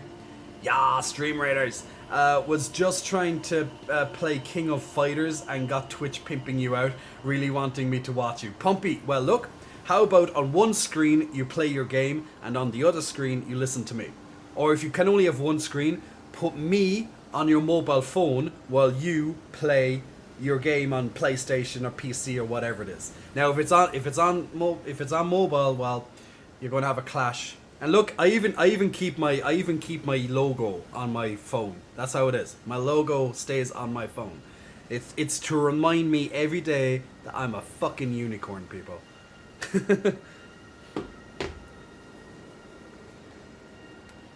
Okay, so here we go. Let's start off the stream, or the gaming portion of the stream tonight. Now look at this area that I'm standing in front of right now. Isn't this just gorgeous?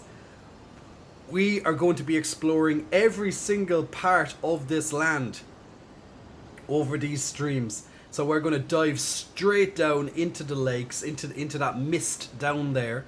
Every place you can see in this game you can go to. See those castles way over there beyond the tree? You can see it. You can go there. See that tower closer to me? I can go there. See that castle way over on the hills? I can go there. See those mountains? I can go there. See this cathedral over on those hills? I can go there. So gotta go there eventually. But first we'll just jump right down into the game, and I'll talk to you a little bit about it as we go through it. So just so people understand where we are in the game, I just finished on the last stream. I finished this first area here. So all this area we finished on the last. We finished the last portion of this first area on this. So next we're going to be moving on to this section here, which is going to be Lernia of the Lakes, or I think it's called Lernia of the Lakes. This is Kaled. We just done a quick exploration into the side of here, but we didn't actually properly travel through here. Just quick exploration. So let's jump straight down. I just when I turned off the stream, I just ran down and collected these waypoints, but I didn't play any further. It just kind of gives me so it's faster. Yeah, Lernia of the Lakes. That's the one. Look at this, gorgeous. So. Do you have any all-time favorite video game? Oh, that's a hard one to choose. No. All-time favorite. You know, that's a very hard one for me to ask, to answer. What's my all-time favorite? But one of my favorite games, like lots of the Final Fantasies, the old Final Fantasies in particular, the turn-based Final Fantasies, I love them to bits. I love Bloodborne as well. Bloodborne is one of my favorite games of all time, which is the first game I played from Software, which obviously eventually, thanks to that game, got me into playing Elden Ring and all the previous games before it. Well, Jay, if you reach the fire giant, I might need your help killing it. I haven't reached the fire giant. Is still quite a bit away. Salami, he's in the 4th area, or 5th, or well, even 6th, depending on how you play. But he's still quite a bit away from me. He's much closer to the end of the game. Where am I going? Oh yes. Why am I running into this? I don't know. So let me just run. You know what? Although Lernia looks amazing, like it really looks amazing, like the architecture in the far sides of the area, I really don't like this area. It's boring to me. Now this gigantic lobster creature, yeah, I don't want to fight you. But the surrounding area in particular is absolutely stunning.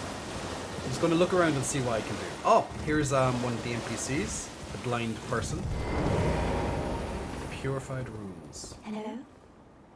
Is someone there? Now she's blind. Would you donate any sugary grapes in your possession to me? I don't have any Shabiri grapes, I don't In think. search of the distant light. And when I eat one of those grapes, I can The older Final Fantasy games are truly made. You know what? I think they're making they're remaking Final Fantasy Tactics. Is someone there? And I've never played at Final Fantasy Tactics before. So when they remake it, I definitely want to play that. Is it the one with Cloud? That's Final Fantasy 7. I like Kingdom Hearts. I love Kingdom Hearts. But Kingdom Hearts 2 in particular I love. 1 is amazing too. I didn't really like Kingdom Hearts 3 though. That might be controversial. I don't know. But I thought Kingdom Hearts 3 was pretty shit, unfortunately. It did, you know, it had so much potential to be amazing, like the graphics and all that's amazing, but the story is shit. The combat's pretty cool overall, but it's a bit too easy. The Disney attractions, I hated that. What am I doing? Why am I jumping off my horsey? But yeah, it just wasn't that great for me, unfortunately. Where does this portal go? I can't remember. Let's have a look where this portal goes. Now I know why Elden Ring is not on the Switch. The beauty of the world building is too much for the Switch to handle. Yeah, pretty much. Ah, okay, so this gave me a teleport into the middle of the map. Well, into the middle of this area. Now the thing is sometimes you'll find way gates and places that'll teleport you into the middle of nowhere. This is, if anything, this kind of gives you an idea of where you need to go. Now I can't get through this door yet because I need to get a special key. But once I get the key, I can just come back up here.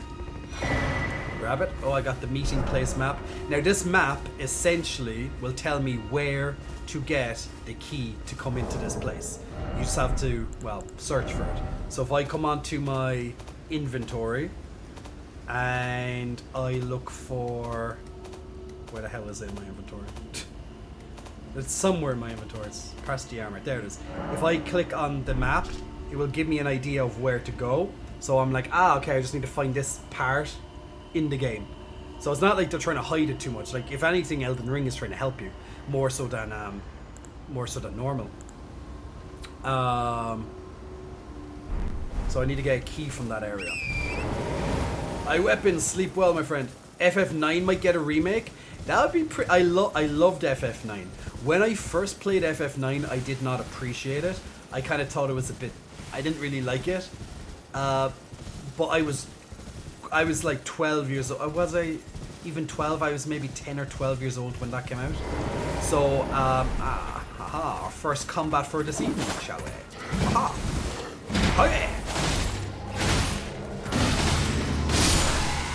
So it was my first time when I played it was maybe about 10, but lots of the FF9 themes are extremely dark, like death and stuff like that. Like, it is a very tragic game, but it's the darkness is the darkness of the themes is kind of hidden under the impression that it's so cute.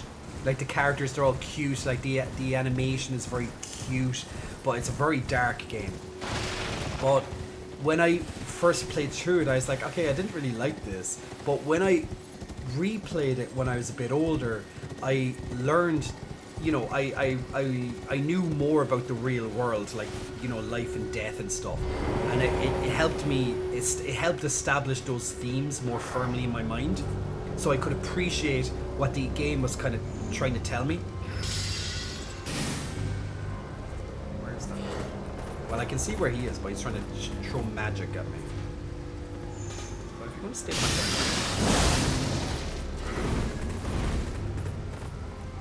there. Oh, he has like 1 health left. Ah, damn. I hate when they can swing through the goddamn thing and I can't.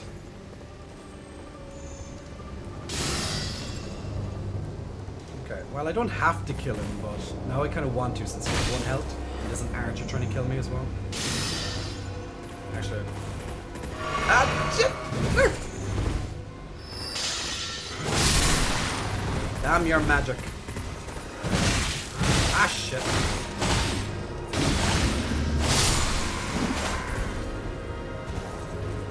I'm gonna get out of here. Oh, shit! Ah! Straight into 2 guys.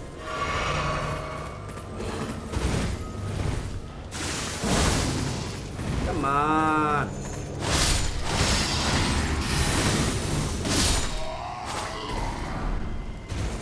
Just turn around, 2 guys like coming up the steps at me. But if FF9 did get a remake, that would be interesting. It would like it must show like FF8 wasn't that popular because they got like a HD remake, or well, not even a remake, it was like a, what's the word I'm looking for? A remaster. But it wasn't really much, it was just a little bit of extra, you know, a little bit of touch onto like the cinematography and stuff.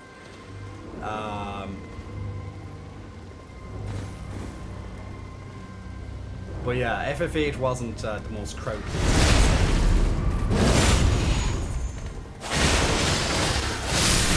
Oh, this is what happens when you try and take out too many guys at the same time. Right, watch that goddamn archer that's attacking me from up the steps too. Damn your goddamn magic.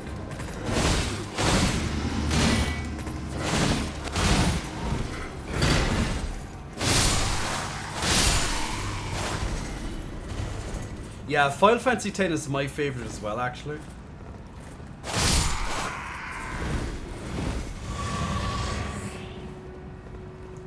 I'm doing very nicely. But Final Fantasy X has an amazing story, and first, Final Fantasy X is also, for people who don't know, it's the first game that they actually introduced voice acting. Oh, Mr. Krabby. Mr. Krabby, you come to play, say hello to me? Shit, what am I trying to do? Wrong button. Wrong button.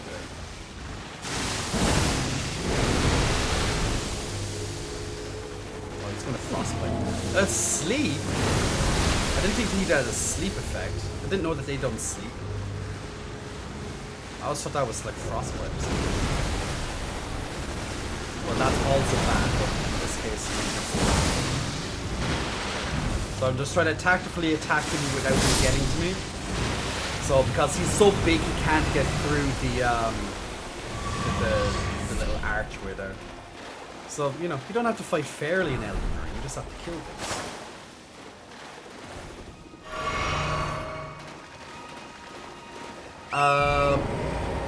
Yeah, okay, the voice acting mightn't have been the best because it's the first time they've done voice acting, so you can kind of forgive that as well. But the voice acting I thought was good, like overall. Like I can empathize with the characters. I liked the characters, you know, all that stuff. Obviously, the famous scene of when Yuna and Tidus, or you might call him Tidus, I don't know how you pronounce him, but I always call him Tidus. Ooh, what the hell is that? Oh, it's a giant flower.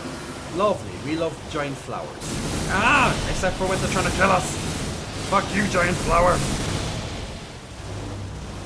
I'm trying to collect all these things on the graves. Because they're giving me runes which will help me level up. There's so many enemies in this game that I'm just like, why is this even a thing? So I'm just pretty much exploring around the area. So I think, what is that? Oh my god, it's a gigantic bear. He's gonna kill me. Run away from the big bear. Run. I didn't even know there had a big bear here. Oh, he's right behind me. He's right behind me. I can see him. He's coming into the camera just slightly, like the silhouette. Fuck. If he catches me, I'm like dead. Yeah. Will you de-aggro me? Get away from me! Ah! I'm like running in and out of the trees to try slow him down. He's breaking down the trees. Is he gone yet? Oh yes, he lost interest in me. He took a while to lose interest in me though. Where the hell am I? I'm like in the middle of nowhere. That's what it feels like in the middle of nowhere. It took me 11 weeks to beat this game. Well, at least you beat it.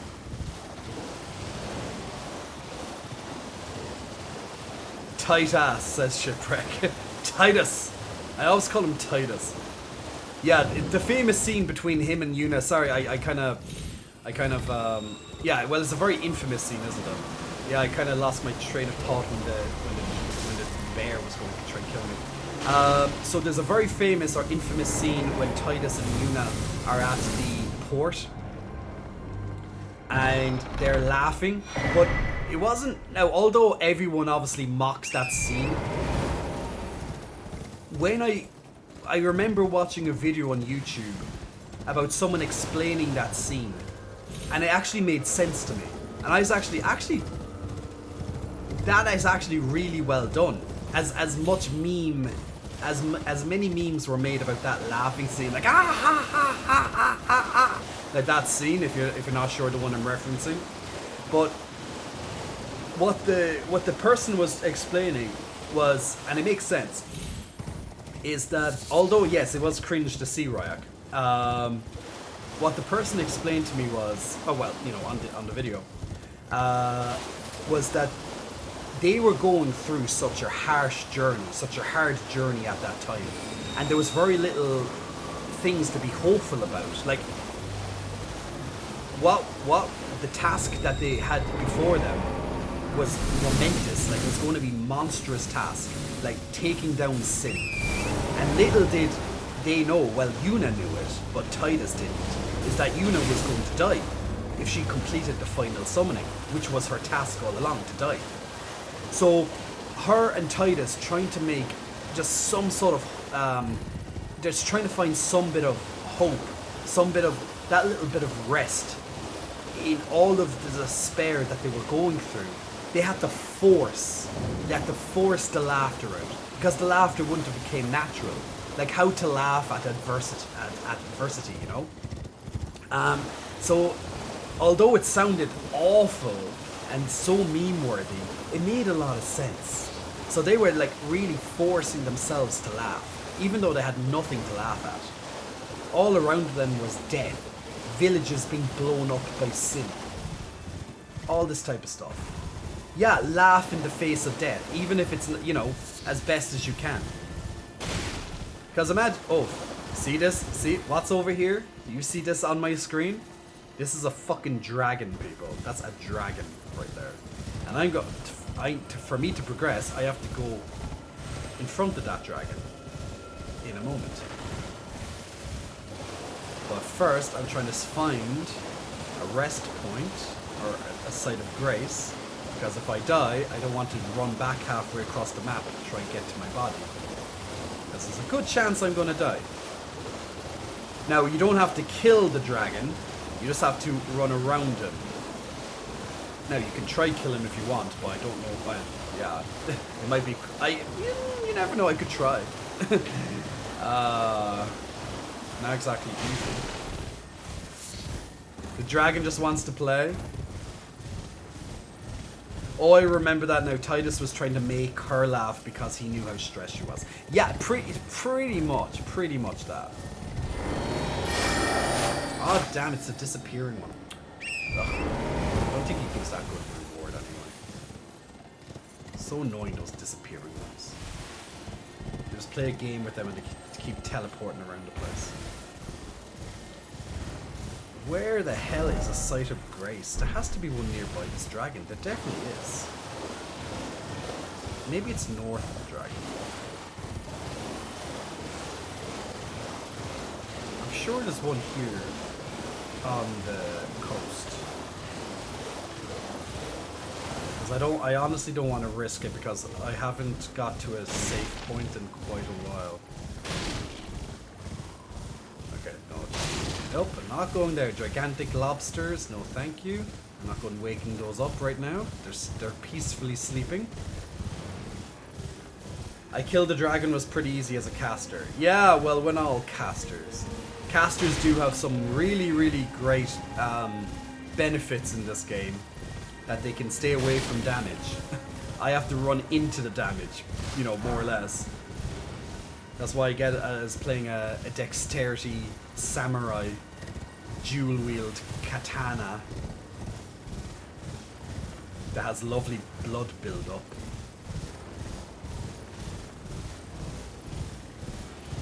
Yeah, that's true too. Every build has its flaw pretty much. Where the hell is this goddamn save point? Lost Grace site, whatever. Wait, oh, is that it?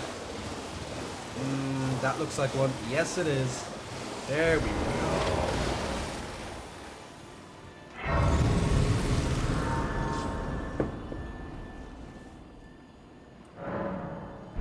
This is a dope and chill stream, by the way. Oh, thank you, Toby. Well, I like to try and make this stream as wholesome as possible. Yeah, and I like to explain things that are happening in the game, even for people who might not have played it before. Okay, so up here we have a lovely dragon. Now, he's guarding an item that I need. I don't need to kill him. I might try, but honestly, that's not the intent. I just want to run in and grab the key. If I can do that, I'll be happy. Let's do it. Now he's waking up. Grab, got the key, I got the key, and then I fell off my horse. Great job, Jay. Falling off the key. Oh, he didn't even notice me. Okay, he's going turning around to notice me. And now he noticed me, because his health bar came up on the screen. Now he aggroes me, now he sees me. I'm just going running away. Run, Jay, run! Dragon's coming after you. Run! Glintstone Dragon of Shmarag. I'm gonna try fight him though. Just I need him to reset because otherwise he has an unfair advantage.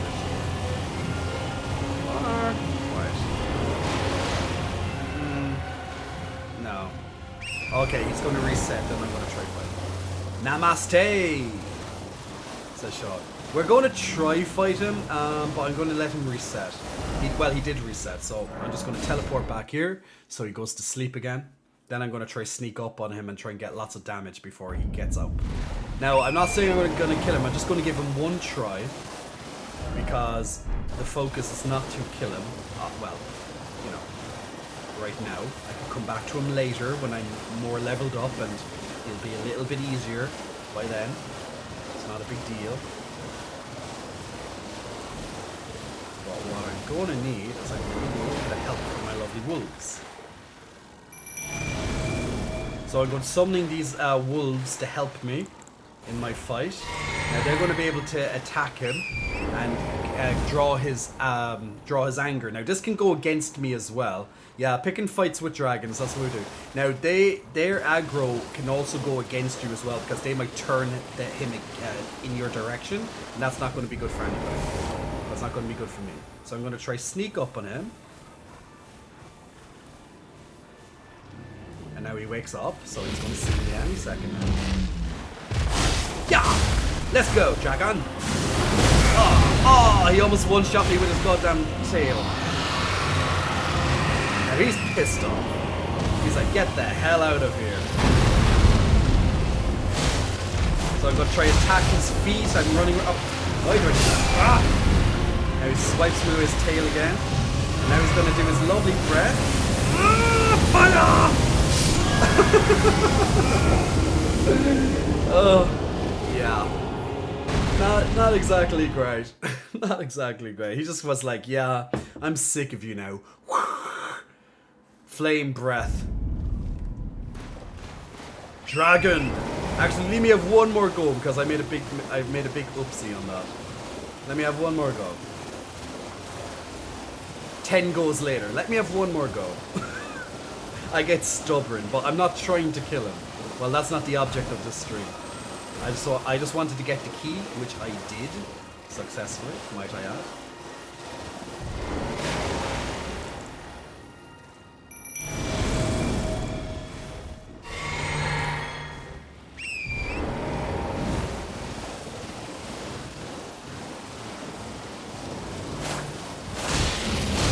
Just going to grabbing my corpse before he kills me. Oh. And there he goes again. He kicks me in the face. Thank you.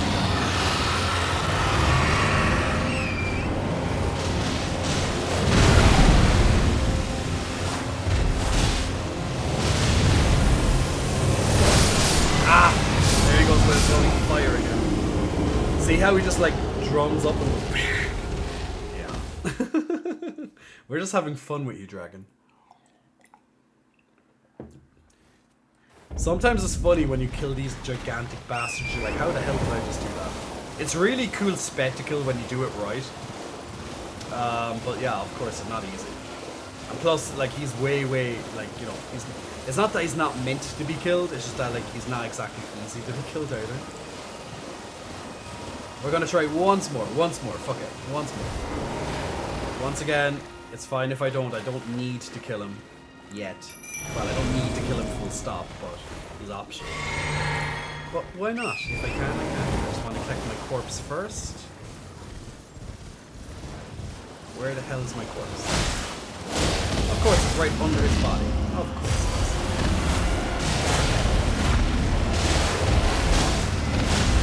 Go for the legs. Run away, run away. See, I was a little faster with that one. He jumps up randomly. Okay, now he's flying away. Look at him flying away. Now he's signaling that he's going to do his flame breath, but I'm not letting him.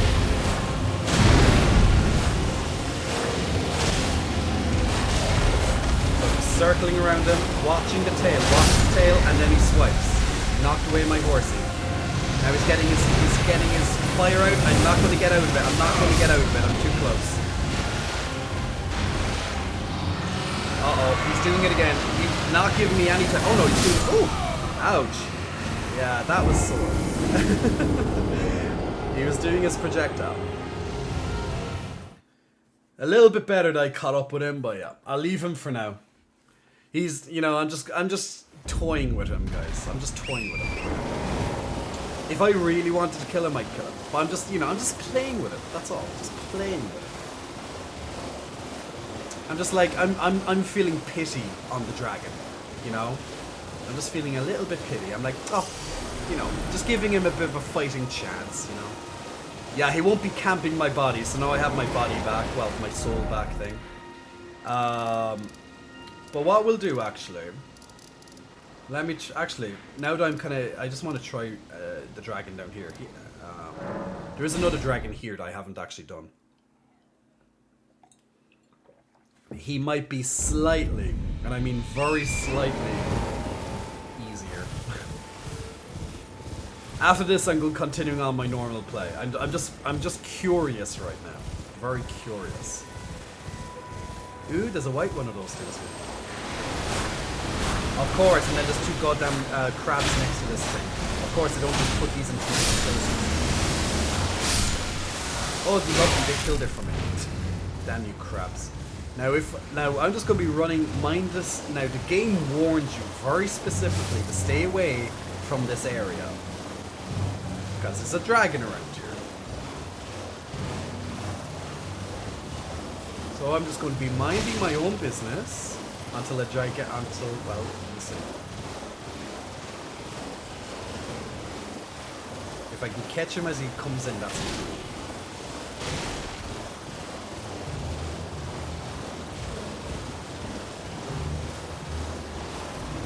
Probably. Here he comes. Can you see him? Can you see him? Nice introduction, right? And he goes straight into the boss battle. Straight into the boss battle.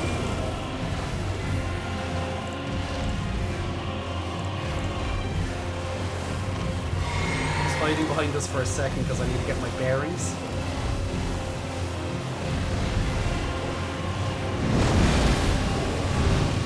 Oh shit.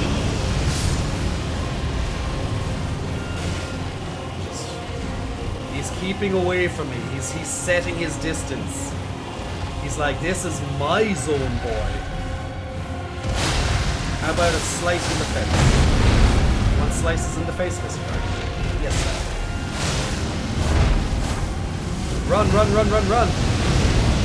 Nicely dodged. Nicely dodged. Flame frontal. That gives me time to hit his legs again. Nice damage, run away. Shit, I fell off my horse. Why do I keep falling off my horse? He's gonna jump away again and do the fire. Run, run, run, run, run. Oh no, he didn't do a fire, he did a lung damage. Big damage there. Good job. stamping down. I'm staying after him. I'm staying after him. I'm not giving him space. I'm not giving him space. Another stamp. Ouch. Another stamp. Keeping that ferociousness up in him. Keeping it up. Running around him. Slicing at his feet. Run. Oh, fuck. Just jumps right down on me. I need to get out of here. He's going to do his flame. He's running away from me just so he can get his distance for his flame. Look at him.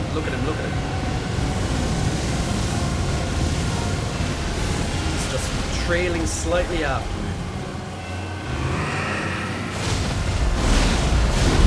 Come on, dragon, you're almost down. Come on. Almost 2 or 3 more hits. Shit, I fell off my dragon. Off my mount. Come on. Ah, fuck, he just bit me. Shit, he flew away. No, fire!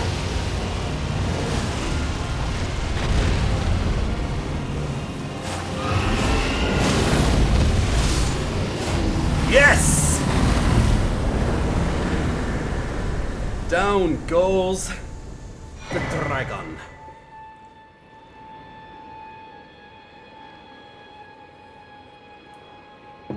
Now that's what we call taking down a dragon. Entertaining, right? It's entertaining. Himbo Gaming, big muscle flexing. Welcome to you, Himbo Gaming. Thanks very much for pressing the follow button. That fight was hot. Eagle Blur's coming out with the Tombury carving knife. We don't like the butcher knife. That butcher knife will murder us in one hit. It's overpowered. It's overpowered, people. That butcher knife is overpowered. That was a fun fight. These dragon fights can be very fun. They're completely optional, so you don't need to kill them. But obviously, you get some rewards if you do. So you get a cool reward when you kill these dragons, and just in case you're wondering, okay, what do you do with a dragon's heart in the game?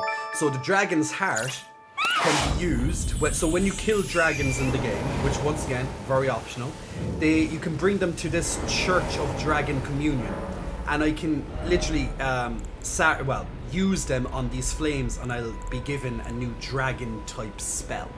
So I'm not going to use any of them now. These require fate, and I don't have fate, so it's kind of pointless to use them now. But just in case you're wondering, like, you know, what's the whole point of dragons? So there you go. Anto, Jay, good night, I'm going to bed. Here's 118. I like your stream so much. Anto, thank you so much once again for your subscription, my man. Sleep well, and I hope Gran Canaria is nice and warm at the moment. Rudius, 1992, big muscle flexing, welcome to you. And also to Lulu, big muscle flexing, welcome to you. Thank you both for pressing the follow button. Hope you're liking some Elden Ring action. Okay, so let's continue our gameplay up here in Lernia. I'm going to actually do a little bit more scouting, because as you can see, I have none of this map complete over here. I have nothing discovered, realistically. A couple of waypoints. Oh, actually, I should get the map. There's a map literally right where I was, and I completely forgot to get it. So the good thing is I now have the key to enter the main dungeon of this area. But I'm not going to go there just yet. I'd like a little bit of to beef myself up just a little bit more, because these dungeons, they're really long. You know, they are main dungeons for a reason. So you know, you want to be prepared. Right? Ah! And guys are jumping all over the place. Ah! Hey, what's your deal, dude? I just want to steal your map. It's not like you paid for the map. That's my map. My map. Just so the game makes it obvious, map found. So now I have a map. So this place is so big, I only have like a section of this map done. I only have like one side of the map pretty much. So I'd still like look. So there's another map section over here. It kind of shows you where the maps are. So I'm just going to put a marker here. So that's my next goal. So I'm going to follow my marker towards my next goal. Because it's just nice. It's just, you know, it's not needed, but it is definitely nice to lift this guy. He looks sexy. I don't know, does he drop bounties or I don't know what his abilities are.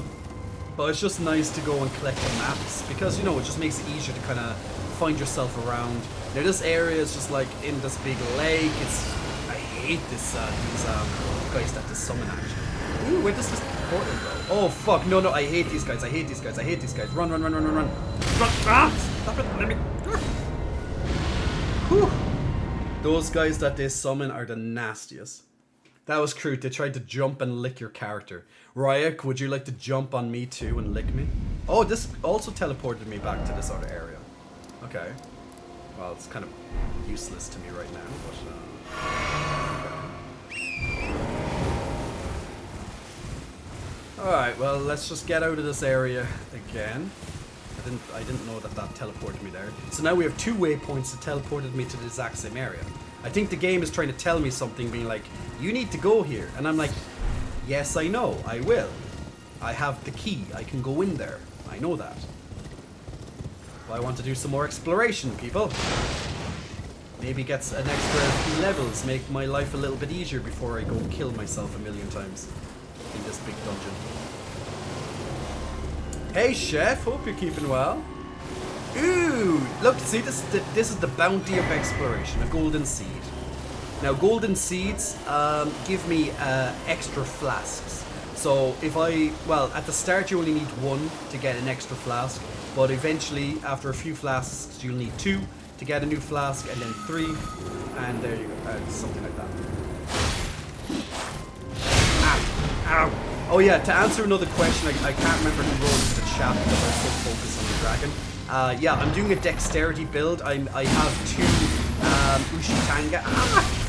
Tanga, I fell as well. Ow. Leave me alone. Thank you. Give me some room. So I have a oh, why am I not dual wielding? I was dual wielding, but I must have put away my jewelry. So I'm dual wielding 2 katanas, and they both have blood stacking up when I hit, so I can make an enemy bleed quite quickly. Oh, ow! Look at this. This guy's dancing around me with a gigantic club. Okay, well I got what I wanted here. Oh, there's something here. Ooh. An amber leaf.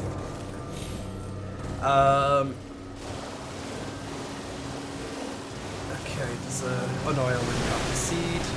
Crab coming out of the ground. I like more Mr. Krabby. I hate the crabs, they're so annoying. I mean, if you're offering, why yes. Why yes I do. This area is so beautiful. Like up here is my destination, guys. See this academy up here. It's a gorgeous, mystical, magical area. Now, although this area is pretty cool, like it's a town that was pretty much drowned, more or less. It looks like that. So it's not that exciting, but it's the architecture surrounding the area that's amazing. Just the places overlooking on the cliffs and stuff. It's just spectacular. Spectacular. But the area itself is quite cool. Whereas in the first zone, it's more. There's a lot more to look at and a lot more to do as such. Now, see these roly dudes? These usually hold something cool, like war ashes, or they might have some stones on them that I need.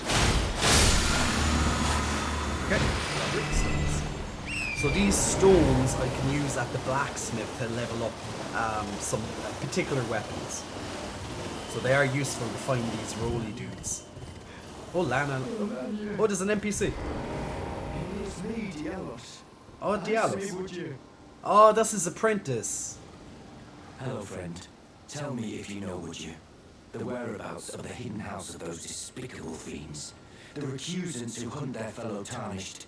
They laid hands upon my servant Lanya, and I refused to let the insult stand. The tale of House Hoslow is told in blood. I, Dialos, swear to deliver the message. So yeah. They laid hands upon my servant like the tail eye. So he's pretty much, so he's the guy that we met in the Round Hold, and he goes, oh, if you ever see my servant out on your travels, you know, let me know. And, well, he found her himself. Murdered. Well, maybe not murdered, but killed anyway. Well, actually murdered, because he said that their own killed her.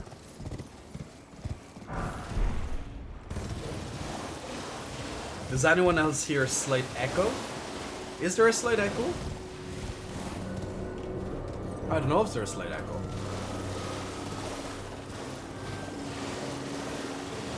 Is there an echo from the game music, or is there an echo from myself?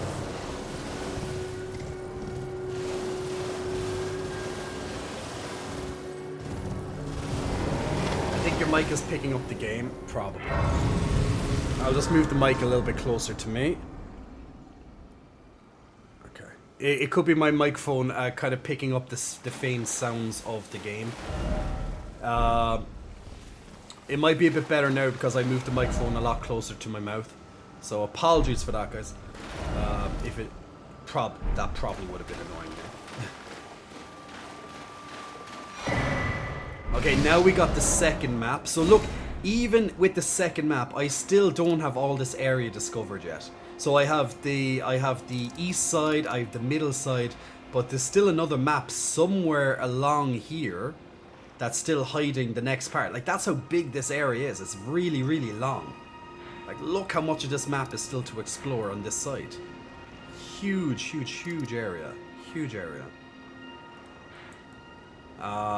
So, and look at how much of the game map potentially is still left to explore. And that's all what we can see so far.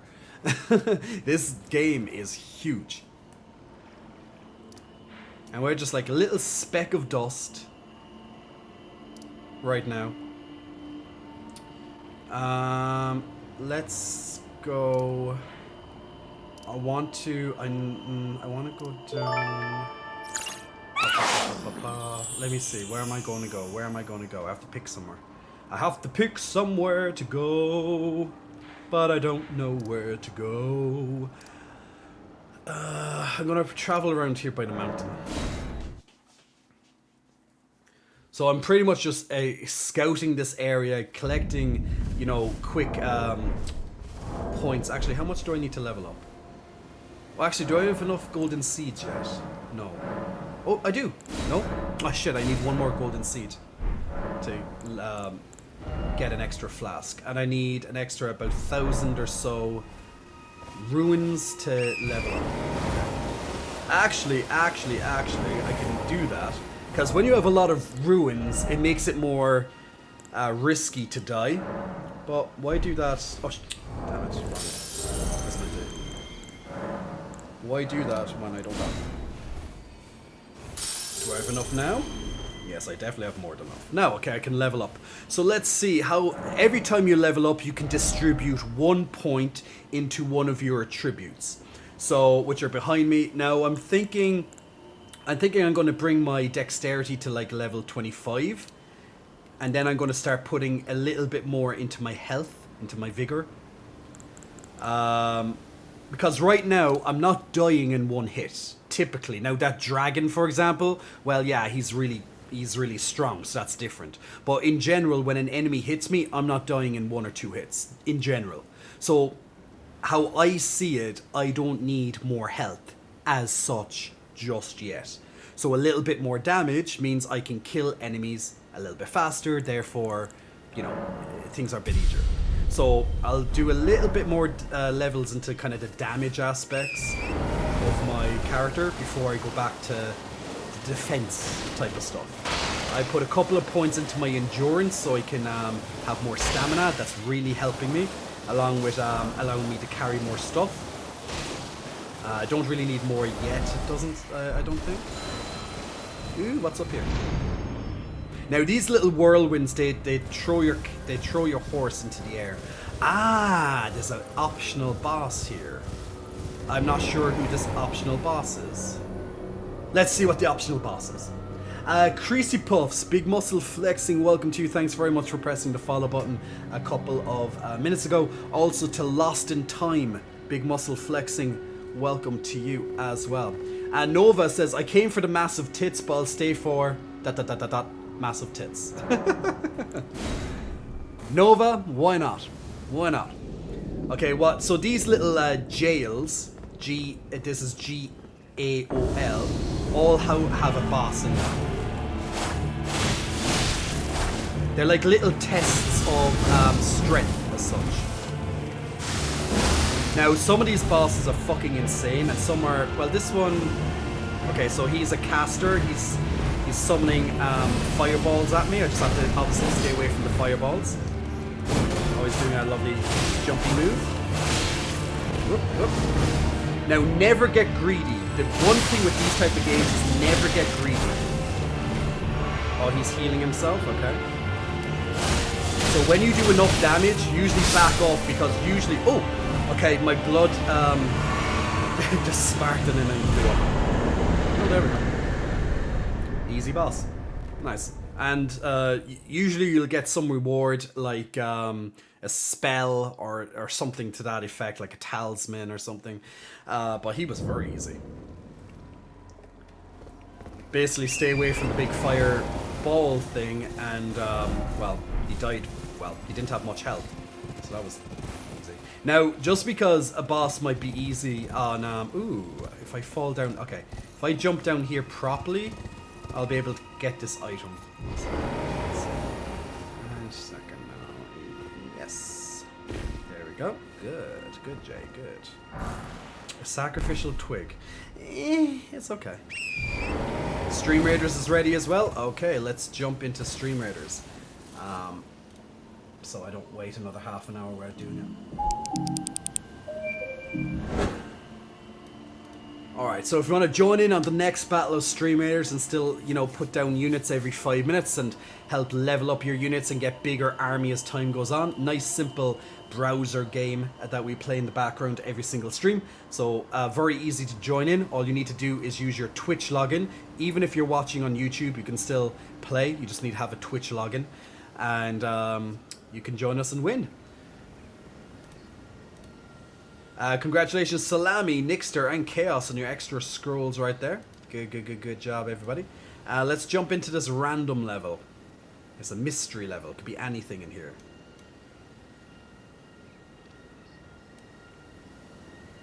Okay, so just quick. So we need some ranged units near these two blue colossi to capture them, and we need some melee units near these two green colossi to capture them. Outside of that, feel free to put units anywhere you want. I'm just going to throw down lots of just other assignments or whatever. It doesn't matter as such. But just in case you have a quest to follow assignments, that's why I'm putting down the extra assignments. But realistically, we just need melee near the green and ranged near the blue. Outside of that, you can place down any other type of units you want. How hard is this game with a pure magic build? It's it'd be probably easier to an extent because you are constantly out of range, but the problem is that to be sufficient at magic, you need a lot of points into your magic. The problem is that if something does hit you, you'll probably die in one hit, because you'll be investing a lot into your damage, into your magic damage. So you'll have to be very proficient at dodging if something gets close to you. The good news is that you can definitely cast a summon, and you can let the summon take the aggro, like the boss's attention, while you keep ranged. And you can just hope to God that the boss doesn't start chasing you around the place. And if you do, you get good at dodging. But being ranged definitely on most bosses does make it easier. Some bosses can be very, very unfriendly to ranged. So it's one of those things that, yes, you'll have an easier time in many regards, but there will still be occasions where you're fucked being a magic. But every class has that same problem. Like, me being in melee range, most of the time. Like, I have to get up close and personal, so that's a downside. But if I have a caster, as long as I stick in their face, they're going to die very easily. But you'll want to invest points. You'll have to... Oh, fuck. Jesus, he hits hard. You'll want to invest points just, you know, you will be squishy, so you'll want to invest points in your magic, but also a couple of points into health, just so if you do get hit, you're not going to die in one hit. Or, well, try. Because some, I won't say there's unavoidable attacks, but some attacks you think they're unavoidable. You just have to really be quick at avoiding some of these attacks.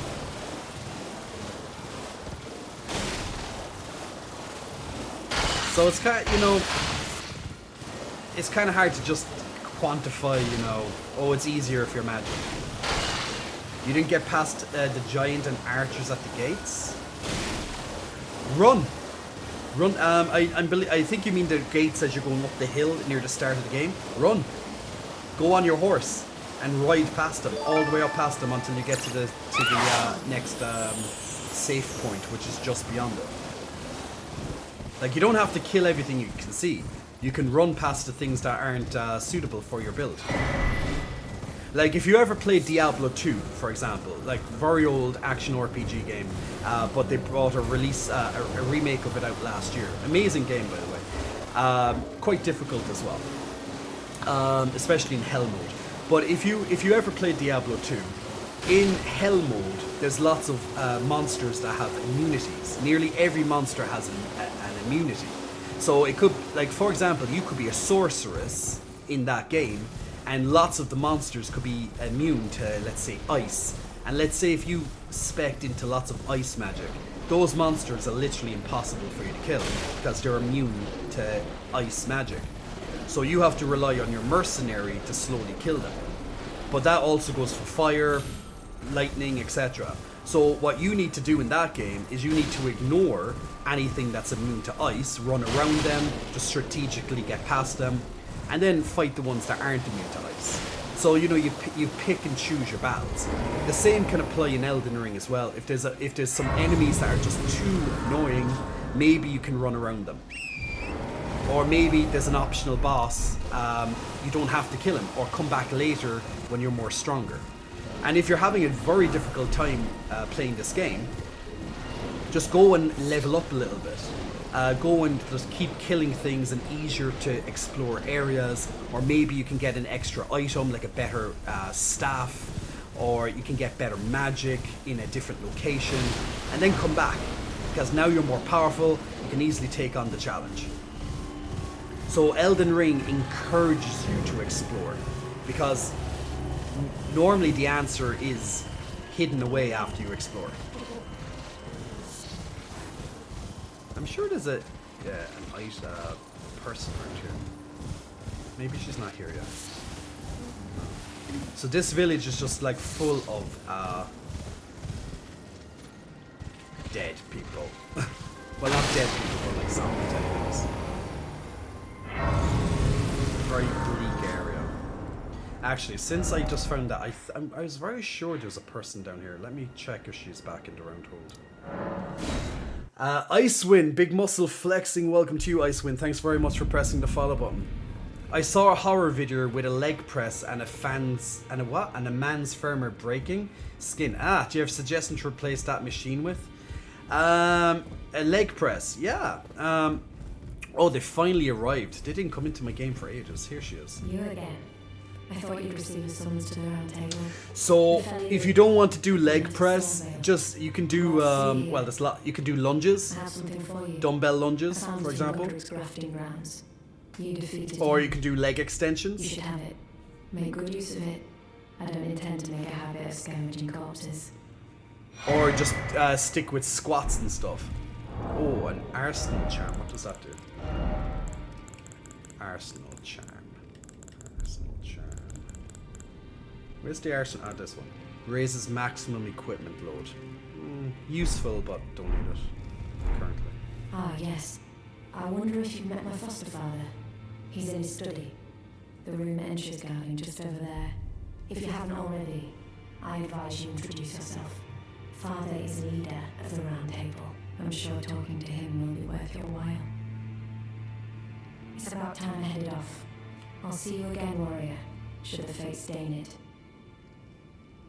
It's about time I headed off. I'll see you again. So when you talk to NPCs, you usually talk to them multiple times until their dialogue repeats. You've received the wisdom of the Two Fingers, have you not? Then I bid you welcome, as a true member of the Round Table. I am known as Gideon Apnea, as a tarnished who wishes to stand before the Elden Ring and become Elden Lord. I am accumulating knowledge, to be all-knowing. You now belong to a select group of fellows. As such, I ask that you remain constant. You'll be after more great runes now, eh? Then as your fellow, allow me to divulge a little knowledge. The inheritors of the great runes, the Shard Bearers. We of the Round Table know the location of 5 of them, including the one you defeated. Godric the Grafted, Lord of Stormvale. General Radahn, who fought Melania and her lot to a standstill in the Caelid Wilds. Praetor Rykard, Lord of the volcano manor of Mount Gelmir. Morgoth the Grace-Given, Veiled Monarch and Lord of Lane-Dell. And Renala, Queen of the Full Moon. Ruler of Rhea Lucaria. So she's the next one I'm going to You'll hunt. still be after more great runes, won't you?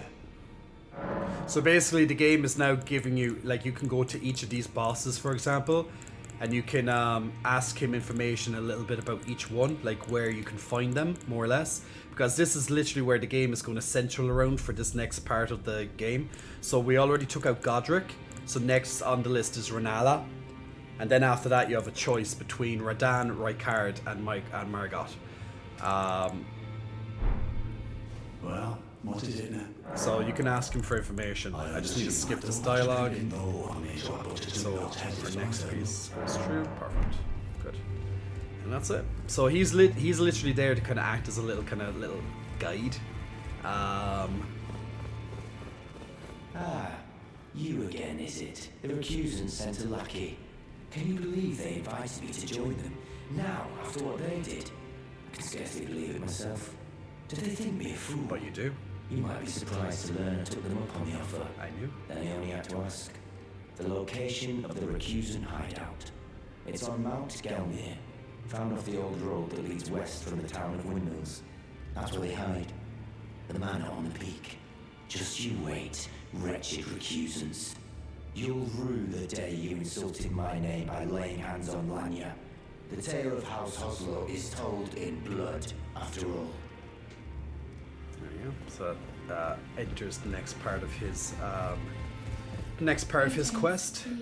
The one of the hard things about these type of games is the actually side quests, like trying to keep on the same,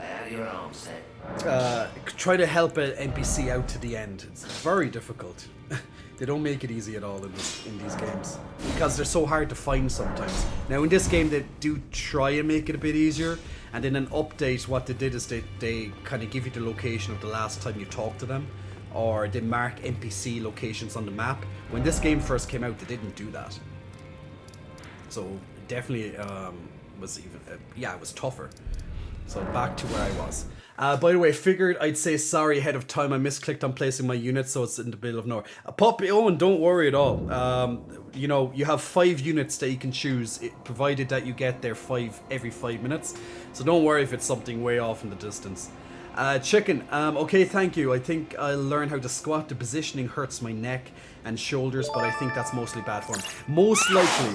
Now, if squatting, as in chicken, you have a couple of options when it comes to squatting. Okay, I'm just gonna take a quick break, just to show chicken what I mean, okay? 1 second.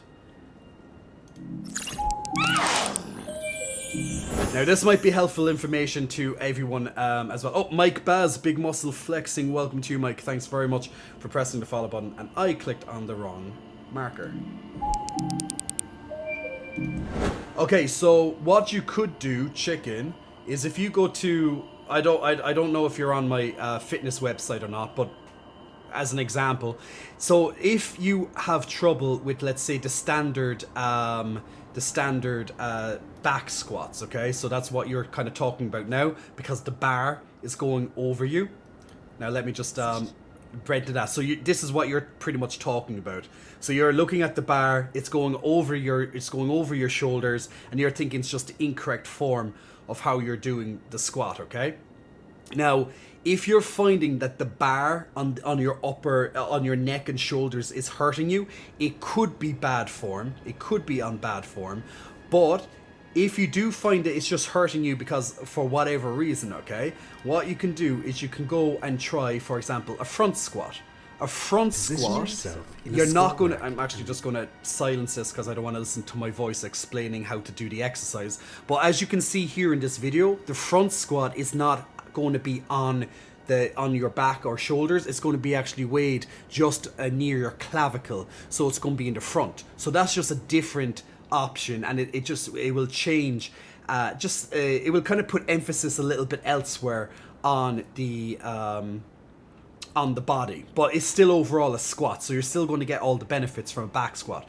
Another option you could do is the dumbbell squat. So the dumbbell squat, you're once again going silencing myself so I don't hear myself talk, is literally you're going to use 2 dumbbells on either side of your body, so that way you're eliminating using a barbell entirely. So you can still do the squat, chicken priest, but you're actually going to be holding the dumbbells instead. So that could be. So these are just a couple of different variations that I have on my fitness website that you could actually look into. And of course, guys, if you are looking for health and fitness, you can check out my fitness website as well. $9.99 a month. And I'm coaching you through all these. You have the written text underneath it. You also have me speaking how it's done. You also can see me how I'm doing all these exercises with multiple angles and all that. I just have myself silenced. As you can see, I have it turned off. You can also use a kettlebell. So if you want to use kettlebells, you're pricking them down in front of you, putting them up, bring them up to your shoulders, and then you're squatting down. So it's just showing you how it's all done in different angles, so you can get the form as good as you can. And then you're just picking up the kettlebells up to, once again, it's not coming onto your shoulders, it's not coming onto your clavicle, they're being rested just off your upper arms. So this way you have multiple different ways to just alone to avoid putting them onto your, actually that's not going to work. It's a goblet squat. Another one is a goblet squat. You're getting a kettlebell and you're picking up and holding at chest height, and you're squatting down into position with the kettlebell. So lots of these different variations. You don't actually have to have a barbell. Even do a split squat. Same thing again. It's a little bit different. It's one side at a time. Look at that lovely bouncy ass right there. Look at my lovely bouncy ass. I know. Don't look at my bouncy ass, guys. Look at my bouncy ass. And same kind of thing again. You're holding a dumbbell on either side, and you're using one leg on the bench to give you that squat form. So lots of different variations, including even more. In case the back squat, which is your issue, hurting you, in case you can't put it's just going to take off where we left it, just in case that's hurting your traps or the back of your shoulders. Okay? So hopefully some of those tips helped on that. Mike, saw you on my recommended, so I thought I'd give you a follow. Oh, fitness tips, we love a bouncy ass. Yeah, says Chef. Happy Canadian Day here, Shan. So it's Thanksgiving. I should say Canadian Thanksgiving Day. So it's Thanksgiving in Canada. I was going to say Canada. I always seem to do that. Whenever I say Canadian, the next thing if I say Canada after it, my mind just goes Canada. First, there she is. There she's back. Oh, it's you. Well, I just don't know where to look, ass or chest. What's happened to this village? I witnessed a sight much the same in my infancy. The oppression of the weak. Murder and pillage unchecked. A waking nightmare. made by men. But this time, I'm a woman grown, and though the suffering cannot be undone, I can still mete out justice. Justice to the oppressors. Let the scars I carve remind them. I am Nefeli, warrior. Oh, she's a Lu as well, so she must be... I don't know of her lore, but since she is Lu, there's another boss in this game with Lu as well. She must be his daughter. It's his daughter. Let the scars I carve remind them. I am Nefeli. Because it's Hora Lu, I think is the guy's name. And I know the all-knowing, it's like her foster father, so because she tells you that. Interesting. Something I'd never picked up on, actually. See this bastard here? He's so annoying. Ah, this guy is so annoying. I hate him. He only appears actually, I think he only appears once. That's why I'm getting out my wolves, because he's such an asshole. Well, he actually might appear more than once, but I can't remember. Well, you can see me. I'm trying to get my wolves to aggro.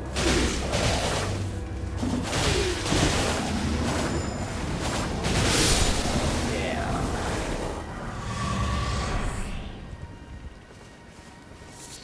Now this area is very dark, as you can see, so it is designed to be this dark, just so you know. It's not just your settings, guys, it's literally this dark in the game.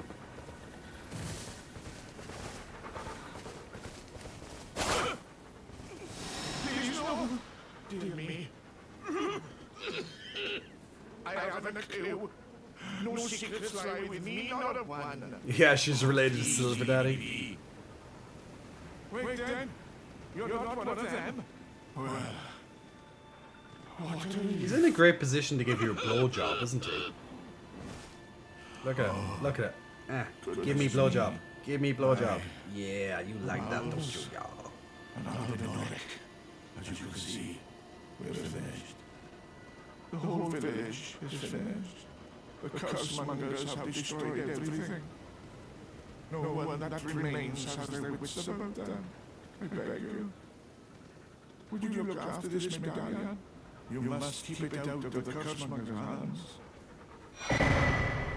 Okay, so we got the right part to the Halig Tree secret medallion. If you should need the young Albinoric Latenna, then please give it to her. So he's telling you to bring this to someone else. Now the Halig Tree is a much later area in the game, and since we have one half of it, now we have to find the other half of it. Now, this is the Bridge of Death. Ah, fuck, and yeah, I fell. Ugh. This is the Bridge of Death. I'm literally foreshadowing my death. Literally attack and then I move one step forward and my horse falls off the goddamn bridge. Well done, Jay. Well done. 10 out of 10. Would do again. At least it's a little less dark this time because the sun's coming out. It's still dark, but it's easy to see.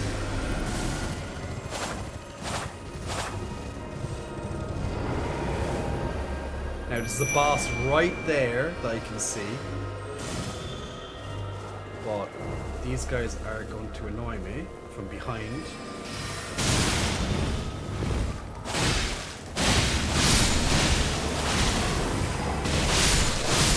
There we go.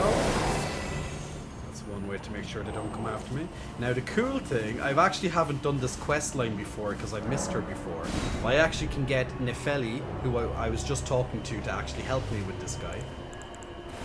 Because he does hit quite hard. I've never actually done this quest line before, so actually, you know what? Since they're trying to attack this guy, they'll be distracted. distracted, so... Okay, let's try and fight this boss and see how we get on with him. So, he's an optional boss, but, you know, he'll aggro once I get down here. He hits very hard. Very hard. Now, he has wolves that come into the fight as well, so that's a pain in the ass. I don't know, can you actually get down to the wolves first? Maybe you can. And now he comes Omen Killer. I'm just going to ignore him and go for the wolves. Yeah, great. That's what I exactly did, because those wolves come directly into the fight. Ow! Oh my god, he almost killed me one hit. And I go into the fire. I go into the fire. Good job.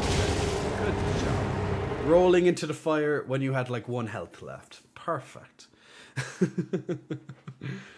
Well, there we go. See that? He almost kills me in 1 hit. That's how fucking hard he hits. It's crazy. Well, at least I know I can attack the dogs before I attack him.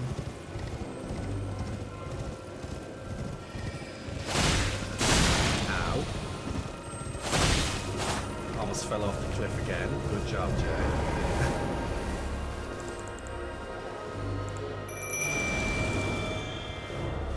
Summon her again. I think you have to summon her for the quest. Let's just kill off this guy before he gets into the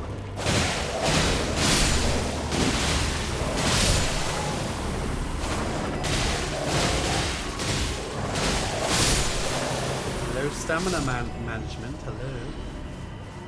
Okay, now we are ready. Let's get my corpse. I keep saying corpse, but it's more, yeah, I'll just say corpse. It's just right.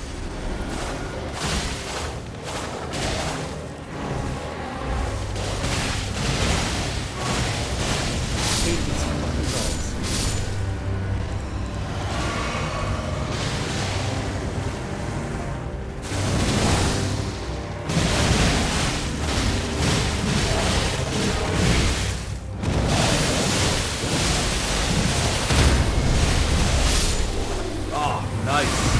Her attack really helped there, actually. Her attack just whirlwinded him in, and she actually stunned him. Gave him into a crit blow, so he went down very fast. Although he's a boss, as I said, it's very optional, not that impressive. But I just stood behind him, tackling him while she kind of took the aggro. I think I had to kill him before she dies, and I just did it. She had like 1 hit before she died. So it's more of a quick you know, test. But I'm sure I had to do it before she dies in the summon.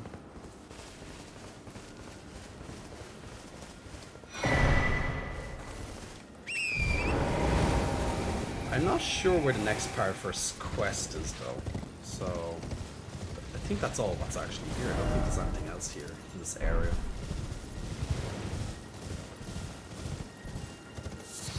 I'll check if she's still back there, but I don't think so. This is just a very optional kind of side area. Now, in this game, like the vast majority of this game is optional. But realistically, you're going to want to do some of it just to get yourself some power, you know. Okay, so I think that's all I need here. I'm going to go back outside and keep to the cliffs. Actually, yeah, keep down this way. So we're just slowly making our way around this land, trying to, you know, find dungeons, maybe complete some NPC quests, just slowly scouring the area. I'm going to stay close. Now, a good way to find dungeons is staying close to the mountains areas, because usually dungeons will be near, well, you know, since most dungeons are underground, like the vast majority are underground, like you're not going to find them in the middle of the map. They're generally going to be, you know, near mountains, so they're like caves. So you can't really go wrong by staying close to mountain edges to find dungeons and stuff.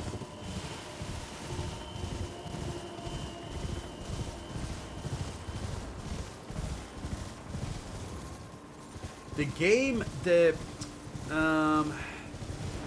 game sound might be slightly picking up my. I'm just going to adjust in my microphone to see if that will stop it from picking up the game sounds. I just changed how it's picking up, so it should be more directional focused to myself. So that might help it. I'm just trying to change the direction of how it's picking up the sounds, and it might help. But I think there's it's slightly picking up my. I think it's slightly picking up on my microphone the game sound.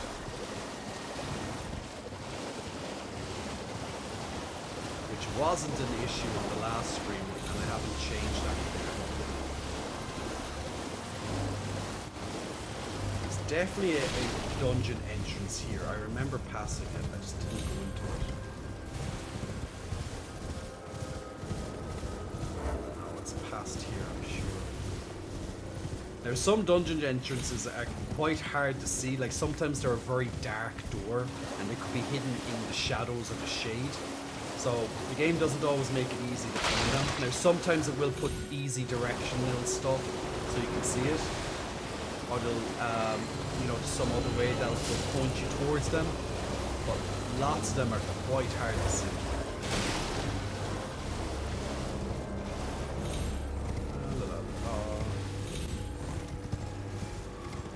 Mics are weird. One time you just start picking up your typing out of nowhere. Pumpy, hey Jay, what's your favorite Pokemon? There's only one right answer, and that's Machoke. I do like Machoke and Machamp, funnily enough.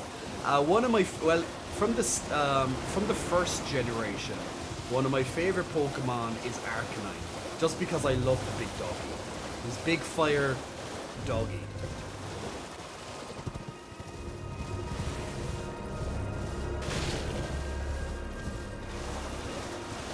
Warlock SS, big muscle flexing, welcome for your first time in the chat. Where the hell is that entrance? I know the entrance is around here somewhere. I probably passed it twice now. Why the hell can't I see it?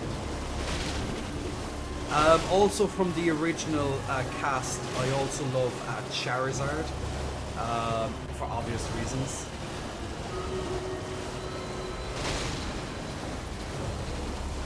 I'm gonna find it this time. I know it's like, I remember there's it's literally a quest even. It's like halfway across. I know it's here somewhere. I thought I'd find it on my first go, but no, apparently not.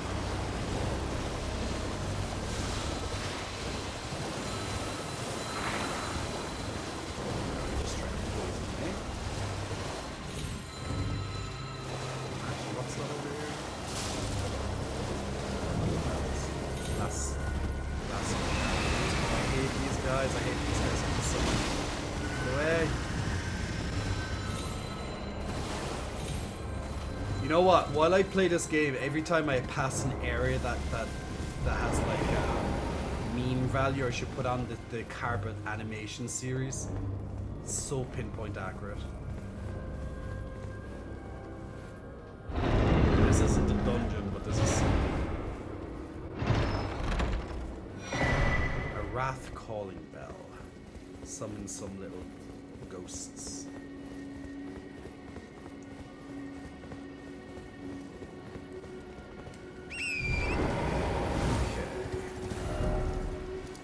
I think it's down from here. I think.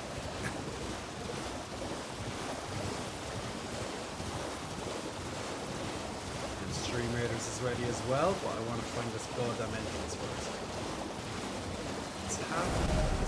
It's over here somewhere. It definitely is over here. It's like halfway down from that other. I know the entrance is very darkened, so it's not that easy to see it. But you actually need it for later on in the game.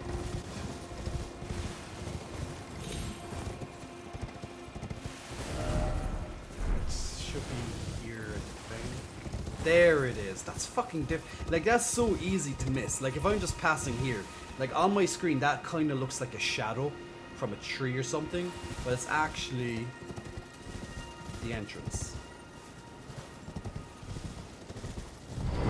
I would have passed that like 2 times, or 2 or 3 times there, and I didn't even see it.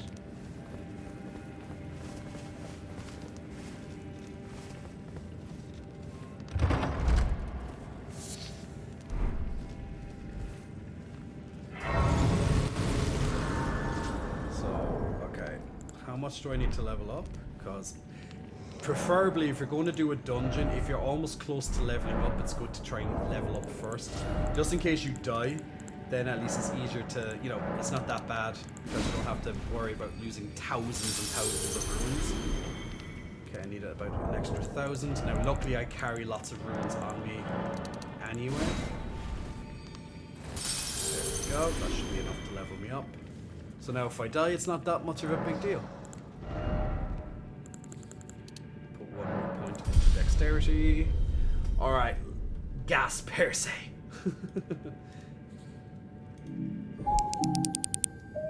Okay, let's do the next battle of Stream Raiders. Howdy friends, how are you this evening, says Jax the Queer. I am doing fantastic. Jax, how are you, my friend? Core, hey, we've got titties, so who could be unhappy? I'm more of a shoulders, arms, and traps guy myself. You know what? I love a good, you know, on a guy, I love like nice arms, nice shoulders, traps. Ah, man, yum yum yum yum yum. So much yumminess right there. Because when you see a nice pair of traps on a guy, and just in case people aren't aware, these are traps up here above the shoulders, side of the neck. When you see a nice pair, it just of traps on a guy, it just like signifies strength, because you don't get these unless you're strong. There's literally no way you get these. You have to be fucking strong. So you know, like they're almost like a symbol of strength having these on you. So you're like, oh yes, please. Oh yeah. Chaos is like, preach. Jax, you're going to pick up a very good friend with Chaos, by the way, because Chaos loves a good pair of traps as well. So you know, Histolo, Y alphabetical order and chocolate rainbow cake. Congratulations on your extra, scrolls right there. Ooh, and I just got a level up on my pass. Ooh, I finally got 1 assist. Wow, I feel so good. Okay, next battle is coming up on our lovely Stream Raiders. So let's see, we have 1 blue, so we need a couple of ranged up here. We have 1 dormant colossi.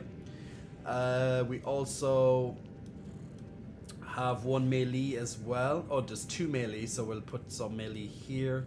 And if we can get, I don't know if we'll get, no, we'll I find that hard to believe that we'll get this melee before they get it. They're way too close. This is actually going to be a tight one.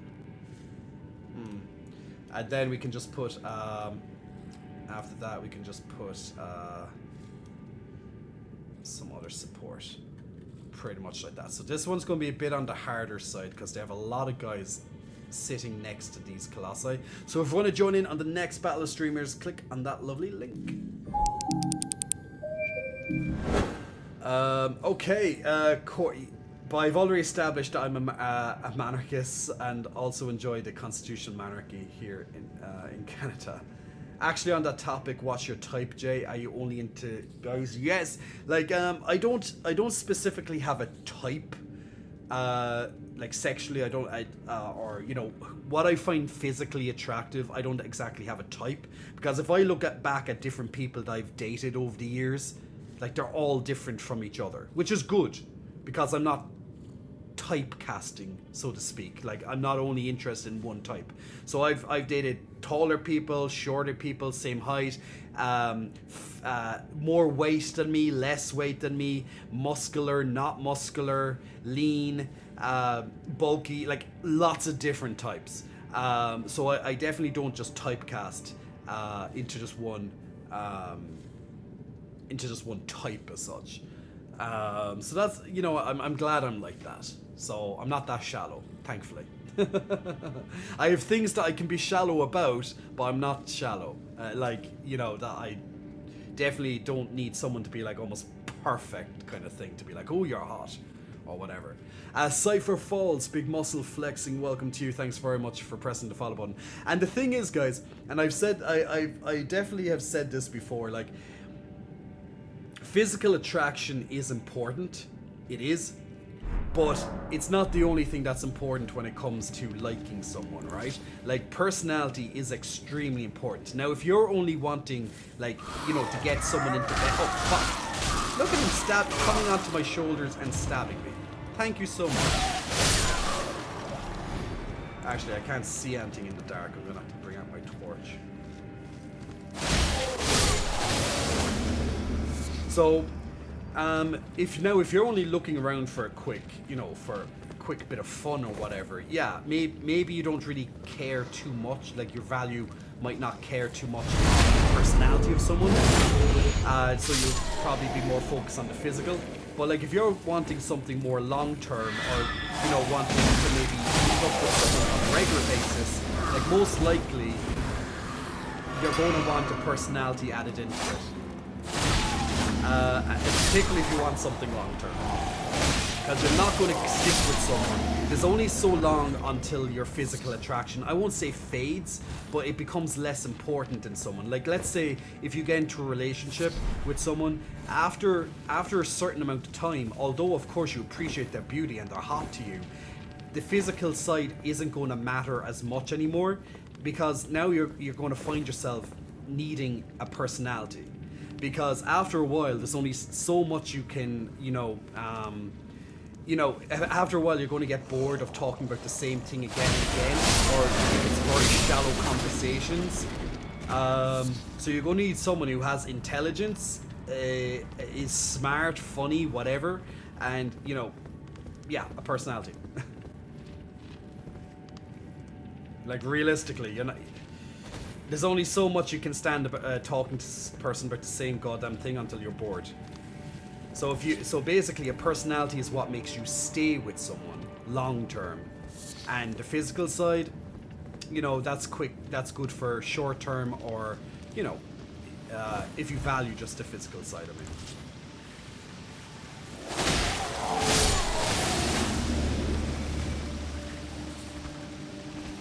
This guy is goddamn nasty. I don't think he saw me today. We will see in a second.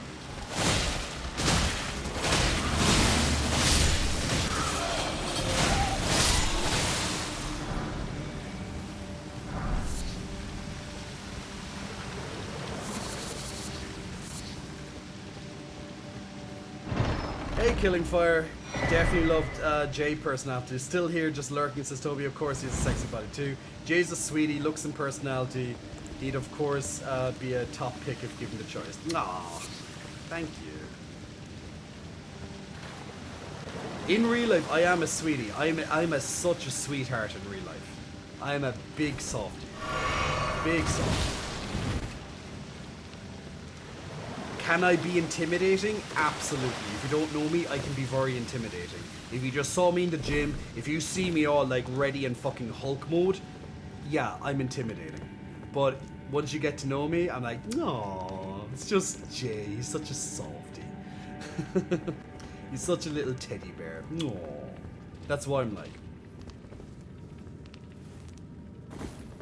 And lots of big guys, you'd be surprised, lots of big guys are actually the same.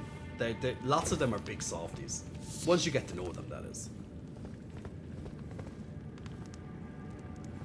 That's my experience. I've met so many big guys, and most of them are big softies. I don't know which way do you... Oh wait, there is a way down. I just couldn't see it. There it is. So yeah, be very careful with your jumps in this game, especially when you're ascending or descending these caves. Sometimes it can be quite hard to judge your drop distance. What's in there? Oh, the snails. Oh, ice snails.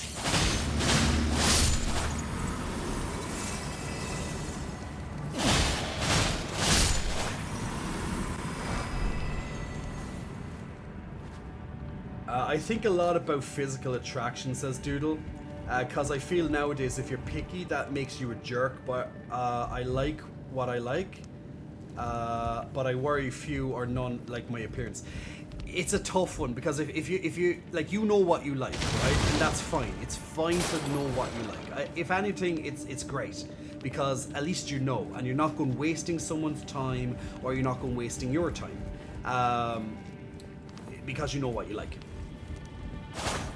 But the problem is if you are only attracted to, let's say, a certain type of person, then that is a real problem. What if they don't like your type? So you're going to be searching for guys who are, yes, you're physically attracted to, but they don't like you, and not you as a person. I'm on about physically here, okay? When I say this, so it is a toughie. It is tough. I think this is a good sentence.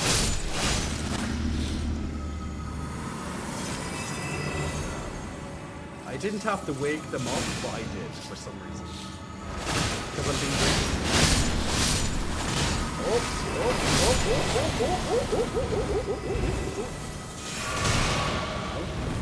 Okay, I got a few of them down there. These goddamn ice nails.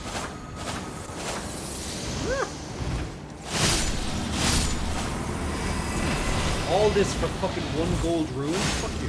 Oh, it's a 5 gold. Okay, not too bad, but definitely not really. Well, is it really worth almost killing yourself for it? Debatable. So you don't have to kill everything when you're making your way through dungeons. Like, you know, pick your battles. I don't know if that looks like a dead. Oh, okay, wait, there's a drop here. A second. Ooh, be very careful, Jay. There's dead bodies everywhere for a reason. The game's being like, yeah, if you jump down here, you're dead.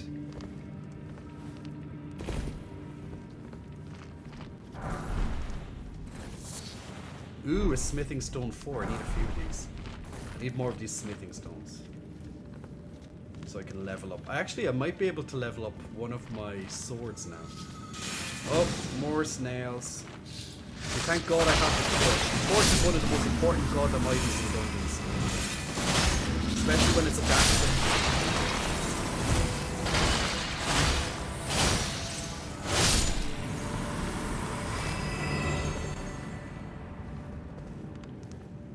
What is that? Is that... I'm just trying to get my bearings. So I fell down here. So it's only one way to go, is there? This? This is a big open area. And there's a boss. What is this? Oh shit. Oh, one of these guys, these are very fast. Ow. Ow. Ow. And down we go. Told you they're very fast. I didn't even get a fucking chance to move. Looks is just a bonus, says Mike. Absolutely. I'm partial to short buff guys, but for whatever reason myself, says Core, doesn't really impact what I look for in a relationship though. Well, that's good. Like, as I say, guys, it's very good to have an idea what excites you, you know, what turns you on, what you're attracted to, yada yada. That's, as I said, very good, very helpful. But like, eventually, like, honestly, in experience, eventually you're going to start to value more the person on their personality more so than their looks. So what else can they offer? Like, I'm always thinking about that when I'm looking to date someone, or you know, this, or even a friendship, Like, what can they offer me? Like, what can they bring to the table? How are they going to, you know, impact my life? Are they bringing something meaningful to my life, or else are they just, you know, they're just wasting my time? Like, you know, they're just going to use up my time, they're mentally disturbed, or they're going to be a lot of work, they're going to be draining my energy more so than anything. Like, I'm going to be giving more in this relationship than what they're giving me out of it. Now, that's in a friendship context and also in a dating context, okay? So that's how I'm kind of judging. Not necessarily just based on, once again, their physical attraction. So yeah, I'm judging your character more so than your looks, because that's way more important to me.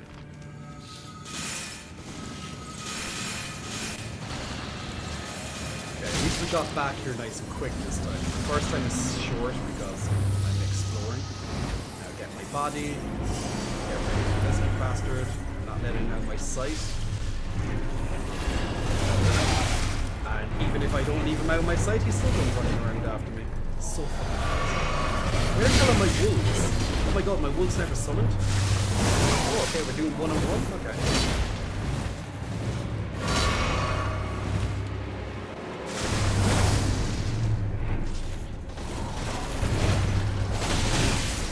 Ow!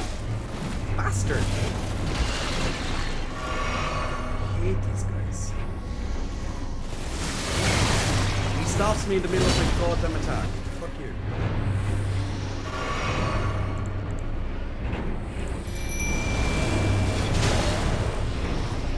Ah, my wolves just blocked. Ow! Ow again! I'm trying to get a good...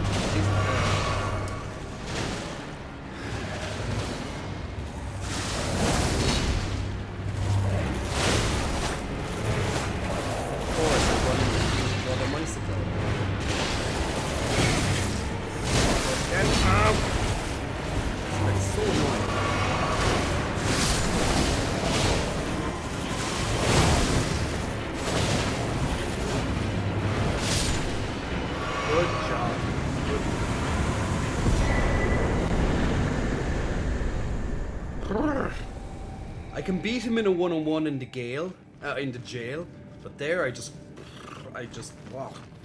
couldn't. I was just like, no, I'm going to get my wolves. Like I beat him one-on-one in the jail, but I was like, nope, summoning. I just can't be asked doing that rundown again, although it only takes like 2 minutes or whatever. I'm like, nah, let's get some wolves. Slumbering wolves.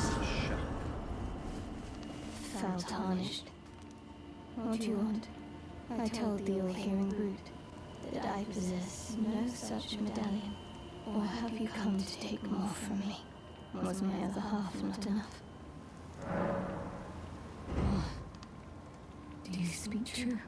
So old Albus entrusted his medallion to you. Then I have no choice but to trust that this was his dying will. Let's try again. I'm Latenna, an Albinoric, the same as old Albus. My apologies for my coarse words earlier. I presume the worst. Seeing that you're another tarnished like that all-hearing brute, I hope that you will forgive me. The medallion's better off in your hands anyway. Would you consider doing me a great service? I must go back. There is something I must do. Even if I must say farewell to my wolf Lobo. Will you show me the way? To the land of Michaela's Halig tree. If you accept, I would gladly apprise you of the whereabouts of the medallion's other half. Thank you kindly. They say the other half of the medallion is beyond the Forbidden Lands, north of the Erdtree. The Castle Sol, on the mountain tops of the Giants, accessible by the grand lift of Rold. Then I suppose it's time. Farewell, Lobo. My faithful wolf. My better half. I will go with the Tarnished, so that our journey will not have been in vain. Forgive me, Lobo.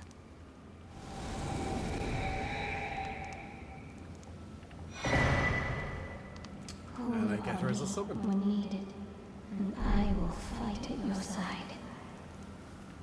So this is her other half, lovely wolf.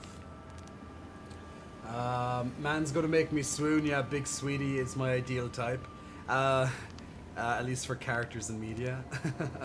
Killing fire, mwah, big kiss blowing your way. Make sure you catch it. And also, Real Ollie Gaming is asking me to dab. Gotta get that dabbing in. Get the dab. Get that dab. Gotta get those dabs in. So she's telling me where the second part of the medallion is. It's way later in the game. So don't have to worry about that right now. But at least you know it. And there's an item up here.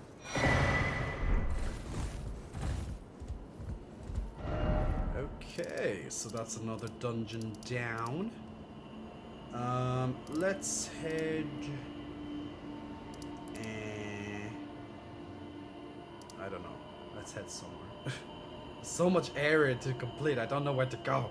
So much choice. I did that, right? Yeah. I guess I could just go to the gate. It sounds like the story of my love life, says It's Sportsy, big muscle flexing, welcome for your first time in the chat. I don't know if I would approach at the gym for possible romantic interest, but I would definitely try to approach Jay in the gym for lifting and workout advice because Swoons loves the muscles. Now that I have the key, well, a little bit earlier, I can now pass through that gate. If I saw Jay at the gym, I'd probably just zone out and stare. It's hard enough to focus with the normal buff guys around me.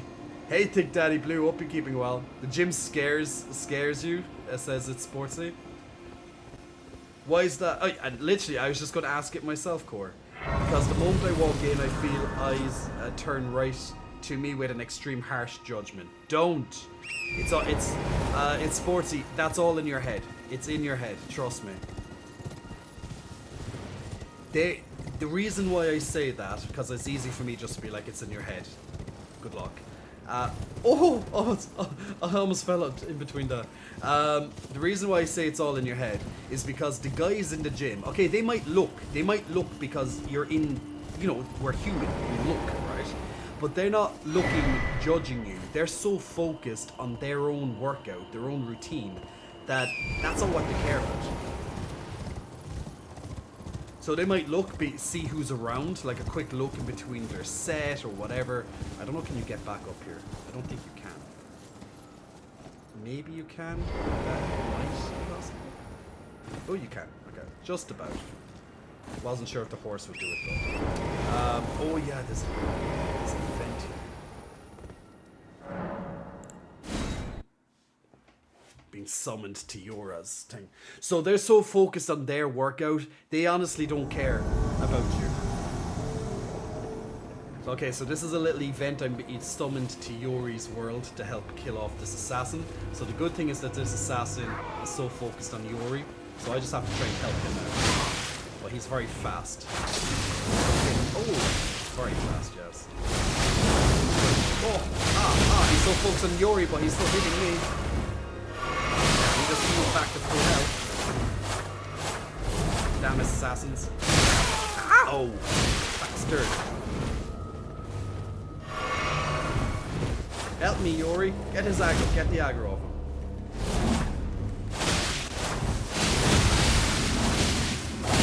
Ow.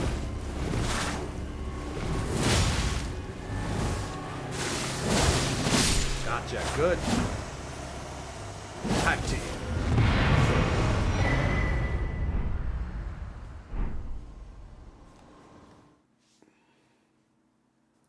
Epic game it moment. Sometimes you just lose, but never give up. This is gamer pride. There's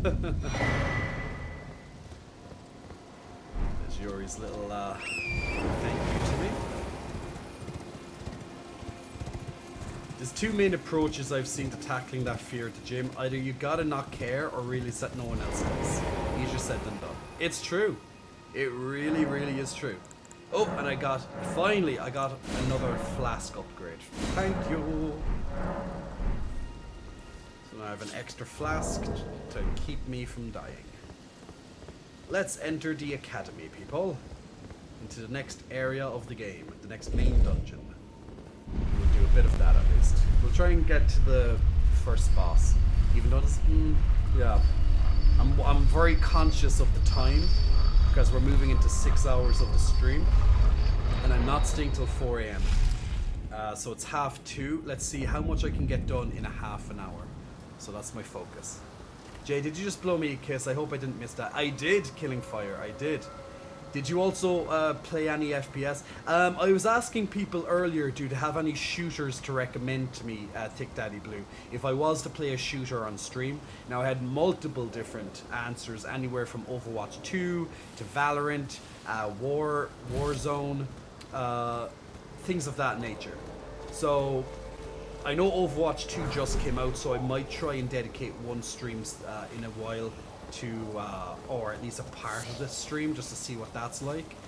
But I haven't played a shooter in a long time, to be fair. Oh, I hate these bastards. Once you get up to them, it's easy. But getting up to them is a pain in the ass sometimes. They usually see me before then, and they just... So, this area is the academy. It's all about magic, so there's lots of magic and sorcery here.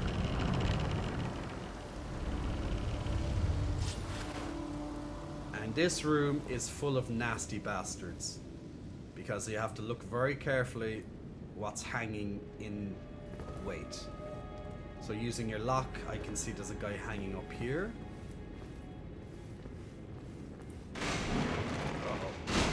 Fell because I just stumbled into books and I made too much noise. Now they came down. Now they're alerted to my presence.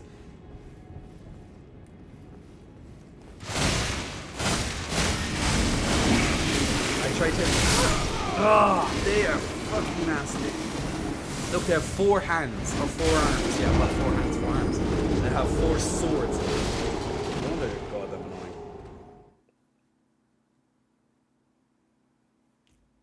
Nasty bastards. Stay hydrated, says Jax. I absolutely am, my friend. Absolutely am. I was trying to be sneaky, but no. Warlock says the map is, Killing says the map is huge for this game. Oh, it's absolutely gigantic. Gigantic. And I'm only partially through it. Warlock says, I go to the gym with my trainer, but when I'm not with him, I feel super self-conscious because it's a smaller gym and everyone there knows each other and are a lot more fit. I do look at people and judge them, says Thick Daddy Blue. Thick Daddy Blue, come on. You're meant to be on, you're not meant to say that. You're meant to give these people hope, for fuck's sake. Tell them we don't judge them, even if we do. Stop ruining my plans. I'm trying to get people into the gym. No, but seriously, guys, like, when I'm in the gym, yes, I will look at you, but I'm not there judging you. I'm so focused on my workout that, and well, I am a trainer, so like, I it's so normal for me to look at people anyway. But like, I'm so focused on my workout, I'm not going to be looking at you throughout the gym. I will look at you. You're in my presence, so I will look at you because I see you. I am a human. I have eyes, but I'm not there staring and judging at you, being like, "Oh my god, blah blah blah blah blah blah." No, for shit. I'm too busy.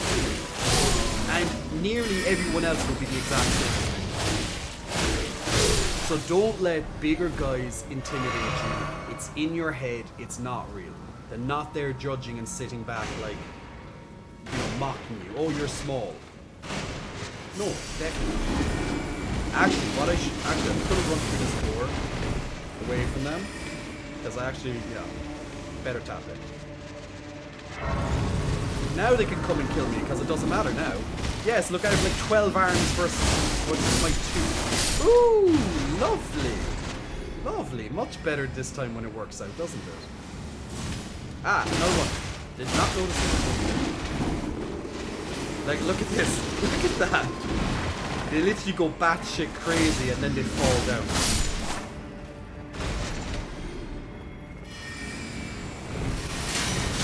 Ow. Stabby, stabby, stab, stab. I think that's all of them. I love looking at buff and fit guys, says Mike, at the gym for 2 reasons. Because I like how they look sexually, but also I like to admire how they look in a non-sexual way too. That's good, because lots of, like, no, it doesn't, your sexuality, it's not important in the gym. It really isn't. You can, like, whether you're straight or gay, you're going to look at someone who has a good build, because you can look at them from an aspirational or inspirational goal, you know, like, oh cool, he has nice shoulders, I want to get nice shoulders like him, or look at him, he has huge legs, I want to get big legs like him. So yeah, you can also maybe in the back of your head also think, oh wow, he's fit as fuck, he's hot or whatever, cool. But you know, a lot of guys, they will look at you, particularly, you know, if they like the way you look, not because they want to do something to you, but because they are as we say, admiring. You're admiring someone. And it's completely normal for straight guys to do it and gay guys.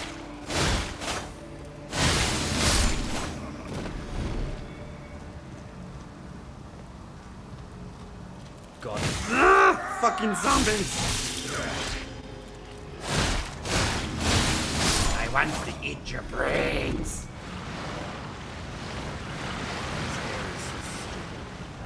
So this is like, this is just a graveyard, and these zombies just like to come out and, well, eat your brains. These zombies, although they're so simple to kill, if they latch onto you, they take like half your life. And yes, they run after you and try to poke you. So I'm just running the fuck away.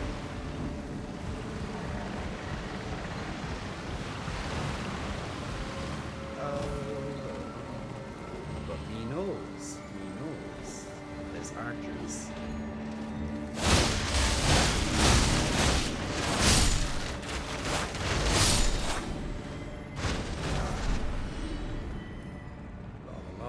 And there's a dog.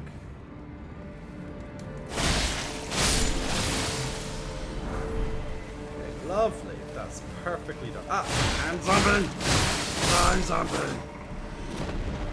And look, all these zombies coming across the fucking bridge now after me.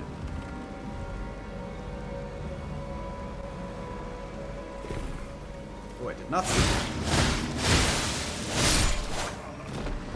I love these swords. I love the blood build-up on them. Lovely inches, as I like to call them, inches. I don't know, is there other items over here? Let me have a look.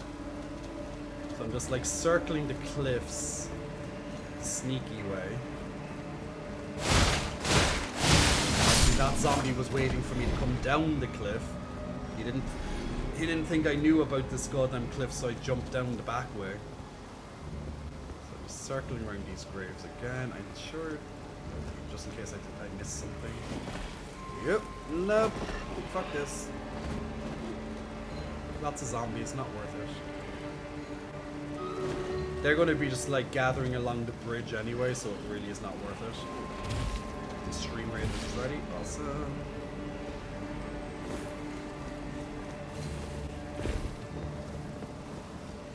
Okay.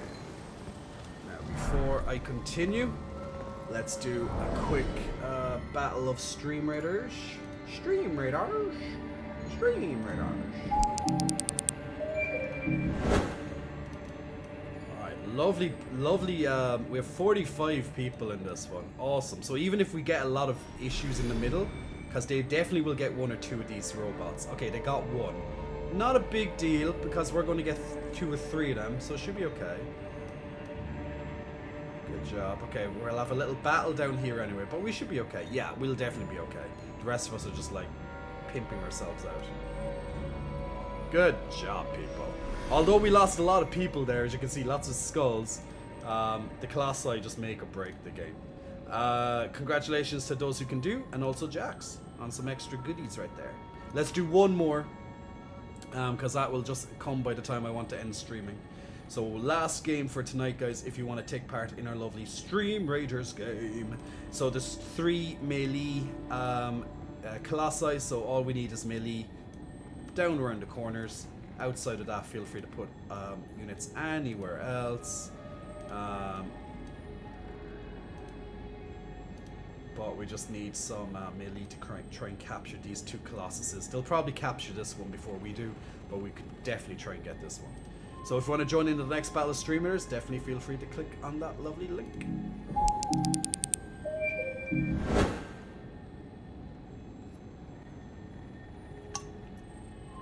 No, a killing, that's just an NPC. What you're talking about a while ago. Valorant, Fortnite, Overwatch 2, meh. Have more fun with Warframe and Destiny 2. It's alright, but it's much different from Overwatch 1. I wish they did a bit more. Basically, it's Blizzard. They'll do as little as possible to get your money. If you're worried about what other people are thinking, you aren't focusing on your own muscle and movement enough. Well, it's true, but it can come with... Yeah, I was just going to say, it comes with anxiety and stuff too, you know. So people will care what other people think about them in the gym. Also, Chaos, I'm doing the stretch as you asked, because I do need to. Chef says, I judge people that swipe the dumbbells I was going to use. Well, yeah, that's different. Like, normally when people look at you, it's because they're checking to see, are you doing an exercise that they're going to do? Or you're using dumbbells that they want, or something like that, you know? Or you're sat on the bench, and like, you know, how many times have you gone to a gym, and you literally see someone here on their phone, and they're there, they do one set, and then they're on their phone for 5 to 10 minutes, just like la la la la la la la la la la. They're spending more time working out their goddamn fingers than they're actually doing lifting weights. So if you're one of those people, you go to the gym and you're sat down spending 5 or 10 minutes on your fucking phone, get the fuck out. You're annoying. You're the type of people that we don't like in the gym. You get 1 minute. 1 minute you're allowed on your phone. 1 minute and then you do your next set. That's all you get. 1 minute and then move.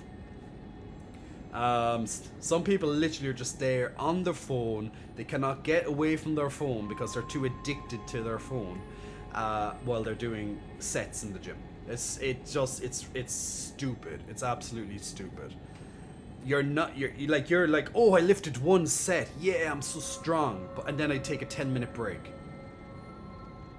You need the intensity. You're not going to have the intensity if you take long breaks. That's why generally a break is 60 seconds to 90 seconds maximum. 60 seconds for smaller exercises, up to 2 minutes for really big exercises like squats, for example. And if you're doing really, really, really, really heavy lifting, like personal record type, 3 minutes or more, like deadlifts and stuff like that, like big huge weights, you might take 3 minutes, but that's for strength focused.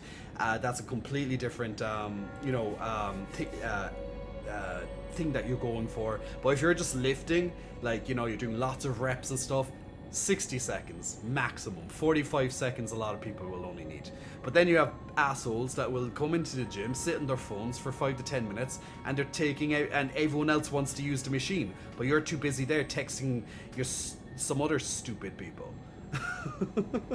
It's like, I need to pay attention to everybody on Instagram right now. I'm in the gym, I'm updating, telling everyone I'm at Instagram. Here's my selfie. Hey, selfie. I'm like, it's like, stop.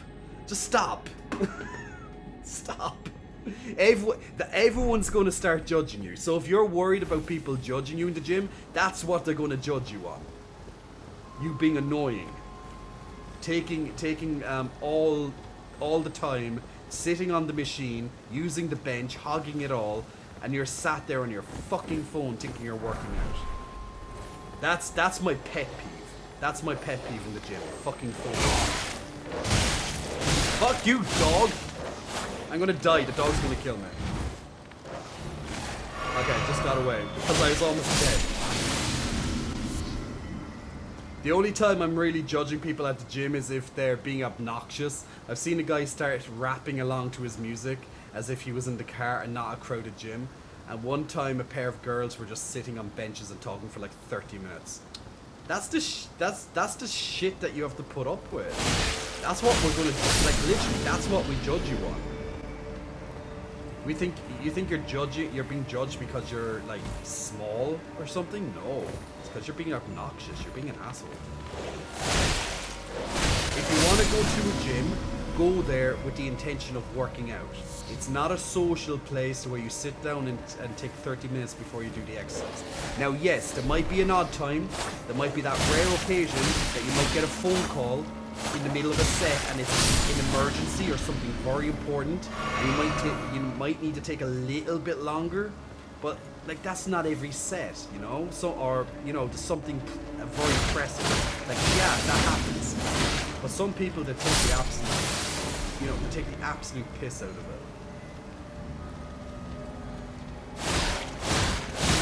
Like if I owned a gym, I'd literally ban phones.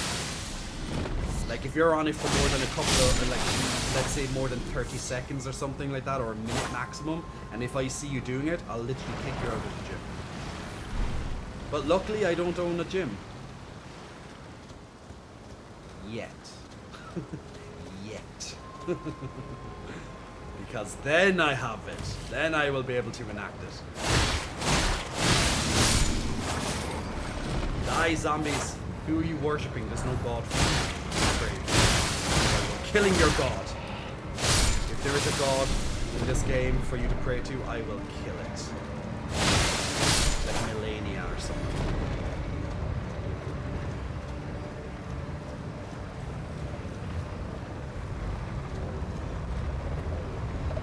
But yeah, that's my pet peeve. Outside of that, I couldn't care less. Just don't be obnoxious. So Corleone, I completely agree. I think the only time your sexuality matters in a gym, says Pop Owen, is if you are in a bathhouse gym. Oh, I would. You will never find me in such a gym. I would never be in such a gym. That's just seedy. And I'm not going to judge you for going to such a gym, like each to their own. But Jesus, no way. No goddamn way. Actually, here we go. So, there's a nasty little bastard in there. I might try and kill him, but I'm going to save here first. At least we got to this checkpoint. Ooh, Jesus, almost fell. Oh, that was close. I would have fallen to my death. Oh, thank God. So yeah, the long-awaited checkpoint of this goddamn level. Whew. It's such a, like, that's a big enough distance, to be honest. Especially on your first time through and you're slowly exploring, it feels like forever, this checkpoint. Now, luckily, since I have played this months ago, I was aware of this checkpoint, so I knew, you know, I kind of knew what to expect. Like, literally, the difficulty, like, as long, if you're getting through an area and you have a couple of flasks left, you're more than fine. Because literally each flask in this game is pretty much like how many mistakes you can make. So the more flasks you have, the more safer in a way that you are. So just think of flasks as like, yeah,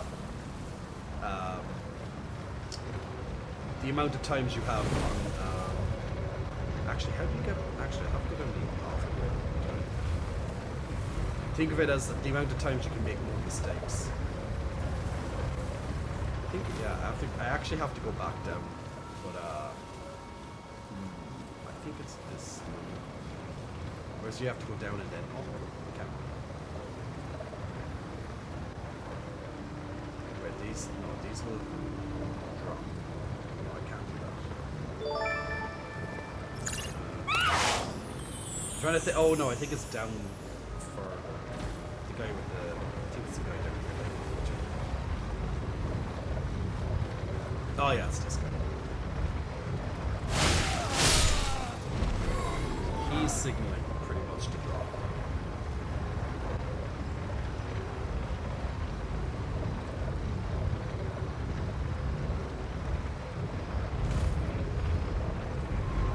Where is the jump? It's on the other side. I don't know which side.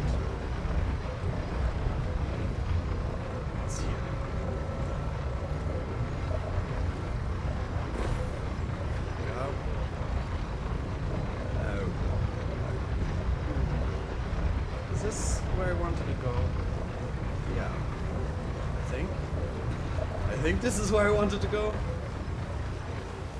I'm not sure. Okay, if I need to go, yeah, well, okay, that's bad. That's fine. think this is the way I need to go. Well, not need, but I want to go. At least temporarily. Let's see. No, I've killed all these guys. Oh wait, no, there's some.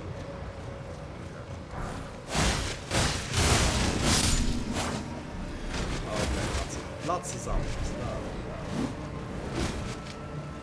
So running around and picking up some ashes. But I don't think that's where I want to go. I think this is just like a little side of. Yeah, I think that's all what's here. Yeah, it's probably okay. Well, yeah, I can. Yeah, no, yeah, I can continue down more, but I don't want to go down more right now. I need to go up again.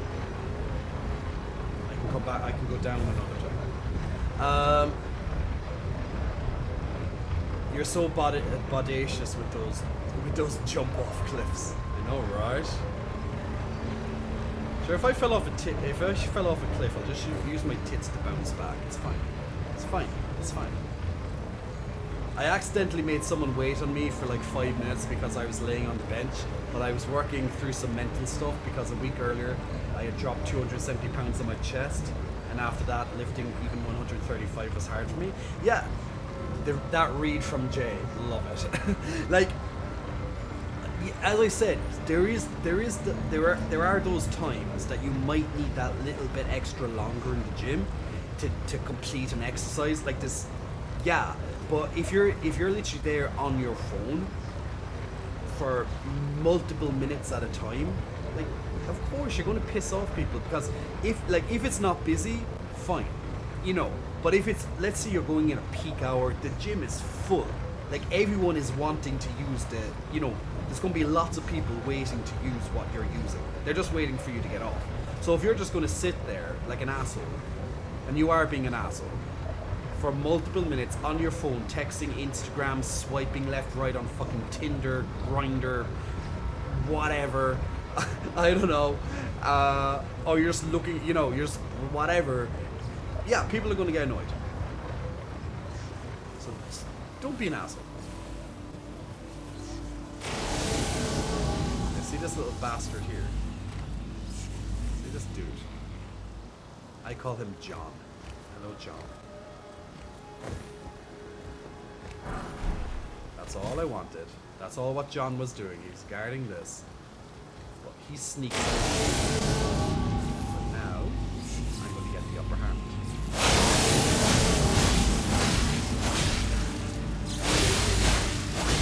Ow. Can you, John? John, stop it! Oh shit, John, no, you got me with your fucking tongue. Run away! I almost have it. Ow! Lovely, smashing. He does some nasty attacks. I'm just trying to...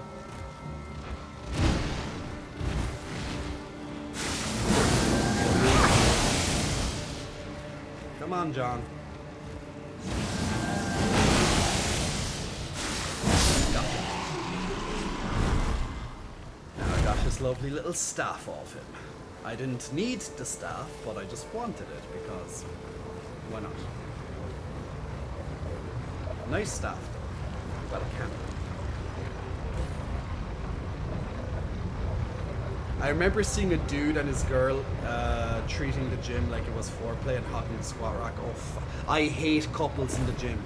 I hate those couples. Straight couples are the worst in the gym.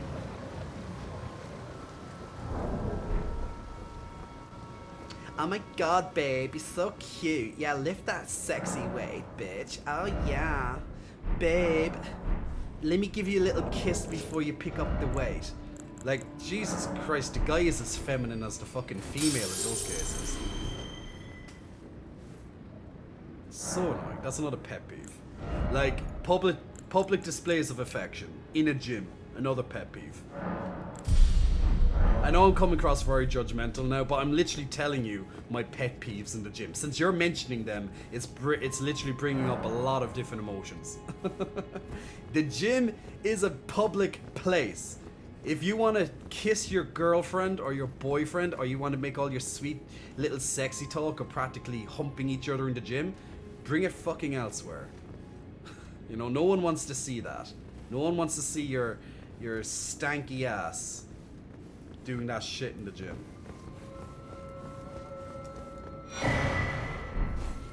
I'm just saying what everyone's going to say.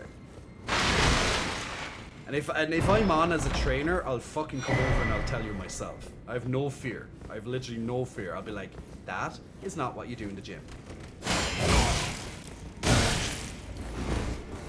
But this is what you do in the gym. You play video games.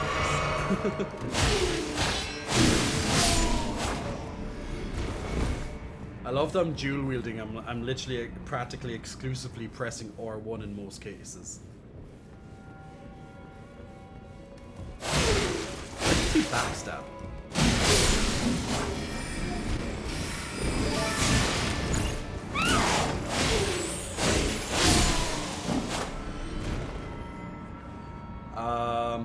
But yeah, I have no problem getting gym employees involved if I see bad etiquette and behavior, because like has been mentioned, I'm there to work out, not to deal with other people's obnoxiousness. Well, Jax, that's like, I know like that is the right course of action, it really is. But it's, you know, it shouldn't be needed. Like, they are there for that type of shit because it's for everybody. But if you're being such a prick,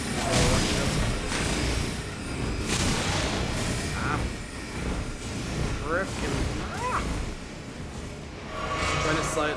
Where's the Kool-Aid guy? There's Kool-Aid, man. Come on, Kool-Aid. Oh yeah.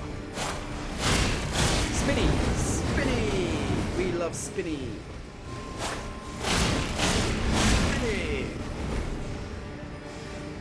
Come dine with me, come fly away. This is a no damage run. Yeah, strength in numbers, people, strength in numbers.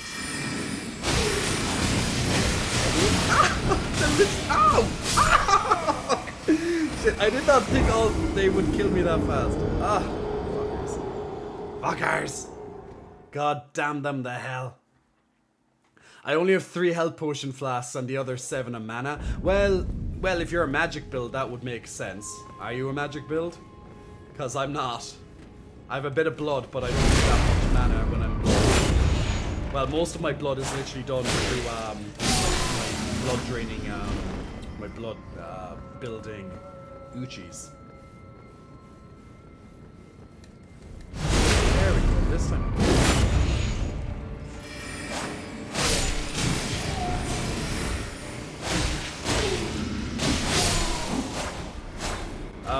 Totally erotic, big muscle flexing, welcome to you, man. Thanks very much for pressing the follow button.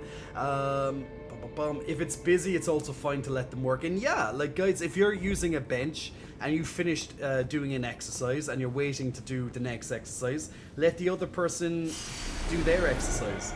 Like, it's easier, of course, if it's on a machine. That's easy to change the resistance. It's more annoying, obviously, if you have to take off multiple plates. Most people won't want to work in that case. But if you're on a machine, leave someone else. When you're using your 60 seconds or whatever it is for your rest, the other person can do their set and you just simply swap back and forth. Then at least 2 people are using the machine effectively, and you know, that frees up the machine for the next person. I'd want Avatar The Last Airbender powers, says Teeny Weeny. Telekinesis, because I get lazy picking up stuff. Keaton, big muscle flexing, welcome to you. Thanks very much for pressing the follow button a moment ago. I feel like magic is pretty broad, but hey, you've got to learn it, so sure. Magic in general is pretty broad, but it usually requires stuff to activate. Literally, straight men don't wash between the cheeks properly. They just let the water run down, so of course they're stinky. It's why I prefer going to a gym. I know it's predominantly frequented by LGBT. That's because when you finish using I'm presuming that's because by the time when you finish using a bench or something, all you smell is sweat on it, isn't it? Yeah, and that can be a bit annoying. The feel is not nice. Oh fuck, Kool-Aid Man. I forgot Kool-Aid Man wakes up. Although I knew it last time. Fuck, ow, and then I die again. Why am I even trying to get this goddamn chest? Ah! Jay getting hit by magically spikes and giggling like he's being tickled. Sorcerers give no fucks? Absolutely, Keaton. Absolutely. These fucking bastards. Like, if I was a magic build or something, I could just, like, easily use a line of sight. That's not my I can't do much about, yeah, these magic guys here are annoying. I could just skip the chest. It's not big. I don't think it's any important.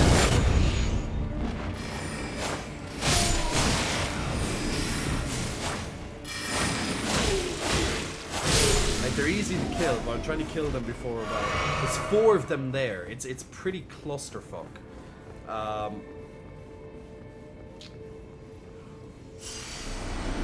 I'm just gonna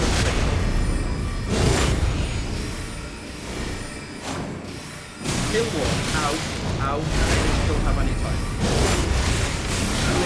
And I get smashed into the face by Kool-Aid. Ah! No, this is just a pain in the ass. I'm skipping these. I don't think it's important. I'm not wasting my time dying on these sorcerers when I can just run past them. That chest right now is not important.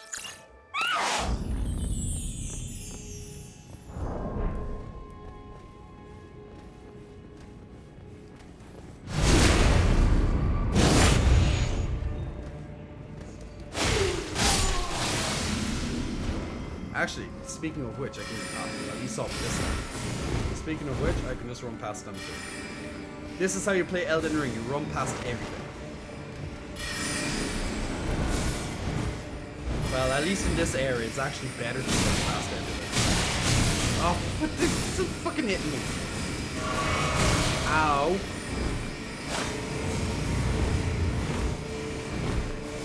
And I love that I'm saying ow when it's my character getting hit. Gotta love that. Comet magic. Storm sword. Stone sword. There's different types too. There's like knowing the secret name of things and you get control of them. There's thematic, which you get control of full metal alchemist kind of stuff, and there's sympathetic magic, summon a penny. Penny for your thoughts.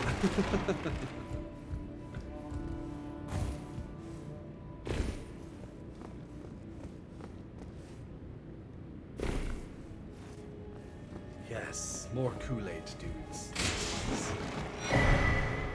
Graven School. Actually, no, fudge. I'm gonna come out right on top of them again, aren't I? Yep, there we go. Right out into the area I literally just escaped. Ow, ow, ow. Oh my Jesus Christ. Like, these castles literally give no fucks. Okay, let's run to the boss. Why not? Let's play with Wolfie.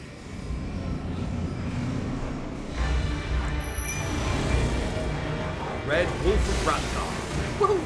So this is a wolf that has a sword in its hand. Ow.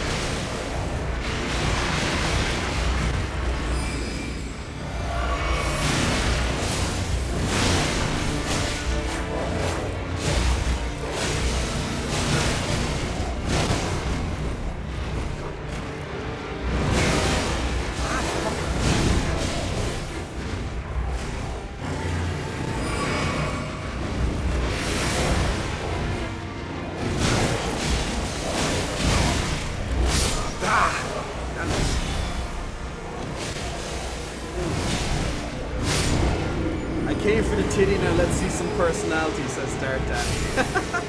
Dart Daddy, big muscle flexing, welcome to you. Beautiful magic, you won't be disappointed. Oh my god, those babies are real, goddamn. They're real, Brando, they're real. Sword dog, oh, a sword dog, yeah.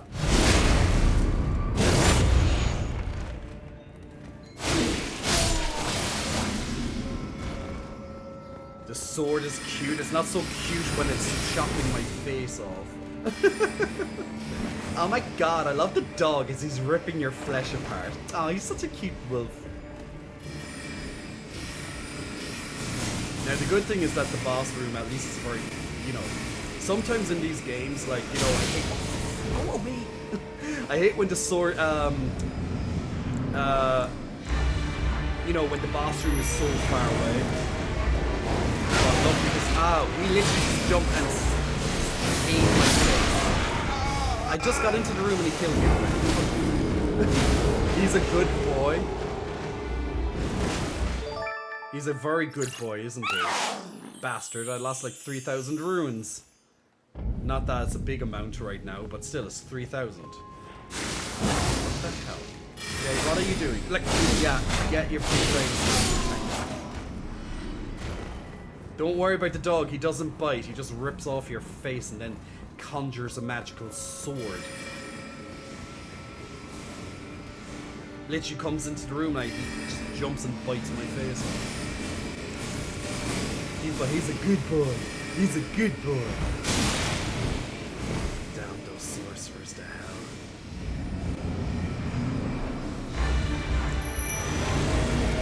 We're ready for you now, dog. I like that. And he's like dodged his goddamn fucking this way. Ow. Ow. I'm trying to like dodge left and right and then it's like slam straight to the face. Where are you jumping to? Stop the Gotcha. There we go. Stick him into the corner. Wolf boy goes down. Bye bye, Wolfie. Into the corner with you, dog, and get practically stuck on the wall. He got stuck for a few seconds on the wall, but in all fairness, he then jumped up and his arrow moves, his magical arrows just kind of went into the wall straight away. Made that much easier.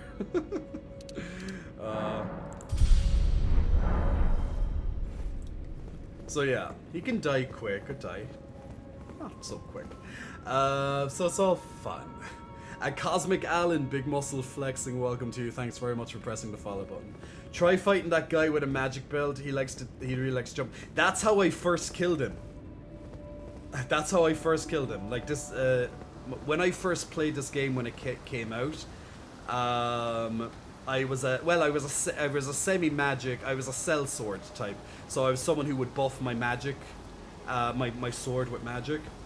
And I also had magic spells, so I was a bit of melee, bit magic. I use magic a lot because, you know. But then, now I'm trying to dexterity dual sword. So it's different, Ow! These little frickin' pots. These are just stupid enemies. Like, even this village where they're all from, it just doesn't make sense. But yeah, so this is my first time playing the game since it released. So I'm quite rusty, but I still have a good idea of where most things are. Like I know where the bosses are, but yeah. But it is different playing in melee, of course. Well, full-time melee, whereas before it was like partial. Ooh, yes. Golden seed, and there's a crab over here, isn't there? There he is. Oh yeah, the thingy that grabs you thingy. I hate those thingies. Run! I hate those. God, them Iron Maiden things are oh, they're so annoying. Where are you? Okay, you're far away now. So goddamn annoying. Wait a second, I'm going the wrong way. I have to go over here to the cannonballs, right?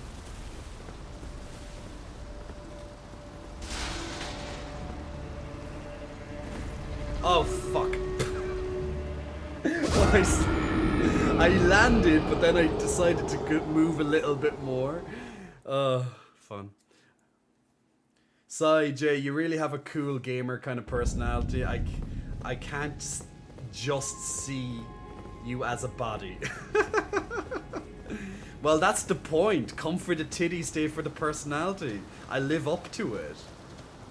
It's almost like I'm challenging you. It's like, yeah, come for the titty. But you will stay for my personality, bitch. Like, if I can give you 5 seconds of my personality, even, then I still succeed. Oh yeah, actually, I can't remember what item this is, although the giant cannonball's gonna break. Oh, I actually dodged it. Lovely. Can I dodge the gigantic ball this time? Dodge it! Ow. I thought, yeah.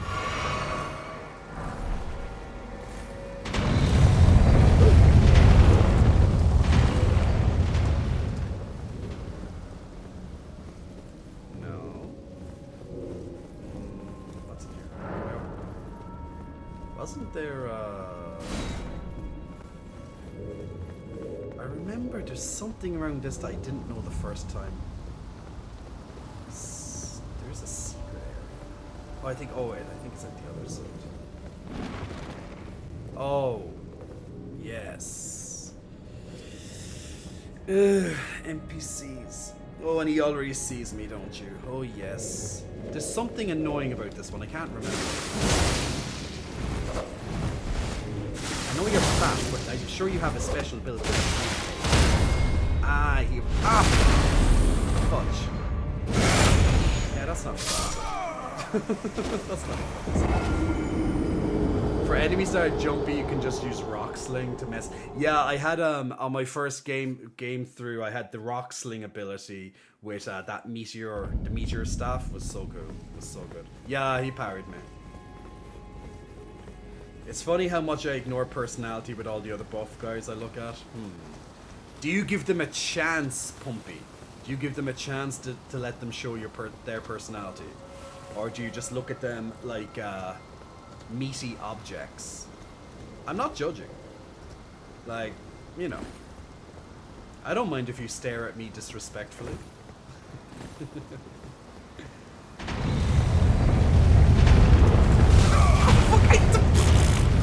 I dodged that, or at least I'd like to think I did. The game's cheating, guys. The game's cheating. Not me, the game's cheating. Okay, you. Come on, I got you this time. Ow! Fucker!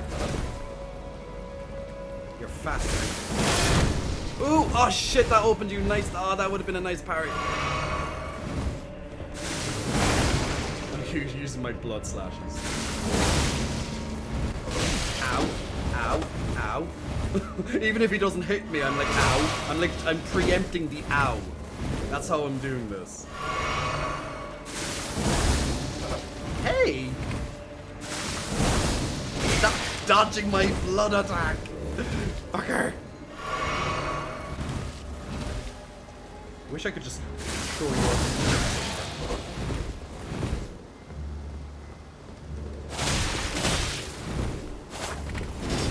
Oh, I love his jump attacks. Jump too fast. Oh yeah!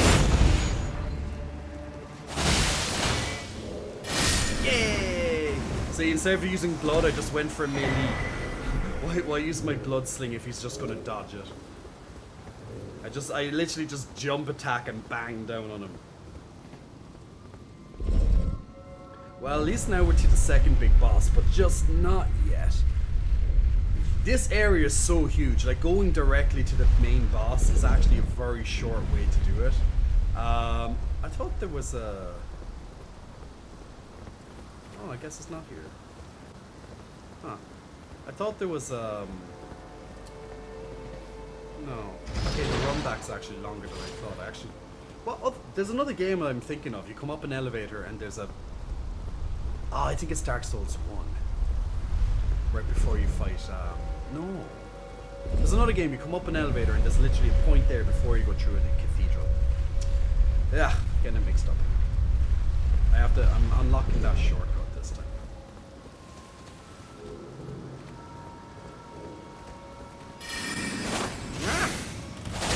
Jump attack! Jump attack!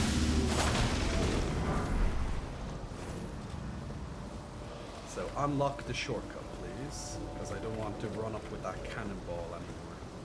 So this is a shortcut. Hey, Baltimore Pisces! Hope you're keeping well, my friend. But yeah, this area is gigantic. Like, there's a lot of secret area in this academy. The main route is quite short, so it makes it deceptively short. Yeah, this is the other area I was looking for. Lots of people probably didn't know about this one. Now I can unlock the door, make it faster. The closest save point is the one at the beginning. Yeah, I just unlocked it there with that. And one day they came back. Glamorous, how are you? I haven't seen you in a little bit. You can just go right to dodge the balls? I didn't know that there, Daddy. Interesting. Ah. But Dark Daddy, what if I don't want to dodge the balls? What if I want to take the balls into my face? Each to their own. Who doesn't like big balls in their face? Come on. Now this is actually where this area that I just got up to. This actually is the area they summoned the cannonballs.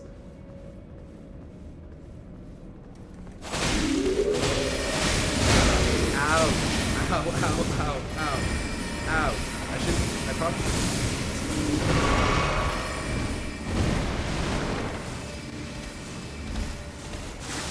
Here's Johnny.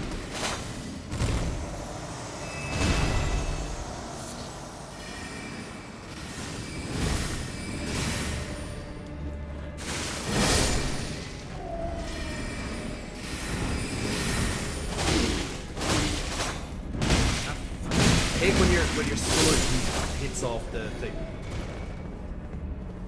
The cannonballs disappear now, right? Or is there a lever I have to press or something? Not that I need to go back down there realistically, but yeah.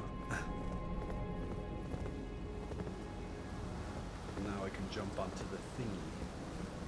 I'm sure there.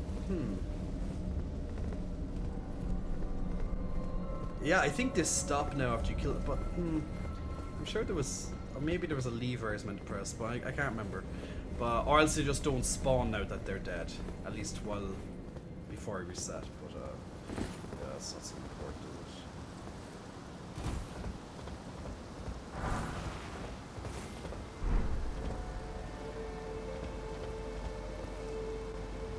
it? Where does this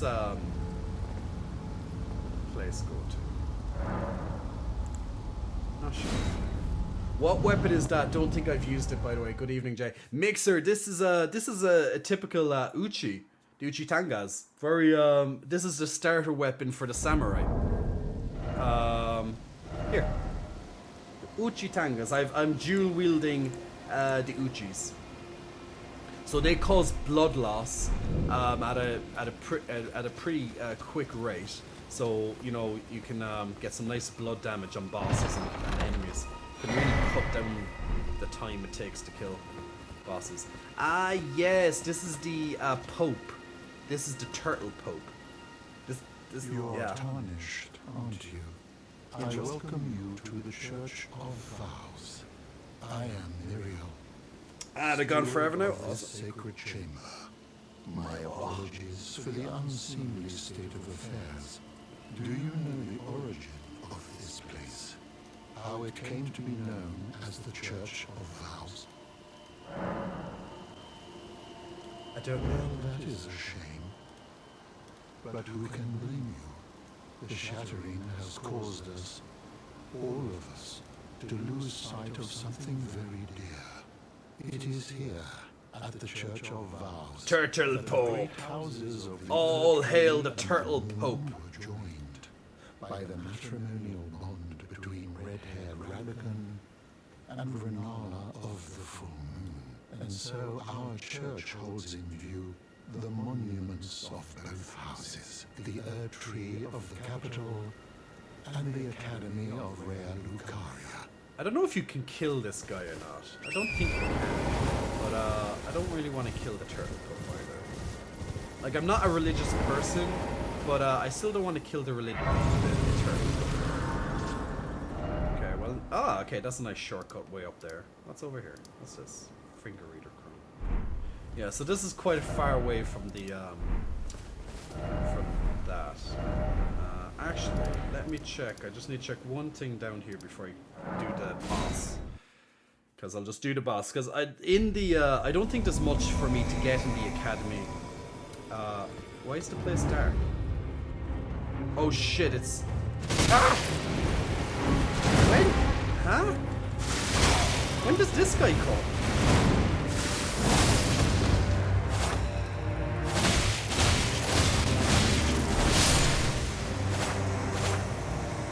Ensha.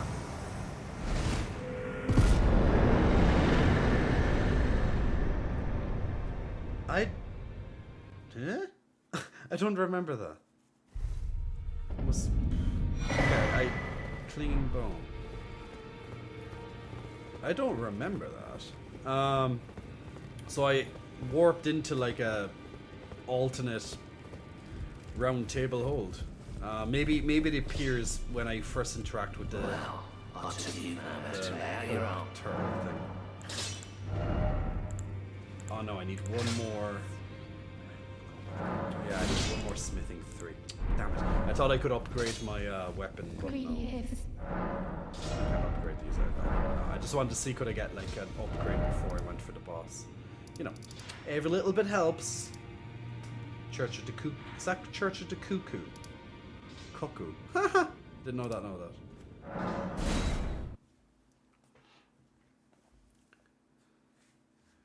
When you say hi to the guy in the jar.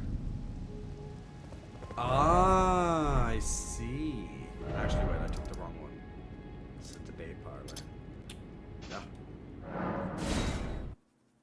Edge attacks when you've got part of the halic tree of my dad. Okay, so I must have got it before. I couldn't remember the event. Okay, that's cool. Nice little surprise. Yeah, it's like, I'm sorry, who's this guy now? Literally, that's me. I'm like, who is what? I was like, why is the place dark all of a sudden? I can't remember that, you know.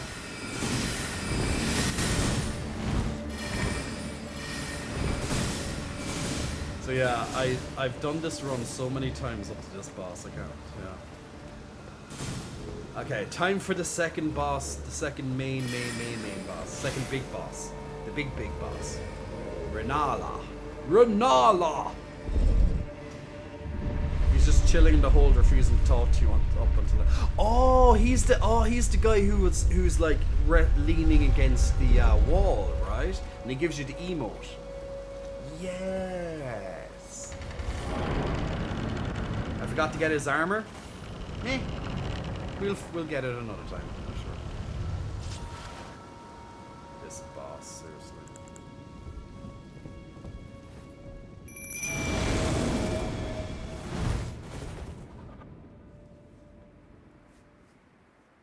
Gotta get a shower and head to bed, work in the morning. Been there a month and I'll be working alone all week. Well, Warlock, enjoy. And sleep well, my man. Thanks for joining in today.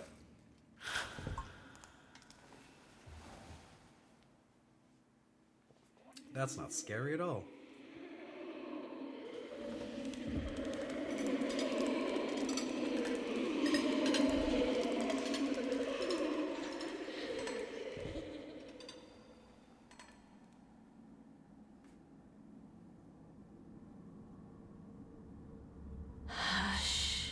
Little Culver. I'll soon birth thee anew, a sweeting, fresh and pure.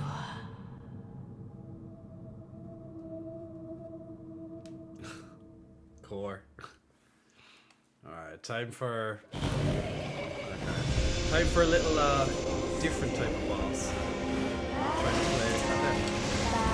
So how you do this boss is you have to kill the girl that has the golden, ow!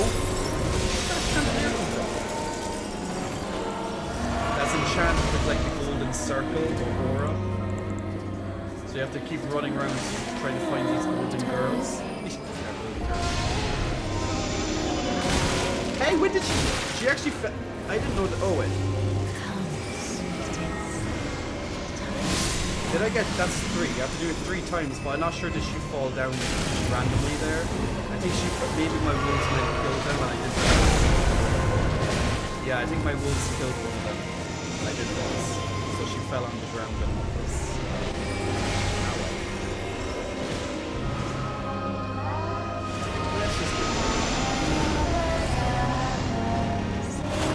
So Renala is protected by this golden bubble until I kill 3 of her students. And they literally just keep summoning different magics or different, you know, throw things at you. So you just keep running around looking for the one that's casting them. There she falls.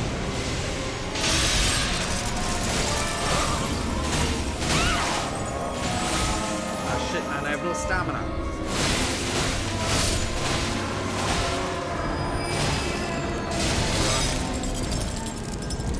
So once she had enough of your shit, she goes back up into the air again. So I ran out of stamina, so I wasted some of my attack right there.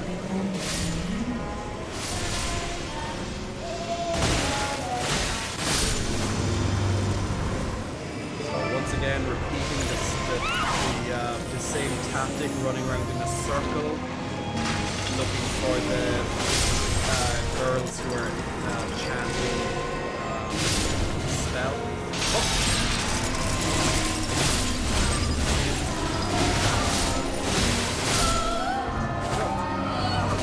It's not over. Then you're like, yay, we killed her. And now fucking Sephiroth Final Fantasy VII music comes on. And then she blasts you and you're dead. That's legit how it works. True story.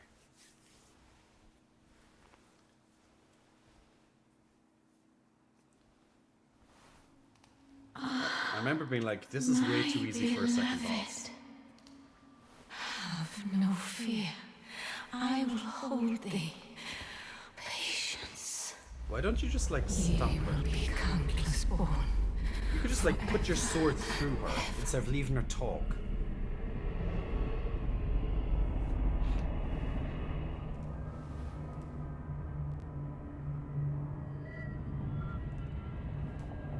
Upon my name is Rani the Witch.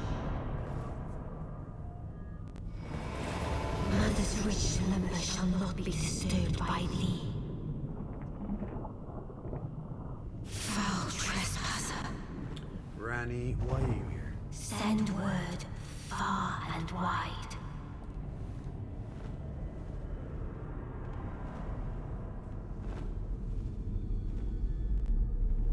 Of the last queen of Caria, Renala of the full moon. That's pretty cool though, to be fair. And the majesty of the night she conjureth. Now it's game time, bitches. This is where she's like, fuck you.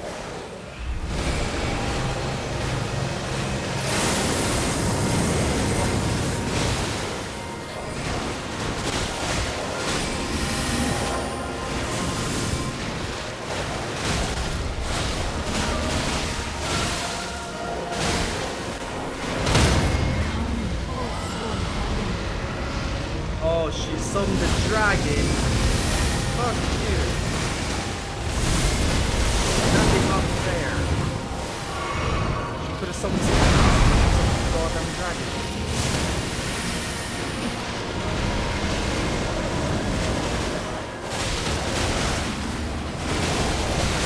Ah, what the hell? What, she summoned the wolves? I didn't even notice.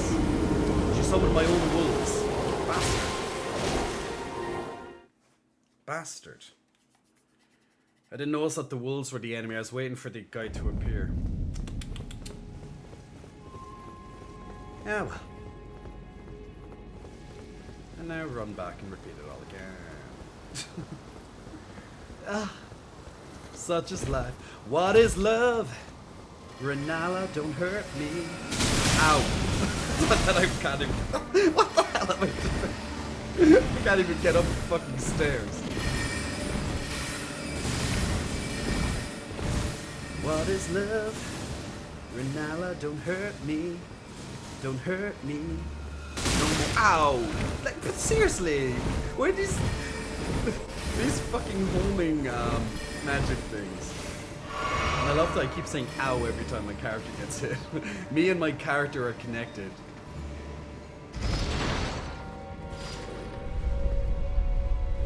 The stick rotates and kills you. Yes, that's what staves usually do. They usually, you know, she does her spell then kills you. Nam Nam 09 Big Muscle Flexing, welcome to you. Thanks for pressing the follow button. Also to Yulan Big Muscle Flexing, welcome to you as well. Thanks for pressing the follow. Alright, let's get through phase 1 faster this time. Because I'll keep note that my wolves did not kill girls. Alright, so once again, we have to find the 3 girls enchanting, or enchanting the thing, casting the spell or whatever you call it. That will get her out of the sky. Oh,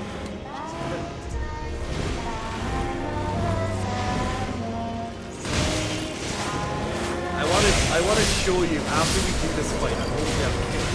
Obviously, I don't know. Here she goes.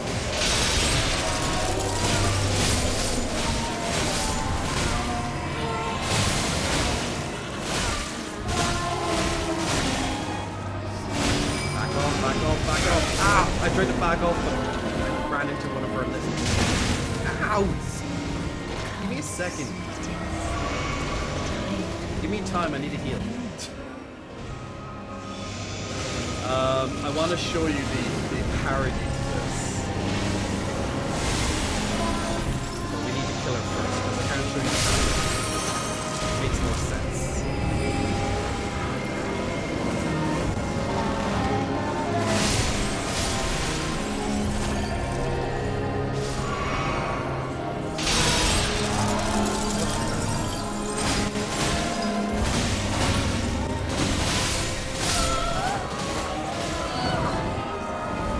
He doesn't say ow when their character gets it. I don't know. I thought I was the only one.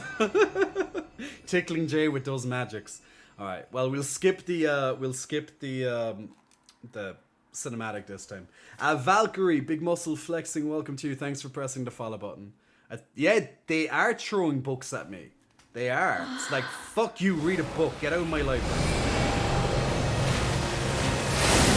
Oh come on. How did you know I was gonna roll you? You're such a cheater.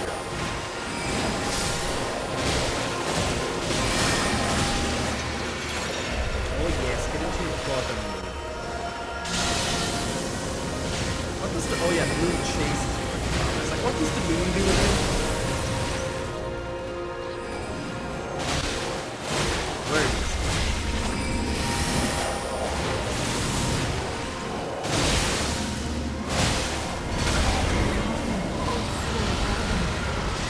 Goddamn dragon, leave me alone.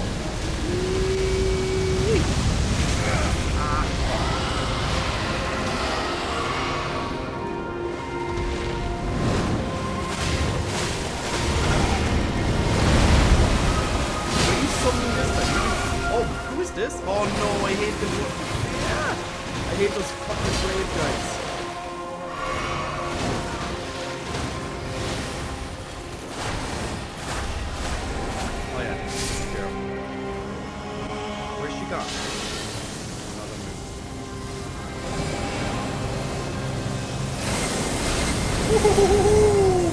Big beams of death, people.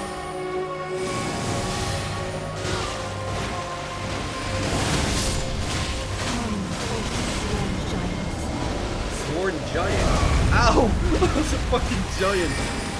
You're such a bitch, Renala. Leave me alone. Get where? I'm literally running away from this giant. I'm trying to circle around to get to her.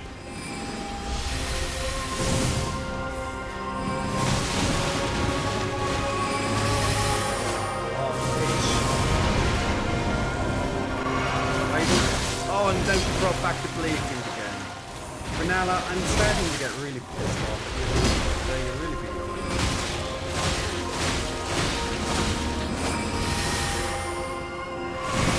Ah, fucking blah, bitch. Yes, fire does hurt.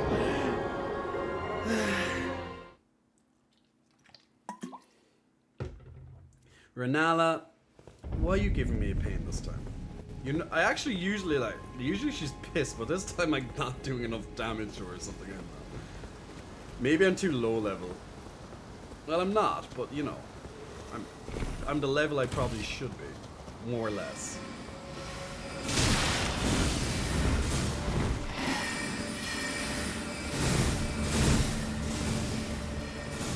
Then again, people can probably beat this game no damage with looking like level 1 or something. You know, so... but I'm just not that good. I'm not bad, but I'm not good. I'm okay.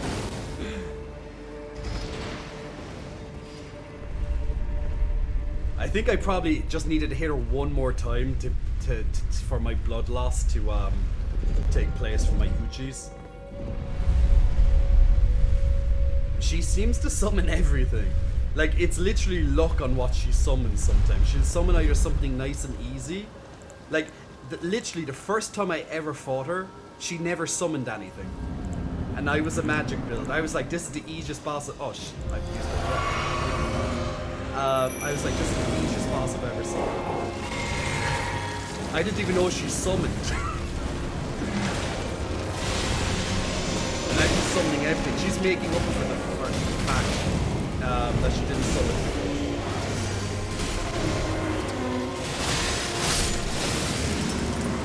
But hey, stop throwing your books at me. Okay, I'll pay the library bill. It's fine. Just because you know, my book is late.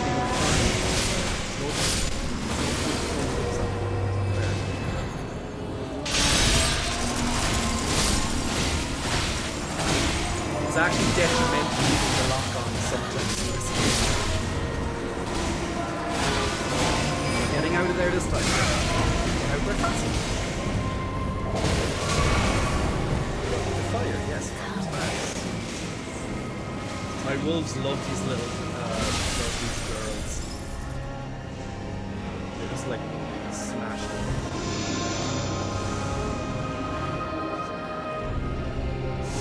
Running around in circles, and she's at the end of the other side. I'd love to sit back and listen to one song. Oh, for fuck you! She hit me with a big blast and then dropped the chandelier on me. Ugh. How dare you? How dare you, darling? You're not being a very nice hostess. Did you see that? She hit me with a golden beam and then dropped the chandelier on me. Nothing I could have done. I wanna swing from the chandelier. That song has now gotten new meaning thanks to Renala. Oh, those bloody magic guys.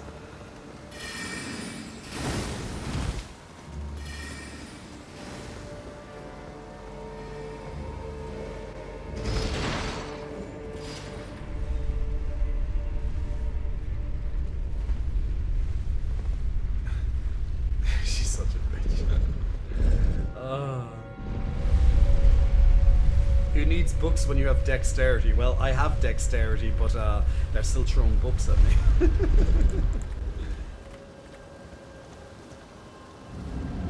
Glad my brain wasn't the only one to go straight to see it. You're welcome.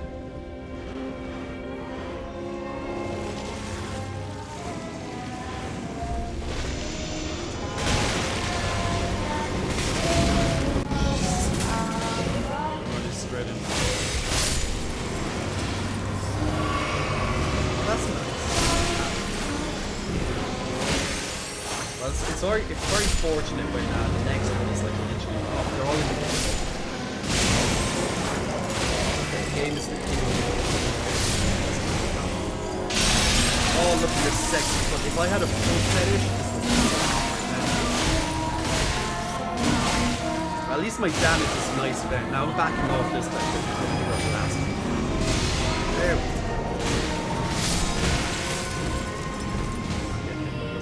I've done more damage that time, which is nice.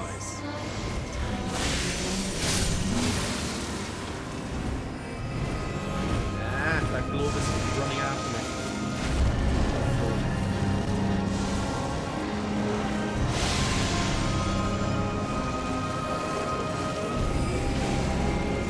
I don't know what they're reading.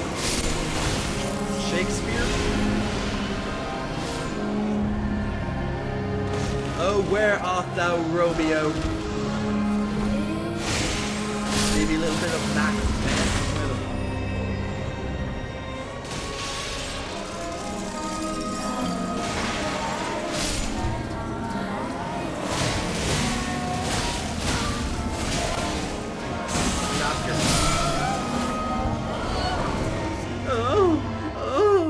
That's all I hear from her. Does anyone else want to care to see what they're reading? Or guess what they're reading? Sheriff Blur, Big Muscle Flexing, welcome to you, man. Thanks for pressing the follow button. It ain't Moby Dick, sadly. I don't think so. This is an all women's school, so I doubt they're reading about Dick. The chanting in the back is so Squid Game. Maybe. Okay, this time.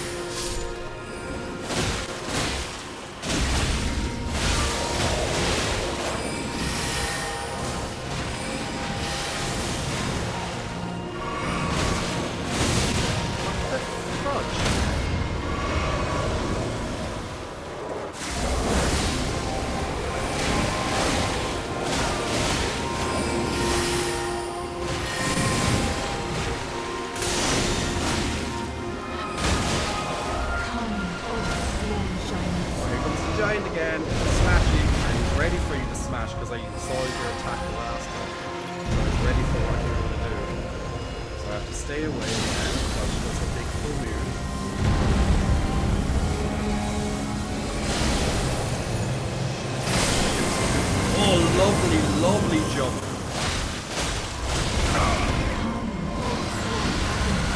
Killer. Yes! Yes! Just before the fire got me from the dragon.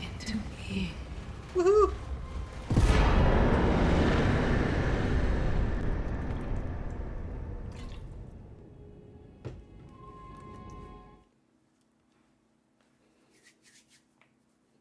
They're reading Kill All Men 101. It seems like it, right? But don't worry, guys, she's not dead. My sweetings, come out from whence ye hide. There are books and light aplenty, dither not. Come out, say I, or will ye be gravestones, to be better born anew? Thou, is it thy wish to be born anew? To Mooning become finished. a sweeting, reborn of my beloved egg? So, Be not alarmed, I would birth thee as a sweeting, fair and fun. so now, literally in the game, I can rebirth, and I can change my stat points, my attribute points, to try a different build if I like to. So that's the cool thing. So if I'm like, fuck, I really don't want to place this dexterity samurai dual wield katana build with bit of blood attached to it anymore, I can literally now, if I wanted to, just go into a magic user or the game opens up to different builds realistically now. So if you set your, if you set yourself on a particular path and you really don't like it, now's the time you can change. And you can go back, more than just once. Ooh, I got lots of experience there, or runes. I don't know, should I just pump more points into dexterity? I think I'm okay with damage. Well, I'm doing well with damage. Like, that is a nice health boost. I'm going to need the health eventually, but I'm not really getting one shot most of the time. So it should be fine. I don't really... My stamina is pretty good. The blood buildup is never a bad thing on these blades. Yeah, I'm gonna break her remember. Actually, that's a good idea. I don't need her. I don't need her remembrance. I don't need her. So I'm just gonna use it.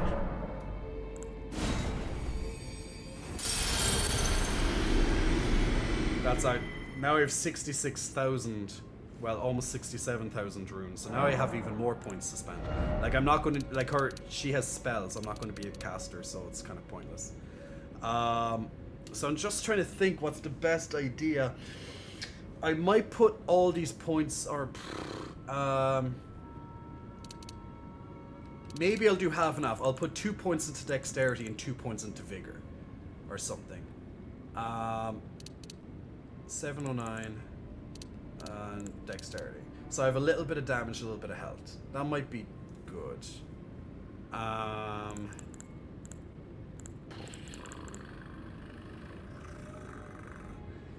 Yeah, I think I'll do that.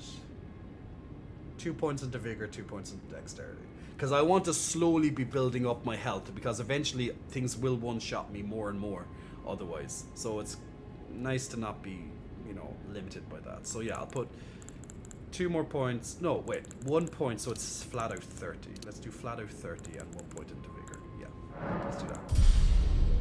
My HP is low. It pretty is. So I'll put a couple of points into HP. What do I need to level up after this, actually? Let me check. So I need 15,000 points to level up. I could get... Let me get some runes. I have some runes here. Okay. I have lots of runes saved up. Let me just see what I can get out of this. That's another level up. That's 2 more level ups, I think. So I'll put some into HP. Oh, almost a level up. Okay, 1 and a bit of a level up. Use some more runes. I always like to keep a couple of runes just in case. Like if I'm slightly short from a level or something, but... What?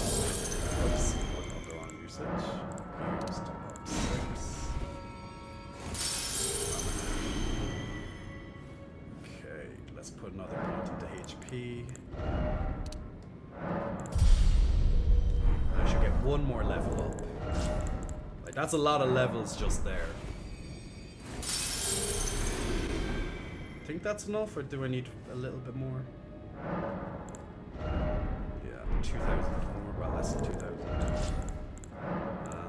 Let's use like 4,000. I think that's just about enough. Yeah, perfect. There you go. So, okay, so I put 4 levels into vigor and 3 levels into dexterity, so now my health is a little bit chunkier. It's about 100 points chunkier, so that's nice, and my damage is up slightly, so that's a nice yeah, that's a nice increase. And that's the second big boss down. Now I could of course go and do some of the optional stuff around here, but I don't think there's anything major I need. It's mostly kind of magic stuff, I believe. But let me check what armor. Is there any armor upgrades that will be a little nice but won't hinder me? I know armor's not the most important thing here, is it? Carrying knights, a little bit extra defense. Yeah.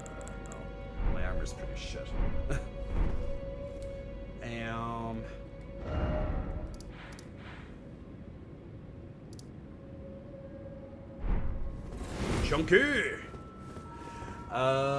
Sky Mask, big muscle flexing. Welcome to you, Sky Mask. Thanks very much for pressing the follow button a few minutes ago. And also to Shion Tua, big muscle flexing. Welcome to you as well. Thanks both for pressing the follow button.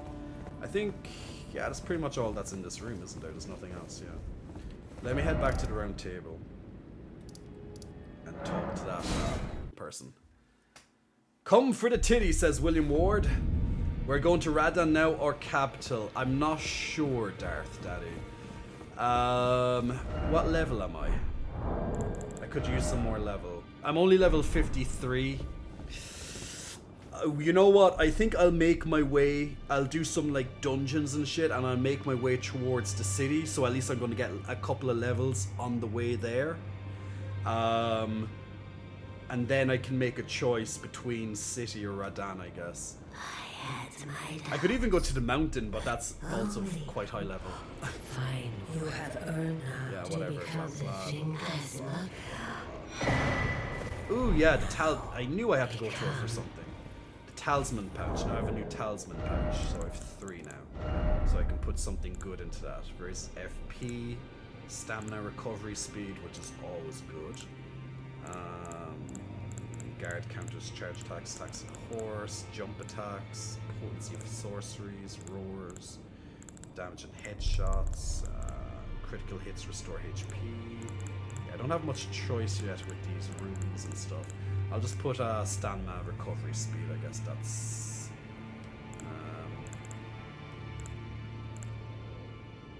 decent. Did I kill Screaming Dragon? Who's Screaming Dragon? I killed the dragon in the starting area. As in the dragon... Yeah, this one in the lake. I killed that one. I didn't kill the dragon in this lake. I didn't kill this dragon. But yeah, look, this is the map, so you can pretty much gauge where I am. Now, the only stuff I've done in Caelid was get a couple of the waypoints, or the sites of grace, and picked up like 1 or 2 seeds. The big one in Caelid? No. No, I didn't. I didn't do any. I realistically didn't do anything in Caelid yet. Just running around, gathering a couple of the...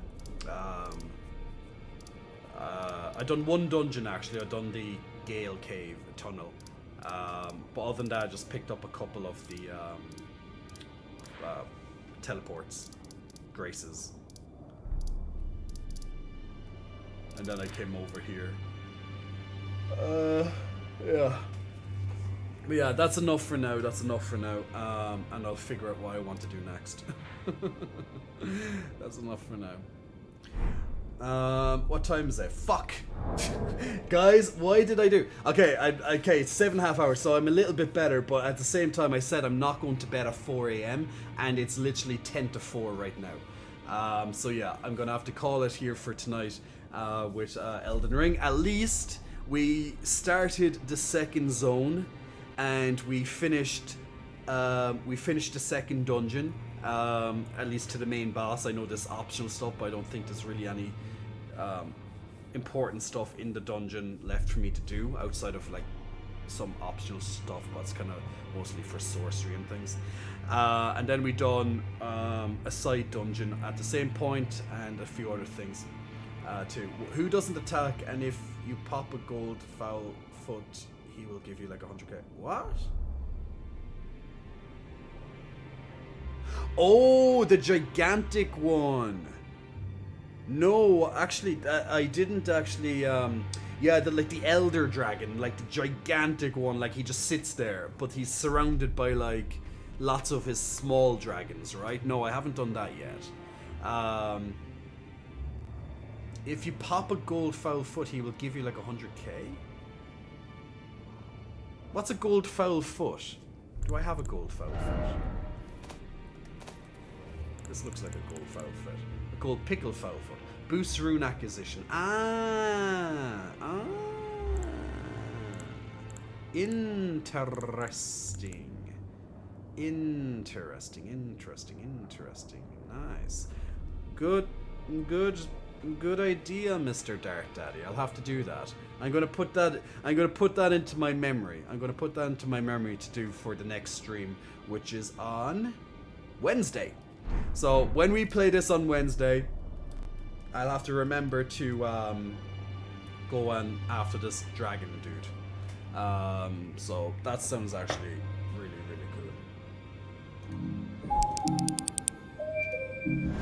Oh yeah, and Stream Raiders is ready. Actually, let me do that first.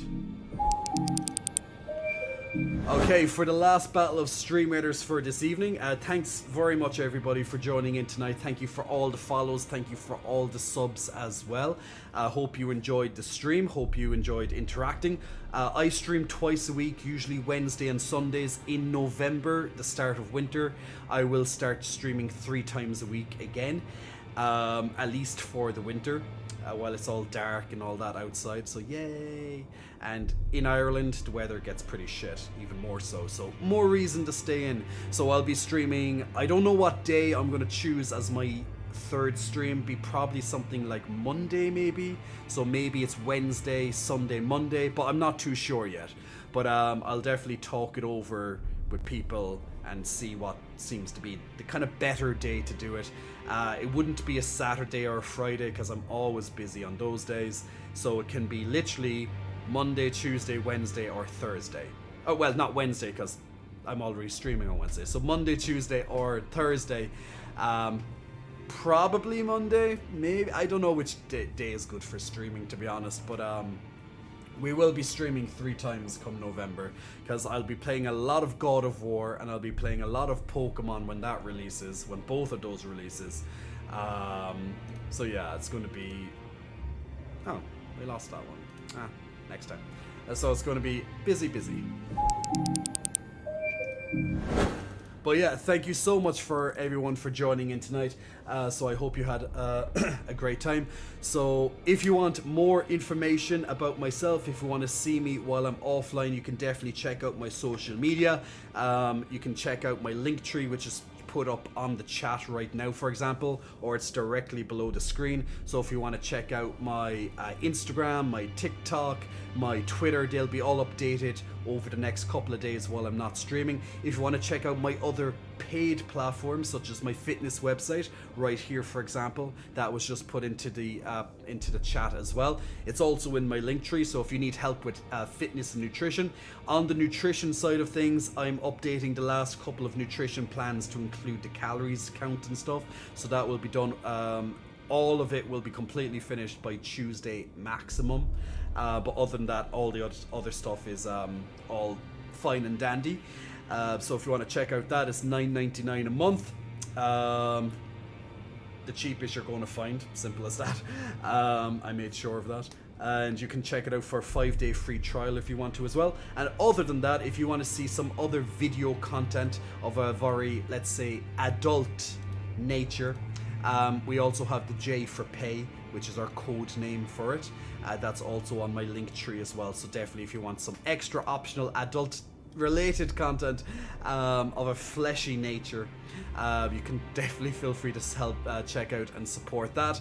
If you don't want to support directly through Twitch, which does take 50% of the earnings, that's why most people will check out the other stuff if they want to, you know, toss a couple of dollars here and there to myself. But either way, thank you very much for your viewership. Most importantly, thank you so much for this evening. And the stream was just going to turn off shortly after my what do you call it, my ad goes through. So that's the end of the stream. If you want to stick around to hear more about the fitness website, the ad's going to pop up after this.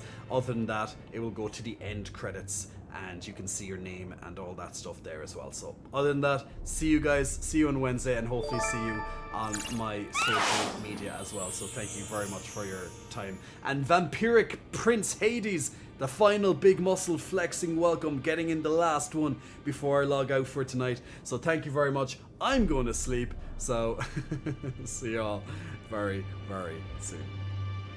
Are you having trouble learning how to get fit? How to eat? How to gain muscle or lose unwanted fat with a proper plan? You're not alone. I want to help you transform yourself, and educate you on the whys and hows of nutrition and fitness, and to reinforce your ability to succeed in your goals. After all, knowledge is power. With my online coaching platform, I want to unleash the unicorn within, your true potential, and my platform promises results. Everything you need in one-stop platform. Let's get to it. Be unique, be you. Unleash the unicorn.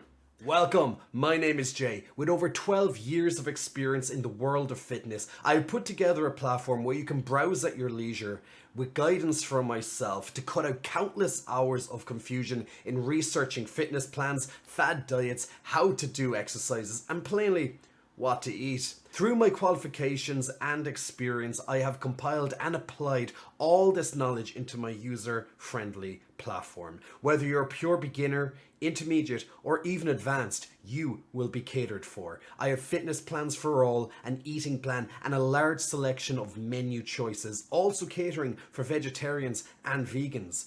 One simple number repeated 3 times. That's 999. That's right, comprehensive fitness plans, nutrition menus, eating plan, and coaching. I'm giving all this to you for $9.99. More or less 2 cups of takeaway coffee. Stop paying hundreds to your personal trainer for a few training sessions, or hundreds to an online coach who'll give you one basic food plan along with a very basic exercise plan. As the old saying goes, well, at least my version of it anyway, give a unicorn a fish and you'll feed the unicorn for a day.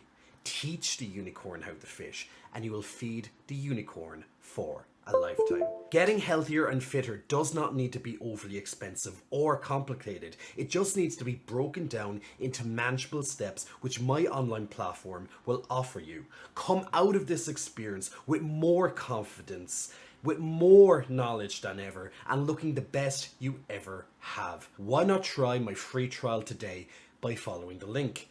You have nothing to lose, but everything to gain. We all got a unicorn inside of us.